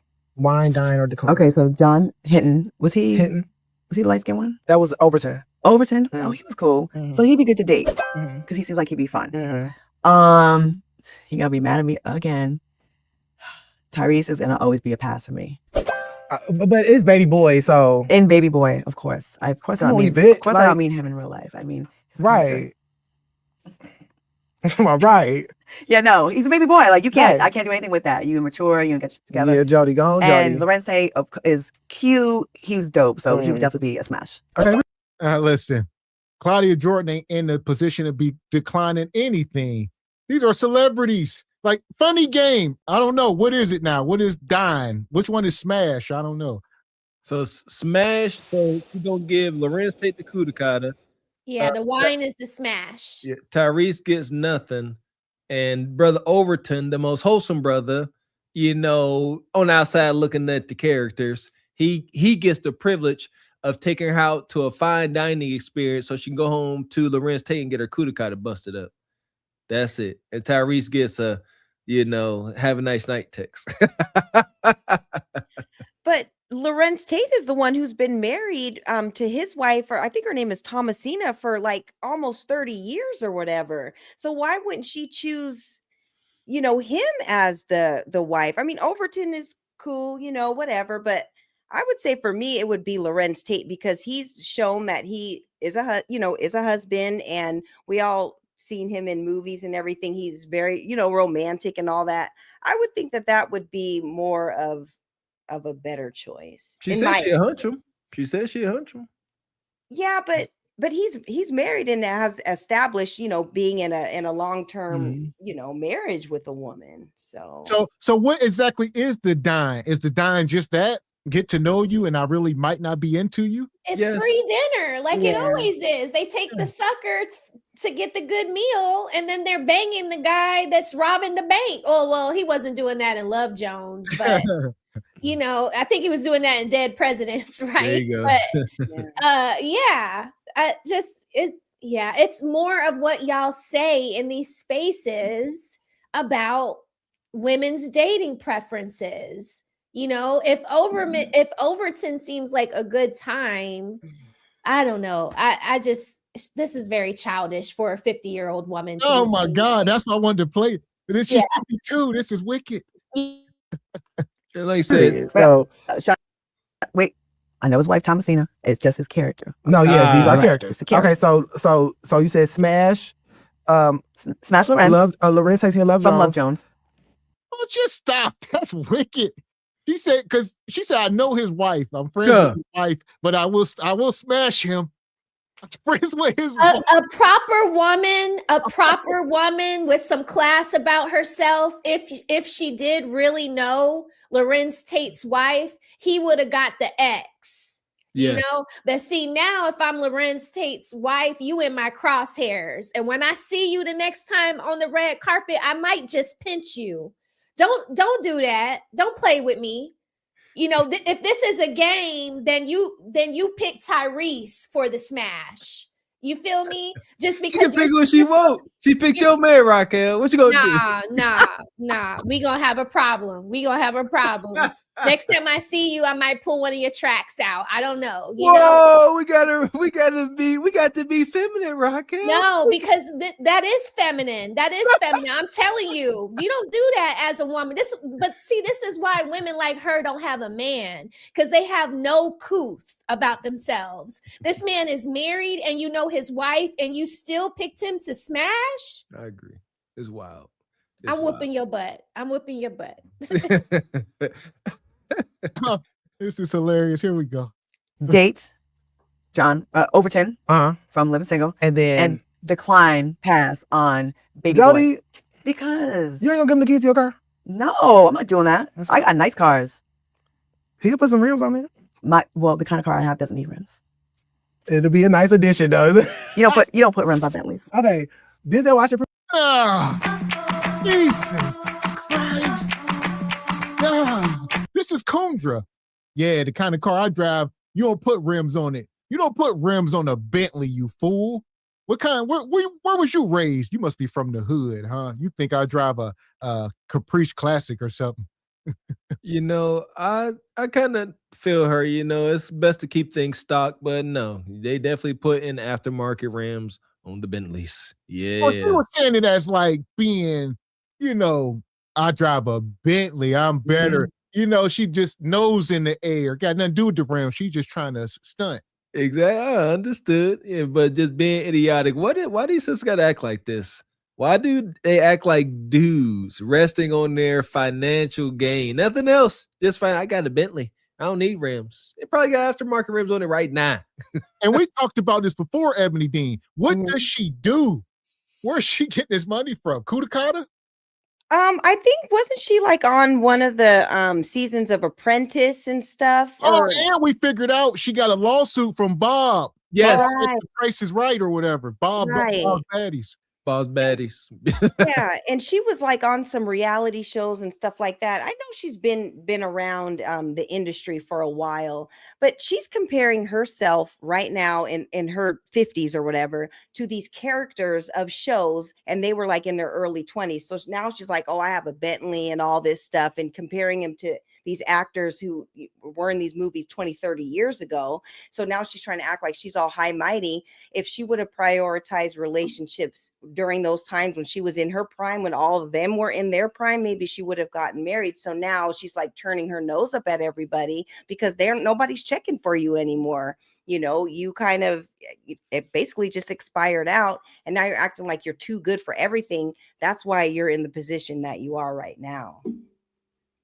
Yes. He can put some rims on it. The kind of car I have doesn't need rims. It'll be a nice addition, though. You don't put rims on Bentleys. Okay, Denzel Washington from Training Day, Flex Alexander from 101, and Will Smith from Bad Boys. Okay, wine means wine, dine, or decline. So wine means I got it. Wine is gonna have to be with Denzel Washington from Training Day because that was very sexy. He was sexy in that movie. He was a bad boy. You like that? Mike Lowry, Mike Lowry. You would smash Mike Lowry over Denzel Training Day? Oh, that's the top. Whoa, what are we doing? What? Get this ninja. Fuck is you talking about? This is Sparta! You got to know when to hold 'em, know when to fold 'em, know when to walk away, know when to hide. You gotta count your blessings. You're sitting at the table. You hear me? Ooh, child, things will get brighter. I can't breathe. Yeah, she gonna ask this ninja, would you smash Mike Lowry? Will Smith taking a shout out to Tasha K. Everybody been going after Will Smith. I don't know. Maybe, I guess it ain't too far off base. Hell. It's not, but technical foul, infraction. All right. All that technical, ejected from the game. Does our conversation go that way? You asking about a woman, what kind of meat she want to take. We went from a woman taking select meat to meat wanting meat. What we see, I can't follow this madness at all. Yeah, I got we see that. with straight men, we gotta always address that. Ain't got nothing to do with hate, but we gotta let them know, like, absolutely the freak not. This conversation is just wonky now. How he gonna throw himself in there? God dang it. Wait, and I want to know if he's going to answer the question or not, because we already had a whole week full of these types of conversations and we don't need to go there anymore. This is how you know that she's not serious about nothing. This whole conversation is not serious because she's inviting the dude and we saw how sweet he was. And now, yeah, the questions are being exchanged. They're both asking each other the same questions. This is all bad right now. You see his Ugg boots. He gonna answer the question. You see his boots. You see how he's sitting with his feet, his toes touching. I don't think those are Uggs. I think those are Moschino, but I don't know this. But they are Ugg lookalikes, but they're like the $1,500 pair of Uggs. You see, he got the bust down rollie on. I don't care about none of that, man. The $1,500 pair. I don't care about none of that. His toes is touching. He said like this. I don't care. How are you going to be knock-kneed sitting down too? Like, that's crazy. Really? You would. Like good cop, bad cop. I'd pass on him. I'd pass on Mike Lowry. You would decline? I would decline Mike Lowry. And then I would dine with Flex Alexander because he's like such a nice guy. You ratchet. So once again, she wanted to smash the married guy, Denzel, and Tasha K talked about this with her. He's into married men. Y'all remember we covered that video. That's part of her thing. Yeah, that's why they don't have men. Men don't take them seriously because they're for everybody. That if you sleep with married men, you have a very low bar. Yes. You know? Because there are so many single men out here you could get with, but you choose a married man. That's crazy. That means you have low morals, no standards.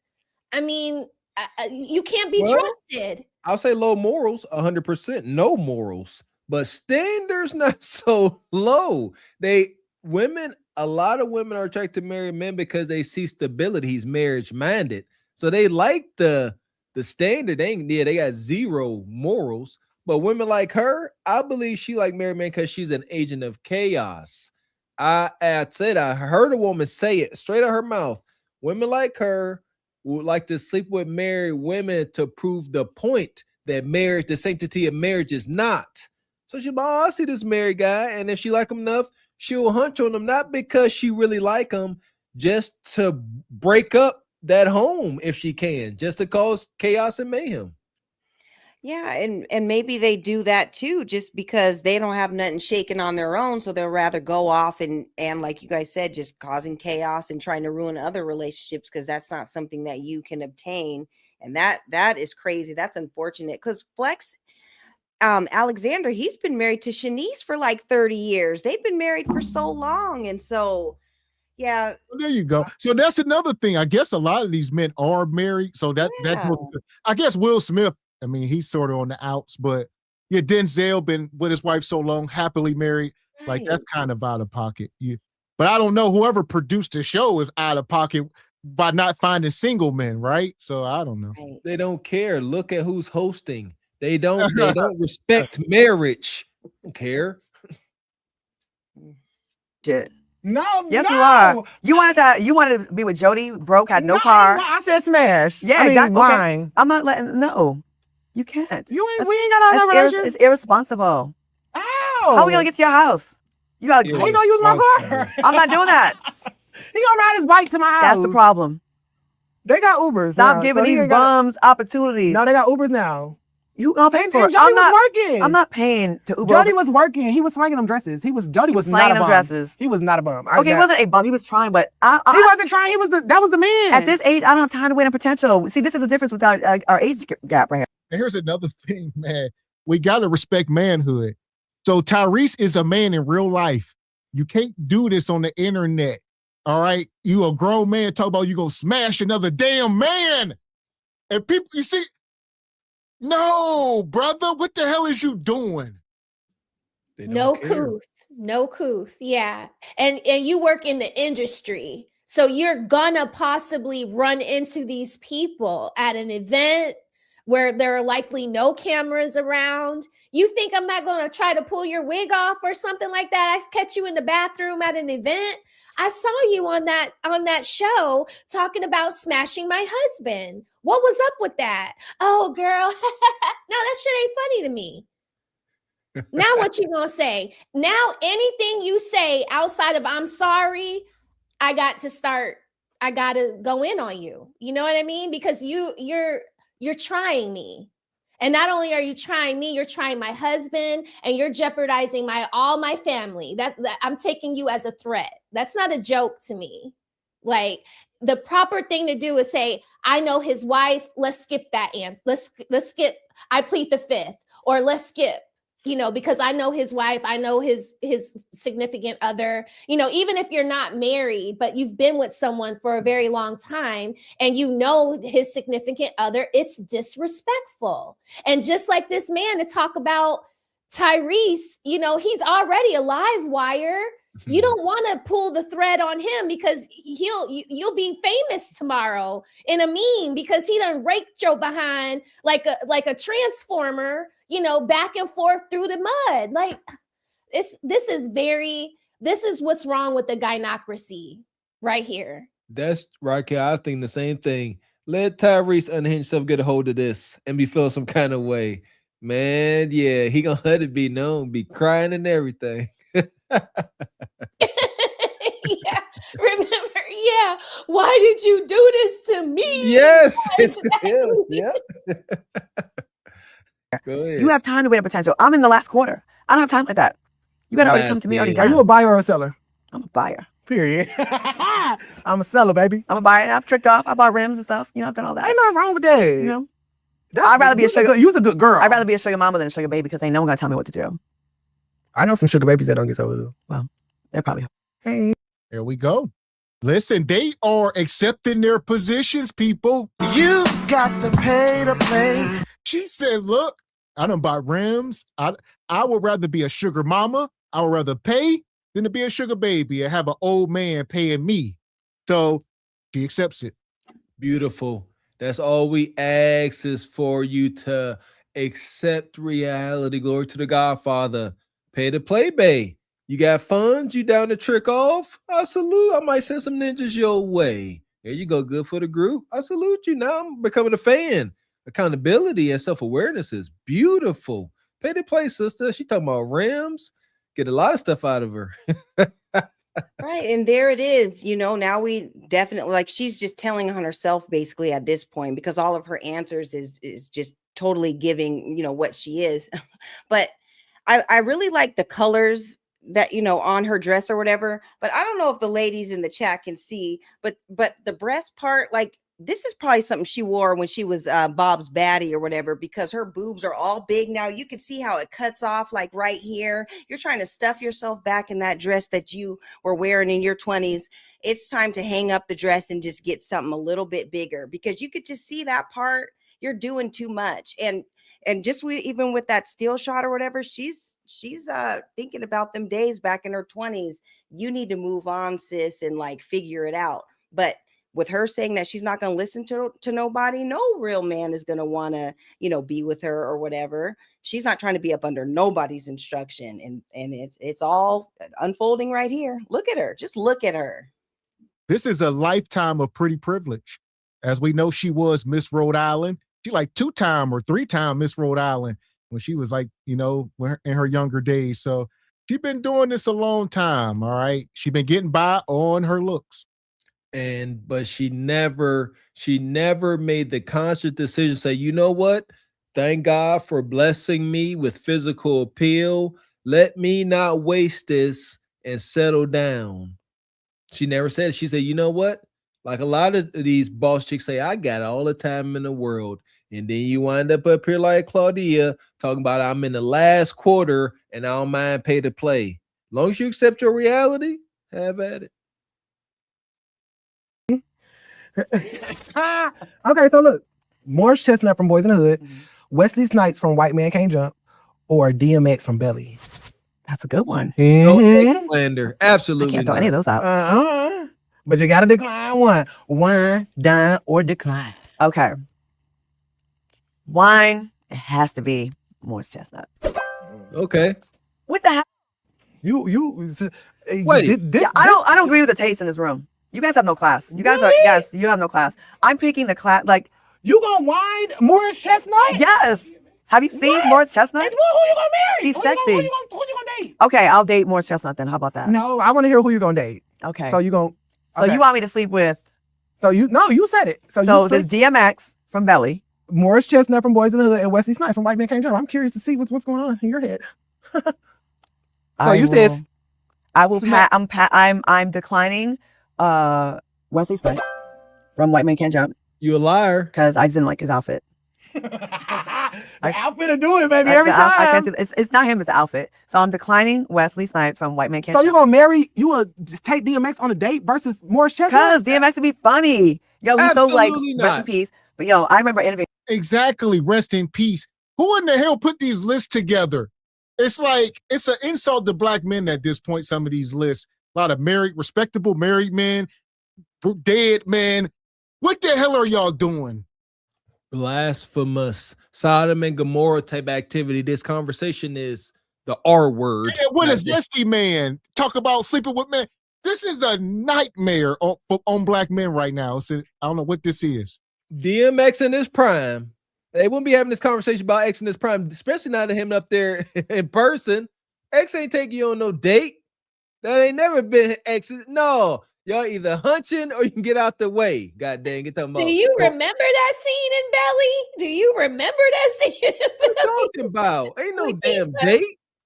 That was pretty hard. I can hear the music playing now. That little jungle music that was playing in the background.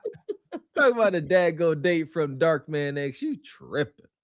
Yeah, but like none of these men are even attainable, at this point. They're either married or have passed on or whatever. So what they should have done is maybe put the eligible bachelors, that are of age or whatever, and maybe try to get her a man or something and pick people that are available and maybe try to hook her up with somebody instead of going in the past to all these men who you're never going to have a chance with because they're either married, taken, or they've passed on.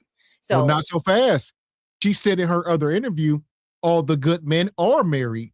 He said that out her mouth. Oh. So is there truth in that? Are all the good men married? I don't think so. I still think that there majority. I would say nothing is all, but majority.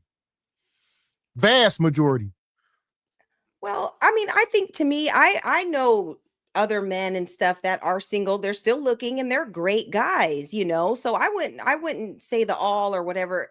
And a lot of them are still single, so you can find them. Maybe you need to start looking at different places than you normally would, or step out of your box, or maybe change the things about you that are attracting the ones who are not so good, and do what you need to do to attract, be attractive to those type of men, because they are out there. What is the percentage of single men, black men or whatever right now? I don't know the stats, but there's a lot of them that are single, but become that woman. At like 31% of black men are married. So yeah, so the rest are single, and there are a lot of good guys out there, but you need to become a good woman in order to attract them. So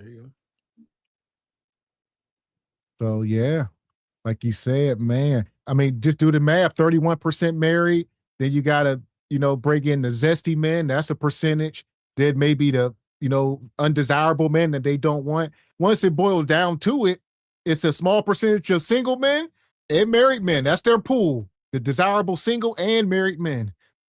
But you know what? It also depends on like what is considered a good man to them. Is it considered the 1%? Does it have to do with finances or whatever? Is that what they're trying to equate to it? Because there's more to it than that. And Claudia, like the lane that you're in, you will be lucky just to even get a man who will, because you're older and stuff like that, but just a man just to love you, like not taking finances out of it and everything. And, you're at an older age, and just in about 20, 30 years, it's going to be a wrap for you anyway. So you need to figure it out and find somebody to grow old with, and forget all that other that other fluff stuff. Just find somebody that's going to love you and help you take your meds in about 10, 20 years. That's what it's about. Yeah. And find a new friend group. Because women like her, their biggest problem is the people they surround themselves with. You can't show up to some of these events with some regular ninja. He going to get pocket checked. So either they single and they just, have sneaky links and just can be like, I got my own Bentley, but they can't have some broke man. There you go. So crazy that you said that, because Claudia Jordan's best friend passed away. And the legend is that Beyonce allegedly had something to do with it, because the friend was allegedly sleeping with Jay-Z. And there's a picture of Claudia Jordan, this lady who passed away, Jay-Z, and I think Puff Daddy at like a restaurant in Las Vegas. And there's like lore about it. But this Jay-Z was a married man. And a lot of people like to put like some of Beyonce's lyrics with the lady's name, and, it's all this stuff. But yeah, and you just think of like her, Kimora, the Claudia, Kimora, all of these women are not married anymore, or were married to very big moguls who ended up being shady later on. Like Kimora ended up doing something to her ex-husband, stealing his money, or to help out her other baby daddy, who was a con artist, so yeah, birds of a feather, they have very low moral standards. And I was going to say, it's funny you said that, Raquel. We'll pull this up. This is what you're talking about. So Yes. The Kathy White. Yes. White. Yeah. So I'm going to let this play for a second. Saw him in Vegas at a party where Jay-Z was there, Diddy was there. My friend Kathy White, that y'all keep trying to tie me into her death. It is not true. She was not having an affair with Jay-Z. She never told me she was messing with him. Matter of fact, when she died, she had a boyfriend. His name was Malcolm. Yeah, so whoever that woman is, I don't know if that's her in the picture, but I don't think. But they say that it's supposedly Blue Ivy's mom. So before she passed away, she was pregnant, and that's where Blue Ivy comes. It's a real dark story. So, it's a rabbit hole, like you. Yeah, exactly. I'm so surprised that you have this ready to go, because I just knew you were going to be like, we're not going to go down this rabbit hole. But yeah. Look, listen, rabbit hole, wild conspiracy or not, when billions and dollars are involved, I don't put none of this past nobody. Money make folks do wild, ungodly things. And if y'all think I'm jealous and crazy over my man, think about Beyonce. Jay-Z is a catch. She already said, what was that song? I'll be darned if I let somebody come in and take all of the work that I've done, ring the alarm. I've been whatever, that song where she's breaking everything. I wouldn't do it, y'all. Don't mess with married men. It's not safe for you. Amen. And she died with him. I need y'all to stop this rumor that she was pregnant by Jay-Z. And you need to stop that. She gonna say she wasn't sleeping with Jay-Z. She had a boyfriend at the time. What the hell? No, she had a little Freudian slip. She said she never told me she was messing with Jay-Z. Yep. Well, she said she never. Well, she said too. She said she never did, and she never told me she did. Yeah, man. The first part she said she didn't because she had a boyfriend. That don't mean anything. It doesn't. Right. What the hell? It's Jay-Z. Stop this rumor that she was pregnant by Jay-Z. She never told me that. I never seen her pregnant. I seen her drinking. We went to Magic Mountain, Six Flags together, and was on the rides. These are not things that people that are pregnant by superstars do. No. They try to protect that fetus. Mm-hmm. Okay? Yeah. So I need y'all to stop, and people keep saying this, and it pisses me off. I'm sure it doesn't make her family feel good to constantly see this being brought up, that she was this mistress. She never told me. I met her in Memorial Day weekend in 2008. Okay, I went to Vegas with my friend Nikki Chu. So go ask her. Okay, I've been not saying her name. She introduced me to her. We stayed in the same hotel room because back then we was broke. Yeah. Okay. Yeah, too much name dropping and too much implicating. This woman supposedly got deleted, and you throwing everybody in. Yeah, Nikki this, and yeah, we was hanging out in Vegas. Yeah, Puff Daddy was there. Yeah, Jay-Z. And I remember when this happened. and she gonna say we was broke. That was 2008, 17, 18. You was 35, 36 years old. She was damn near 40. Talk about she was broke, sharing rooms in Vegas, damn near 40. Well, when did that Bob Barker's Bob's Beauties money hit? I gotta look that up. I think, what was that, 2012? I think that money hit. I'm gonna look, but there you go. She did not get, she could not afford her own hotel room until Bob Barker paid up on that lawsuit, allegedly. Now she's sitting up here talking about I drive Bentleys and all this ish.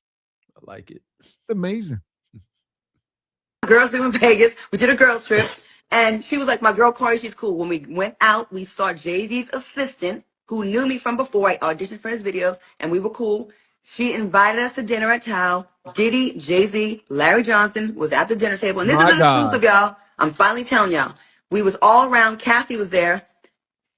Nobody was hitting on us. We were actually like sitting there like, we don't belong at this table. And then we all walked to Tao, the back entrance. It was at a club. His table was here. Of course, let's just stop. She's doing too much. Y'all 40-year-old women at the table. It's probably young video vixens everywhere. So, of course, they wasn't choosing on y'all. They will sleep with y'all behind the scenes like they was. They was knocking y'all down. But in the club, nah, y'all the old chicks. So she in there like Cassie was there with Diddy. Will you stop? Knowing what we know now about Cassie and the parties that they were doing, me, everybody on this panel is supposed to think that Claudia Jordan was the only special snowflake that was broke at the time, sleeping in a hotel room with her two girlfriends, and they wasn't going with Jay-Z and Diddy. Get out of here. What? Stop it. Stop. All this adding in extra information to not look guilty makes you look guilty. Yeah, especially when you're volunteering the information. We like at the end of the day, it just goes back to her, respecting unions and stuff. You're going back telling your little hotels from 2008 when you were sharing rooms going to Vegas in your 40s. I mean, that's something you do in like your 20s, when you go on your girls' trips. 40-year-old women should not be, sharing rooms and all that. So yeah, you're just going off at the mouth, telling all your hotels, and it really is not cool. But it just goes to show that she's not respecting anybody's situation. She just thinks that her stories are more important than the group, and especially now that we heard all of the stuff that's going on with Diddy, all these things probably did happen, and now you're just putting it out there, just putting a little bug in all these households because you don't have a stable one. Ain't nobody really checking for you because you've been at all these little parties and stuff, and it just is what it is. And at this point, she's an agent of chaos. What'd she say? She said, I'm on my last, whatever, what'd you say, the last quarter. Last quarter. She here to be an agent of chaos before she leave. Hell. And that's fair. Acknowledge her for who she is. All she want to do is give your husband some of that hot, spicy kudakata. You better stop it, Mr. Walker. You know just what to say to make me start sweating under this sweater, okay? I will poke her little eyes out, okay? Like Kill Bill. Ooh, Pame. You're gonna start snatching eyeballs? Yeah, I'll be skipping down the hallway, holding it just like this. Like, hey, look at what I got, everybody. Don't play with me. We was all around. Kathy was there. Nobody was hitting on us. We were actually like sitting there like, we don't belong at this table. And then we all walked to Tao, the back entrance. It was at a club. His table was here, and we were a table over. At one point, Jay-Z handed me a bottle of Ace of Spades, and we all had our bottles up. Someone took a picture. That is it. I got drunk, went back to the room, woke up the next day. Like, that was it. Nobody. That's what happened. And another time we saw him was another big weekend. If y'all are not familiar. How do you know nobody? How you know your girlfriends ain't get their cheeks clapped because they told you? Like, she gonna say we was all drunk. I don't remember anything. I woke up the next day. Nobody slept with anybody. You said you don't remember anything. You was too drunk. So, and Jay-Z handed you a bottle of Ace of Spades. You remember that, huh? It don't work that way. It don't. And every ambitious man, at the end of a day, you want to go home to something soft and moist. And if you are a celebrity, rich, affluent man, and you are around harlots and kudakata, you are not okay with drinking expensive bottles of champagne and then going to sleep dry meat. No. If it did happen, they were never invited back around them. Know that. They say, okay, y'all left us dry meat. You ain't never coming to another Diddy party. Well, here's the deal. Supposedly, the head honchos were spoken for, right? Diddy got Cassie. Allegedly, Jay-Z was messing with her best friend. So where's her end? She got to mess with the entourage. Memphis Bleak at best. So here we go, sister. There you go. Honcho security guards. He can get you some, get you behind backstage for now. Yeah, or maybe a Beanie Siegel. It seems like, she will mess with the beans for sure. But you see how the 304s, they always have to let you know it wasn't me, but this is what I got out of the situation. I got invited to the table. They gave us a bottle. She's telling you, I got drunk as F. I can't even remember. They can't help themselves. They always give you the red flags and the indicators. You just have to be listening.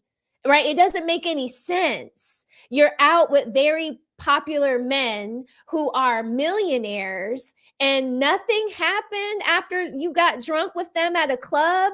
Like, how many times does that happen with regular people where nothing happens? It's just, and yeah, they can't say that anything happened because Cassie and Beyonce. And if you think I'm going to pull her, pluck her eye, what do you think Beyonce will do to her? People like Jay-Z and Beyonce can ruin your career. People like Puff Daddy, you heard what he did to Cassie. They were blackballed from working with anybody but them. So of course you're not going to say anything. And cool, you don't have to, but don't do all this gesticulating. Don't try to make it seem like you're a special snowflake that hangs out with these guys and it could never be you. It could never be me. Right. But you're picking married men in these fake games to hook up with and shack.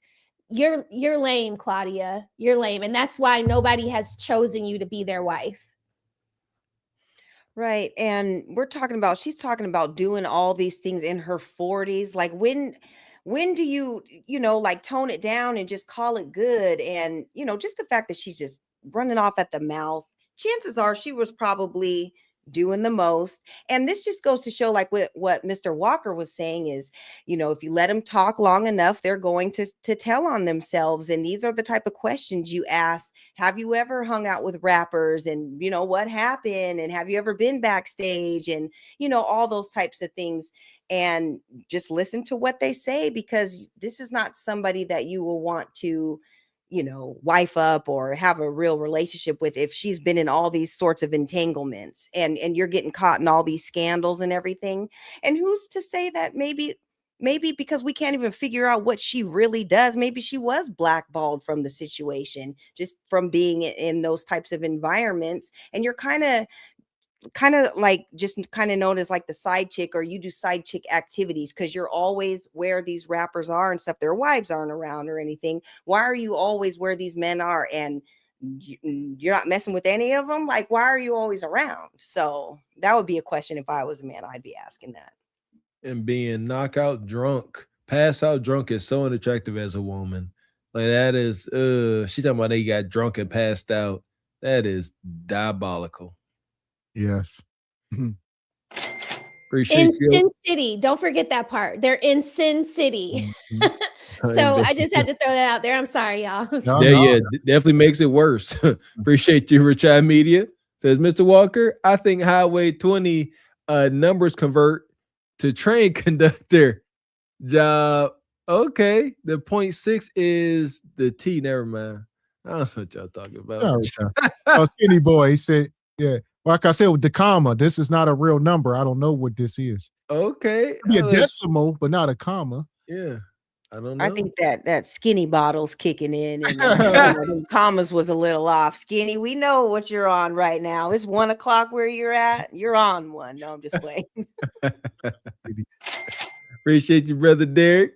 Says Anna talking about prolapse kudakata. Where we see, prolapse. We got that. Appreciate you.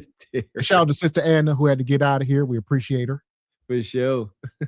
And shout out to Team Peterson. Been a member for 27 months. He's not always in the chat, but he always here. Appreciate you, brother. Says nothing more pathetic than post-war pretty women. Indeed, brother. Seriously. Shout out to brother Derek. Says, yeah, Ebony, I respect the critical analysts of the boobies. For me, though, I was fantasizing about that titty residue. What? Shout out to Derek. Shout out to Deep Thoughts. Says these women are a huge liability. They brag about spending on these expensive, unreliable cars. What right man will go for this? Yeah, fixing on these exotics. Yeah, sometimes for some certain cars like Bentleys, an oil change can be $500-$800 because you got to take all these panels off. Good luck with that. Did y'all hear that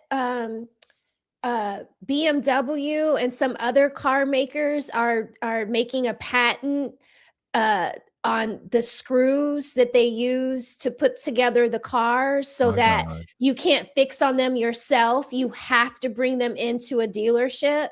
Well, I didn't know they had a patent, but Cadillac Ben had different fasteners compared to the rest of GM. This been a thing where they've been doing that. But yeah, okay. I'm not surprised. They're trying to. That's a whole movement. I'm in the car spaces. They're trying to get rid of mechanics outside of dealerships. They don't want nobody working on these cars now. It's sick. Wow, that's bad. They shouldn't be able to do that. Once you buy the car, you should be able to take it to wherever you need to take it to. But sorry, I didn't mean to sidetrack. But I did hear about that and think of y'all. Next year. So that's true. Yeah, I would say the warranties are getting worse, and like you said, you can't work on the cars yourself. You're gonna have to go in and pay all that labor to them.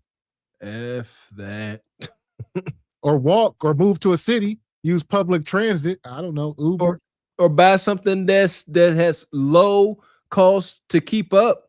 Like Hondas and Toyotas. Like these cars have the lower maintenance costs, but you may be able to afford, your little 5 Series, BMW, and maybe it's an M Series. And it's got carbon ceramic brakes. Everything is good until you need new brakes. Some of those rotors, they will last forever until you damage them. You go from having lifetime rotors to they get damaged. Now it's $25,000 per rotor. So you got to know what you're getting into with these cars, man. All that. And women like her, she don't, but she drives a Bentley. Family with Vegas. I know I'm going long. Memorial Day weekend, fight weekend, Labor Day weekend. That's when a lot of celebrities used to come out. So it would not be rare or odd to see a Diddy, a Jay-Z, an Eve, this or that, Lil Kim. They would be out there for that. We randomly ran into him. Now, the second time we saw him, he was definitely out there and he had a show. Okay, he had a concert. And he was not paying my friend no mind. Like, we were all there and he was just like polite. And he was not flirting with no one. There was nothing going on. So I need y'all to stop with this false narrative. A blogger, Jackie Jasper of Hollywood Street King, put this story out in 2008 because he was fed it from my hating ass ex that was trying to ruin my reputation. So he was taking any little things. Oh, he was doing this. She's jealous that he hit on her and not her. It's not true, y'all. And y'all running with one source, and then Jaguar gets on and brings the shit back up, and y'all believe it. Now, I'm not saying that she don't say some real stuff. I don't know her like that. But when it comes to me, I was never Diddy's girl. And if you had an address, I would fucking serve you. But you don't, okay? If you had an address, I would serve you. Can't serve the homeless. Listen, shout out to Tasha K for exposing some of this stuff. And she talking about, what's this last thing? I done lost my train of thought. Like that. But when it comes to me, I was never Diddy's girl. And if you had an address, I would. There you go. So with the Diddy stuff and the Cassie stuff, don't get yourself involved with this, Claudia. And this woman on the screen, I think that is her. They're trying to say she looked like Blue Ivy. All right. So they say Blue Ivy kind of favors the woman more than she do Beyonce. So I don't know. That's a real conspiracy. They say, oh, they got the baby and deleted her. I do remember this happened though, like 15 years ago. This was a thing. Yeah. I'm not buying that. Only thing I'm not buying that they done went and extracted the baby and got rid of her. If there's any truth to these wild stories, maybe she fell ill. Maybe she was with child and she fell ill and she didn't make it through the birth. And they said, we're going to keep this a secret. We'll take care of the kid. I could see wild stuff like that happening, but I'm not about to jump on the crazy train that's like, yeah, let's get the baby up out of her and get rid of her. I'm not exactly sure how she passed. I think she did get ill or something along them lines. So and that very mysterious thing that happens to everyone that comes across a Jay-Z or a P. Diddy, Kim, her death was suspicious. How are you partying with your son at a movie premiere for Netflix one day, and then the next day you're done with this earth and moved on to the next with walking pneumonia when you weren't sick, when we just saw you a couple of days ago at the award show. So it's very weird. And I just feel like if Jaguar doesn't have an address, what's the point in saying that you'd sue her? She doesn't have anything to give you. So it's just even more like puffing up of the chest to make somebody be quiet. And it's like, why are you doing all that? You say something crazy about me, I'd be like, y'all, come on now. You know what I'm saying? No. But okay, Jaguar, whatever. Another pipe dream, another, you know what I'm saying? And then move on. But no. I'll say somebody like explain Jaguar, every little thing. Sorry. The Jaguar sister, that's what I wanted to hit on. She gonna say, oh, she lying. Listen, a lot of people thought Jaguar was crazy. She was saying all this stuff about Diddy. And then soon as this case came out, they was like, Jaguar's a genius. She was saying stuff about R. Kelly, some of these people years ago, and people was writing her off as crazy. And now now Claudia doing the same thing. She crazy. She don't know. Jaguar helped Jay-Z make one of his most significant songs. Jaguar was definitely around. Now, was she the looker and was she the one that was picked to go to room so-and-so? Probably not. But see, those are the people that see a lot. Yep. The guys that are packing up the equipment, putting it everywhere, they see who's getting into what limousine and what tour bus, and they see who's making the plays. It's usually Jay-Z is not going to sit around and talk to you about the next play. It's going to be who brought them to the table. Remember, she said it was the assistant that knew her from wanting to be in the video. That's the person that makes the play happen. Hey, they're going to be in room 206. Here's the key. He expects to see you at whatever time. Y'all don't be late. And then there it is. So it's always going to look innocent and like nothing has happened. But what do women do at All-Star Weekend? What do? They look for the ballers. You mean to tell me you're sitting with the biggest ballers of the world, of the continent we all live on, and nothing happened, Claudia? Girl, please. Stop. And did you hear her? She had all her dates, bro. She was sitting there. She said, I know the NBA All-Star, the Essence Fest, this, that. All the ballers. I know she got all the events already dated. You see, that's the thing. That's what I'm saying, y'all. The women that are the red flags, they tell you this. You're supposed to pick up on it and know that if you know all of these things, All-Star Weekend, blah, blah, blah, blah, blah, Essence Fest, all of that, it's because you went with your girlfriends and you got slutted out. I'm sorry. My friends aren't, none of us are different. Just because you're Claudia Jordan and you're more popular and you might have more money and drive 3 or 4 Bentleys, it doesn't make you any different from the other girls that don't have it but do the same thing. Because a Jay-Z or a P. Diddy will sleep with them too. So, yeah, it's just asinine to me that she's 50 years old talking like this. I would just say, I'm not answering that. Let's move on. Like, be mature, woman. Yeah, and the fact that she's talking about this stuff, it's like she's trying to insert herself into the equation, that she was around these people and at these events with these people. Nobody actually cares, Claudia. Like, you're in your 50s now.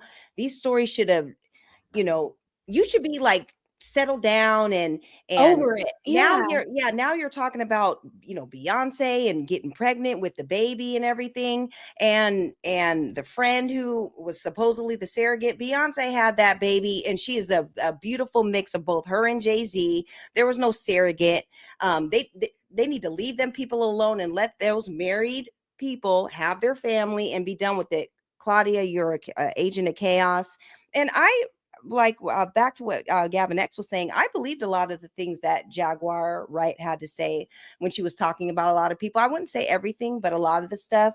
I know she did the MTV Unplugged with Jay-Z, that concert that they had that was really, really dope. They had a great album. She sung for everything on that album. She dated Common. She was around doing background vocals for a lot of artists and stuff. So she's seen a lot. She knows exactly what it is. I'm not saying or co-signing anything that she said about Claudia, but she kind of knows what's going on. But Claudia, sit down somewhere, go pay to play with some YN and get off these YouTube and video streets and all that. Your time is long gone. And you're talking about going to all these events and stuff. She probably started off the Freaknik and now she probably ended the last All-Star. You've been going to all these events for the last 20, 30 years. Like, what are you doing? You are a 50-something-year-old woman. It is time to put your Christian Louis Vuittons down and hang them up and sit down somewhere. Like, let the young women, come on and have their time. Your time is gone.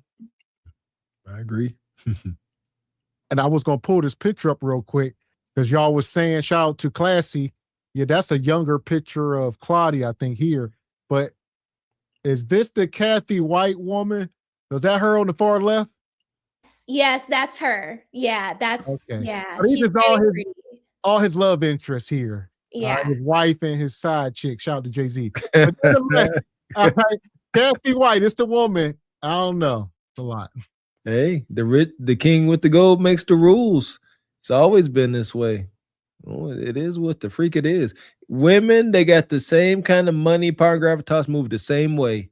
Same exact way. Shoot. And to what Project Leroy said in the chat, she can't say anything likely because she signed an NDA. And, in some of these spaces, some people ask the question, like, why do these rappers, basketball players, entertainers date the same girls? Because those are the girls that are signing the NDAs. There you go. And they already know what the plays are. You don't say anything. You're never seen with me. You go out the back door. You don't make a fuss. You don't tell nobody nothing. They already know there's a level of like trust and control they can have over these women, and they know they can pay them for it. So that's why they date the same girls over and over and over again, because it's just easier to get the paperwork done. And because that's what happened to Shannon Sharp. He picked a new girl from the gym. She didn't want to sign the NDA. He went ahead with it anyway, and now she got her $50 million payday. So that's why you don't go out the circle. And I was going to say, with this woman here, okay, we finally lay eyes on her. And then Claudia, so we know Claudia got her own little aesthetic going. And Claudia said was another Asian woman. I forget the name, but so these was the circles. This woman, another Asian woman. So these women, these ain't normally sisters that be in these circles, right? If you're looking at it, a lot of times they got all types of different women. Like you said, that these women are paid for play. They ain't running their mouths. They know the game. So it's a club, if you will. That was good stuff, Raquel. And it makes perfect sense. Shout out to Jeff Bezos and the uber rich folks. They do the same thing, right? The folks that's hunching on Bezos was hunching on this billionaire. Like you said, these sisters, and they ain't even cute up there. Like you said, they sign real fast and they shut up. That's it. So they're like, come on, we gonna do this thing. You get your little starter kit, your Rolls Royce, come on, just be quiet. This is wild. Shout out to Project Leroy. Might have the longest standing membership at 32 months. We appreciate you, brother. Says Claudia has no stories because she signed an NDA. Yeah, poor Claudia. She tormented. Yeah, get that money, money. Gotta get that money, money. And I'm gonna get it. And it won't stop, and it don't stop, and it won't stop. You know what I'm talking about? Shout out to the OG Richard Media coming through, definitely sponsoring tonight's show. Says Mr. Walker, some 2026 models will require subscription services for features like remote unlock, emergency alerts, and stolen vehicle tracking on models like the Passport and Odyssey, or features like remote start, car finder, and Wi-Fi hotspots. Appreciate you, Richard. Yeah, for sure. That's been a thing. You know, they got the apps. When I used to have my little Malibu, GM had that app where you can start it from your phone. I used to love that thing, man. But yeah, technology definitely picking up. So now you're gonna have to pay for all that. Like you're gonna have to pay just to pop your trunk. All right, these cars gonna be like Spirit Airlines. They're gonna charge you for everything. You hit the horn, that's 10 cents. 10 cents. Oh my God. That's real. That's why when I get my land, I'm going straight manual everything. I won't crank windows. I want none of this stuff. Cause you're right. Like they can just control you everything electronic.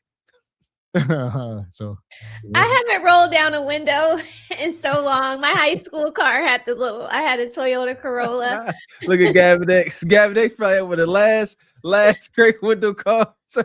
Yes. My old celebrity was crank. My Cobalt. I had a Cobalt years ago. I had a little Cobalt. I miss my little Cobalt. That thing was zippy. I can't see you in a Cobalt, but okay. I want one of those. I was working. I got it for a sweet deal because I had a car. It was a practical move for you. It wasn't like for luxury, or it was like when I was a mechanic. So I was okay. I would buy a car. Yeah, I'm like, hey, just buy it, whip it around, keep it. That's why I say the mechanic specials. What a car that's useless to a regular person, a mechanic be like, all right, you need a transmission. I buy the car. I got a transmission sitting in my bay, and I'm not gonna charge myself labor. See that? Yeah, something was wrong with it when I bought it, and the dude thought it was like something worse than what it was. It was something minor, I forget. But he thought the car was condemned, and it was something so minor. And yeah, he felt like I actually like fixed it right in front of him after I bought the car. He was like, he thought it was, I forget, it was crazy. It was like an air filter or something. I was gonna say probably a mass airflow sensor. Those can cause serious problems and be such a small thing. Yeah, so yeah, it was something along them lines, and ended up getting it for a cheap price. And that thing got me around. I wish I still had my little Cobalt, that little rice burner. Drive to the, low good on gas. I'll be looking around trying to find something for a good They price. don't sell those things no more. Them cars gone. Little zippy car. Need me a little zippy car. Little two-seater. Truck now. But nonetheless, shout out to Richard. Come on, just bring it. I need you to stand up. Why y'all not moving? Come on. Don't make me push. Don't make me push. Thank you, sir. There go money. She touching you. Where they get that money? Where they get that money? I can see money from a long way. Elder Gregory Kelly, That's right. Come on. $100. Everybody get something in your hand. Come on and put it right here. Elder Richard, $100. Definitely $100 today. Appreciate you, man. But at this point, we're going to take this whole situation to Glaze Galaxy. Claudia, do y'all thing. There you go. Rich Glaze. We got us the gun line. Tell them about the gun line, boss. We may not know which way to go. Oh Lord, see, this shit is gonna be dangerous. Some dark-winged duck shit. Let's get dangerous. I play the fool for the fool. Everybody plays the fool sometime, and no exception to the rule. Listen, baby, you hear me? I played the fool for a fool. They got the new feature now. Some of these like retro cars, future retro cars. They got the crank, Raquel, but it's not a crank. It's it looks like a crank, but push it down and it's automatic. I think that's pretty cool. I like the cars that look like they're retro, but they got more modern features. Right. I some of the old schools, I like when they modernize some of the old school cars. But then it's like, like y'all drive that? Like I wouldn't even take that out of the garage, you know? But yeah, I like that too. I want me, if I had my way, I would have me like an interior of like a updated Ram, but I want the exterior like rugged and grungy, like Mad Max style, you know, because like you said, I want something nice, but I don't want to be worried about the paint. Like I don't like that anxiety, that new car anxiety. No, I want something that look good, dirty, but the inside I want nice, posh, clean.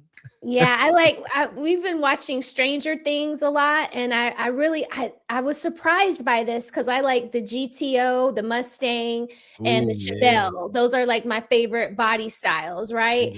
But I was looking at the Pinto. The Pinto was actually pretty sweet. What year? Oh, I think this was like in the 80s, right? The time period of Stranger Things, but it's the mom's car. It's Winona Ryder's car in the show Stranger Things. She drives a green Pinto, and it's so cute to me. And if I had to pick like an old school truck, I'd pick like the OJ Simpson Bronco. Okay, and this now, I don't know how we went from Chevelle's to this. I know. It's cute to me. It's short. It kind of has the front of like Chevelle, but the back of like a Mustang. Well, I like the window is so big in the back. Like it's I don't know. When I saw that, I was like, that's a Pinto? That's pretty cool. I like that. I don't like the white wall tires. Now I hate those. Unless it's on like one of those old school Cadillacs, you know, but I don't like white walls for the most part. Sorry, that was a rabbit hole, Mr. Gavin. I'm sorry. No, I would say back in them days, a lot of them companies were just doing innovation. So a lot of them cars were unique features that you don't see today. Mm-hmm. Like the swivel seats. Like that's nice. Yeah. Man, some of them old school cars. I don't know which ones had the swivel seats, like Cutlasses, I think. Yeah, my husband had a Cutlass with one. Yeah. See? Yeah, like you can just turn around. Yeah, man. How are those not in modern cars? How in the world, especially you got vans and these big old SUVs, how is it not an automatic feature to swivel out? Especially with car seats. I got a bone to pick. So we got car seats. Like that seat with swivel, make it so much easier for us parents. Well, that's because a lot of these new cars, it's a lot of electronics, wires and stuff running through the seats. Back in the day, ain't nothing going to that seat.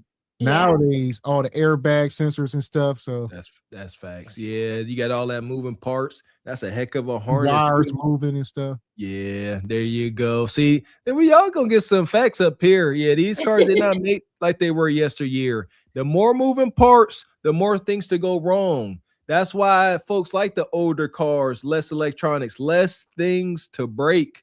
Yeah. Like, these new cars, listen here. I'm sorry to sweat. Think about it. Everything electronic parking brake, electronic gear shifter. I'm like, God, dog. Yeah, maybe when those cars and stuff were built and stuff, I don't know if seat belts were like a mandatory thing back then, because it's hard to swivel if you're in a seat belt. But as parents, sometimes we need to swivel around and tap somebody's thigh or something when they're acting up, or pop somebody in the mouth if they're talking too much. So I get it as a parent, but yeah, definitely some safety issues. You're swiveling, and how are you swiveling and in a seat belt? So I don't know. Maybe that's something that they could update and make it to where it is functional and everybody's strapped in. But maybe it's a bad I would say it may become a time where you need an older car and a newer car, because you don't know, like Mr. Walker said, with all this electrical stuff, they got access to shut these vehicles down when they want to. This newer stuff is at the click of a button. They can disable whole makes and models. So, get something before 96, before OBD.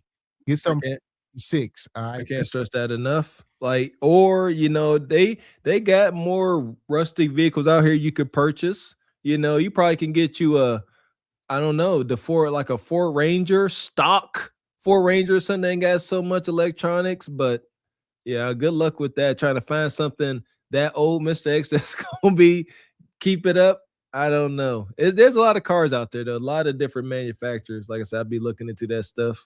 I like they got them out there, but a lot of stuff is across seas, and the United States won't allow them over here. That's what it is. Anything we could think of, it's over in China and India, little efficient, bulletproof little cars. United States, like, keep that stuff over there. We gotta keep these ninjas buying stuff. Unfortunate. But nonetheless, we appreciate you ladies coming up. Another crazy show tonight. Glad to have Raquel back in the house. Yeah! Boom, shakalaka! And it's It's cold good to be outside. back. It's good to be back. There you go. Yeah. Appreciate you. Appreciate both of y'all. Ebony D, the Seahawks won. I know you're happy. Yes, and my neighbors are still turned up, so I'm about to go over next door and have me a sip or two to celebrate because the town is going up right now. We won. Shout out to the So, Seahawks. yeah, There and you shout go. out to Caesar. I know he was at the game, so I'm sure we'll hear about it on the next show or something. I know he's doing Okay. it big, probably putting up some Seahawk fishnets as we speak. Shout out to Uncle Caesar. Oh, I know it's crazy up there right now. There you go. Okay, so shout out to the winning sports teams. Who we got? I've been looking at the chat. Shout out to Mailbox Sports. Who we got? Seahawks. We got the Bears. Yeah. New England. And who else? I think the Bears play tomorrow, I believe. Okay. Yeah. Oh boy. Oh boy. I might check Yeah, it out. I don't know who else is up. I just know that we won and we Yeah. kicked the Niners. But Yeah, it got bad. I see. Holy cow. What It happened, seems like Niners? it's a down year for football. All the sorry teams are still in it. So Oh, it's a down see? year. This is like that COVID year, it don't count. There we go. So the Bears, and Rams tomorrow, 6:30. Going down. Shout out to Postman and the Bears. Yeah! Boom, shakalaka! Make sure y'all go over and sub. If you want any play-by-play action, go check out the Postman. Yeah, we over here just guessing and speculating. Postman got the stats. Salute to you, brother. I was watching him before I came on with y'all. I was like, what's going on? But go Bears. I'm rooting for Postman. I'm rooting for the Bears. He taught me a lot this year about football. So yeah. Ooh, Broncos lost their quarterback. Big old Bo Nix. Dang, that's unfortunate. An ankle break. Ouch. Over. Shoot, listen here. Back in my day, man, you better go ahead and isolate that ankle. Just stay in the pocket. You know what's funny? Come on now. You can't play on a broken ankle. Yes, you can. It's a whole movie out about it. Y'all better go watch that movie with Marlon Wayans in it. What's it called? Him. It's a whole movie that just dropped a few months ago. I heard that movie was zesty as hell. I'm not Well, it like shows like the behind the scenes of what there is a lot of zesty stuff that goes on in these sports. It's like I think it's like one of them Jordan Peele movies, I believe. Yeah, it is. Yeah. It's like one of them dark and twisted, and it's showing like the insidious side of football. It's like Mr. Walker said, men out there playing on broken bones, and it's like showing you it's like a theatrical version of it, but it's some truth in it. Listen, my senior year of high school, we had this badass linebacker. His nickname was Brickhead. He served in Iraqi freedom, he a Marine Ranger, man. Bad dude. His last game, he keep running to the sideline and he crying. It was like, why the heck is Brickhead crying? And his knee, he had tore his ACL, MCL, everything. But it was his last game, and he refused to stop. But back to playing on the broken ankle, you could do it. Like I said, they wrap that thing up, stand back there, shotgun, and toss that ball. Hunt and just throwing it. You ain't moving. Just stand back there. Everybody block. I've competed with broken toes, but you tape them up. So like you tape whatever's broken to the one that's not broken, and you use so much pre-wrap and so much tape that your toes go numb, so you can't even feel it. But your ankle, good Lord. Okay, you guys are strong. They're getting injections all day. They got a lot of modern medicine, especially professionals. They, like you said, they taping them up. They taking shots. And a lot of these guys are suing the NFL for this type of stuff. Right. Like y'all made us go out there. You was injecting us with stuff, painkillers. just throwing us out there. And after the game, I feel horrible. But for them 2 or 3 hours, you done took the pain away. Yeah. That's what they do. They'll sometimes shoot you up right there on the, that's what they have those nurses and stuff for. I forget what it's it'll called. numb you right up so you won't even feel it. But the damage keeps happening. You don't feel any pain, but whatever you got chewing up in your joint is continue to get tore up. You just don't feel the process. So yeah, it just gets worse and worse. Cortisone, yeah. I didn't watch players get that sometimes for my carpal tunnel. See, but you ain't sitting here doing wild athletic stuff like you doing it to deal with the pain. But in athletics, you are numbing the pain and increasing the damage. So it's and a lot of them guys by halftime that stuff done wore off. Now it's over.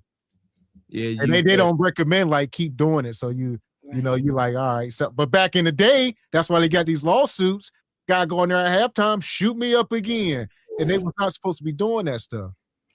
That mentality, do anything for the game. I can't be a hypocrite. Like I never took no daggone shots, but no. Yeah. But nonetheless, very dark. But we appreciate you ladies coming up, like we said. Yes. See y'all tomorrow night at 8:00. Everyone, don't be late. We gotta come back again. Y'all, hold on, y'all not. We do. We'll be back. Well, good night, y'all. Good night. Appreciate y'all. Yep. Good night, everyone. Go Enjoy see your how. win, Evan. Yes, Enjoy your thank win. you. All right, thanks for having us. Yes, ma'am. Also, make sure y'all go over and subscribe to Raquel's channel and the sister Anna. All right. If you are not yet, most of y'all should be. If you're not, you ain't black. Then you ain't black. Or whatever you think you is. Some of y'all like, I ain't black, I'm Mexican. Well, whatever you think you is, you ain't that. You ain't FBA. That'll get y'all all tethers. Whether you're tether, FB or not, we appreciate y'all rocking with us this Regal Rumble. Y'all always come through in grand fashion. Shout out to everybody hitting that super chat, hitting that Cash App, supporting your channel, your interest, supporting your beautiful black media. Thank you, and a thank you. Shout out to Brother Derek coming through per usual. He says, I will always hate the Broncos because during that OJ chase, they cut for the NBA Finals, Houston versus New York. He was mad, Derek, huh? Shout out to Brother Derek.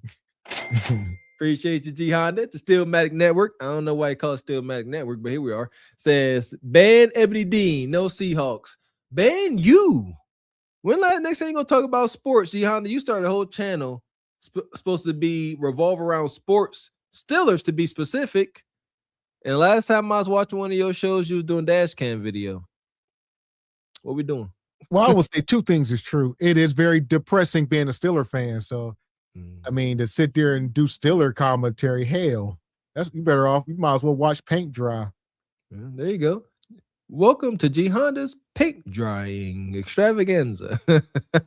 Yeah, so G Honda that's therapeutic to remove himself from the Steelers. All that heartbreak. G Honda, Tomlin done retired. What you gonna do, G Honda? Tomlin for president. I should have got some cookies. I was at Oakmont Bakery today, and they got Tomlin cookies saying thank you. I should have got some. Listen, Tomlin about to have a job. Shout out to Raquel. They say he down in Atlanta. He might be the next Atlanta coach. So, or he might take a year off. They see allegations. We'll look into it. They say he got, he was dealing with some woman, some affair was going on.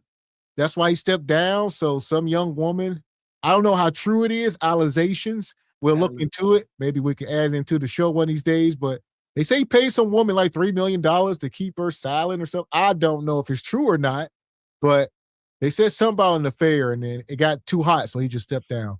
We listen here. Allegations. Nevertheless, as men, glory to the Godfather, discipline. Find a way to feed your ego. You ain't got to jump in every raw cat that's offered to you. I swear to goodness. You don't.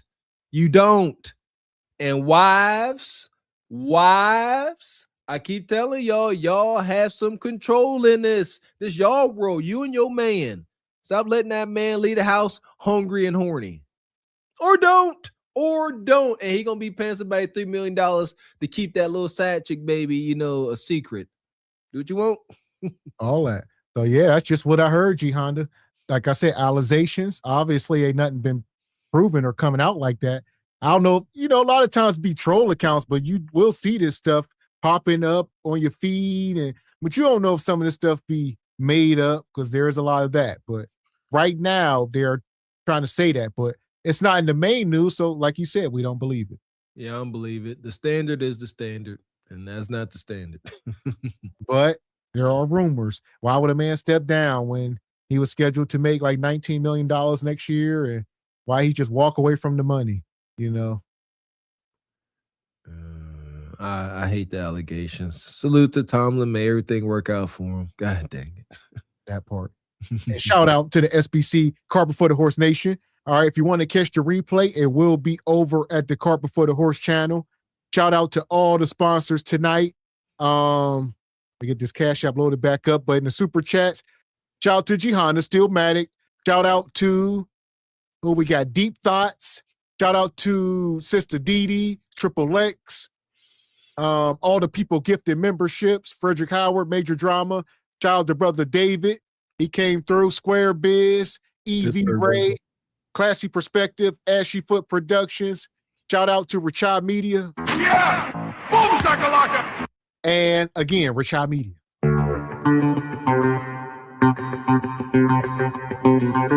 Big support today, OG Rachad. He was rocking with us during last night's panel. We put the Corey Oakham and Anton Daniels madness to bed. Appreciate you coming back through today with big energy. Thank you, OG. Shout out to Rachad. Straight like that, straight like that, straight like that, straight. And shout out to Sister Ebony Dean. Shout out to Sister Raquel. And shout out to Sister Anna. She had to dip out a little bit early, but make sure y'all subscribe to both of their channels. There we go. Shout out to the Sister Anna. She been up here cooking for a while, man. Salute to that sister. Yeah, Anna be cracking me up. Like I said, she got the one-liners be coming out of nowhere. She played. Listen here, Anna ain't new to this. She true to this, man. Shoot. Yeah, Anna she got that sort of them Tasha K one-liners. Shout out to Anna. That, like I said, that comes from being in this space. She definitely been up here, longer than us. She had, some contact with Kevin Samuels, got under some instruction. Salute to that sister. Shout out to her and the brother, Triple X. I think they both were kind of in Kevin Samuels' little select group. Salute to SBC. We got good folks over here. That part. Also in the Cash App sponsors tonight. Shout out to Uncle Tall. He dropped the dub. Shout out to Sister Michelle with the 25. We appreciate y'all.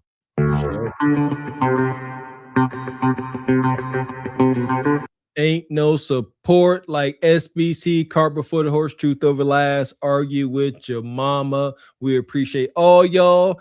And it's been a while. A special thank you to the ladies for rocking with us. We definitely appreciate y'all. Without the ladies, we could be a whole bunch of ninjas over talking mess, and that could be a little weird. So we do appreciate y'all presence.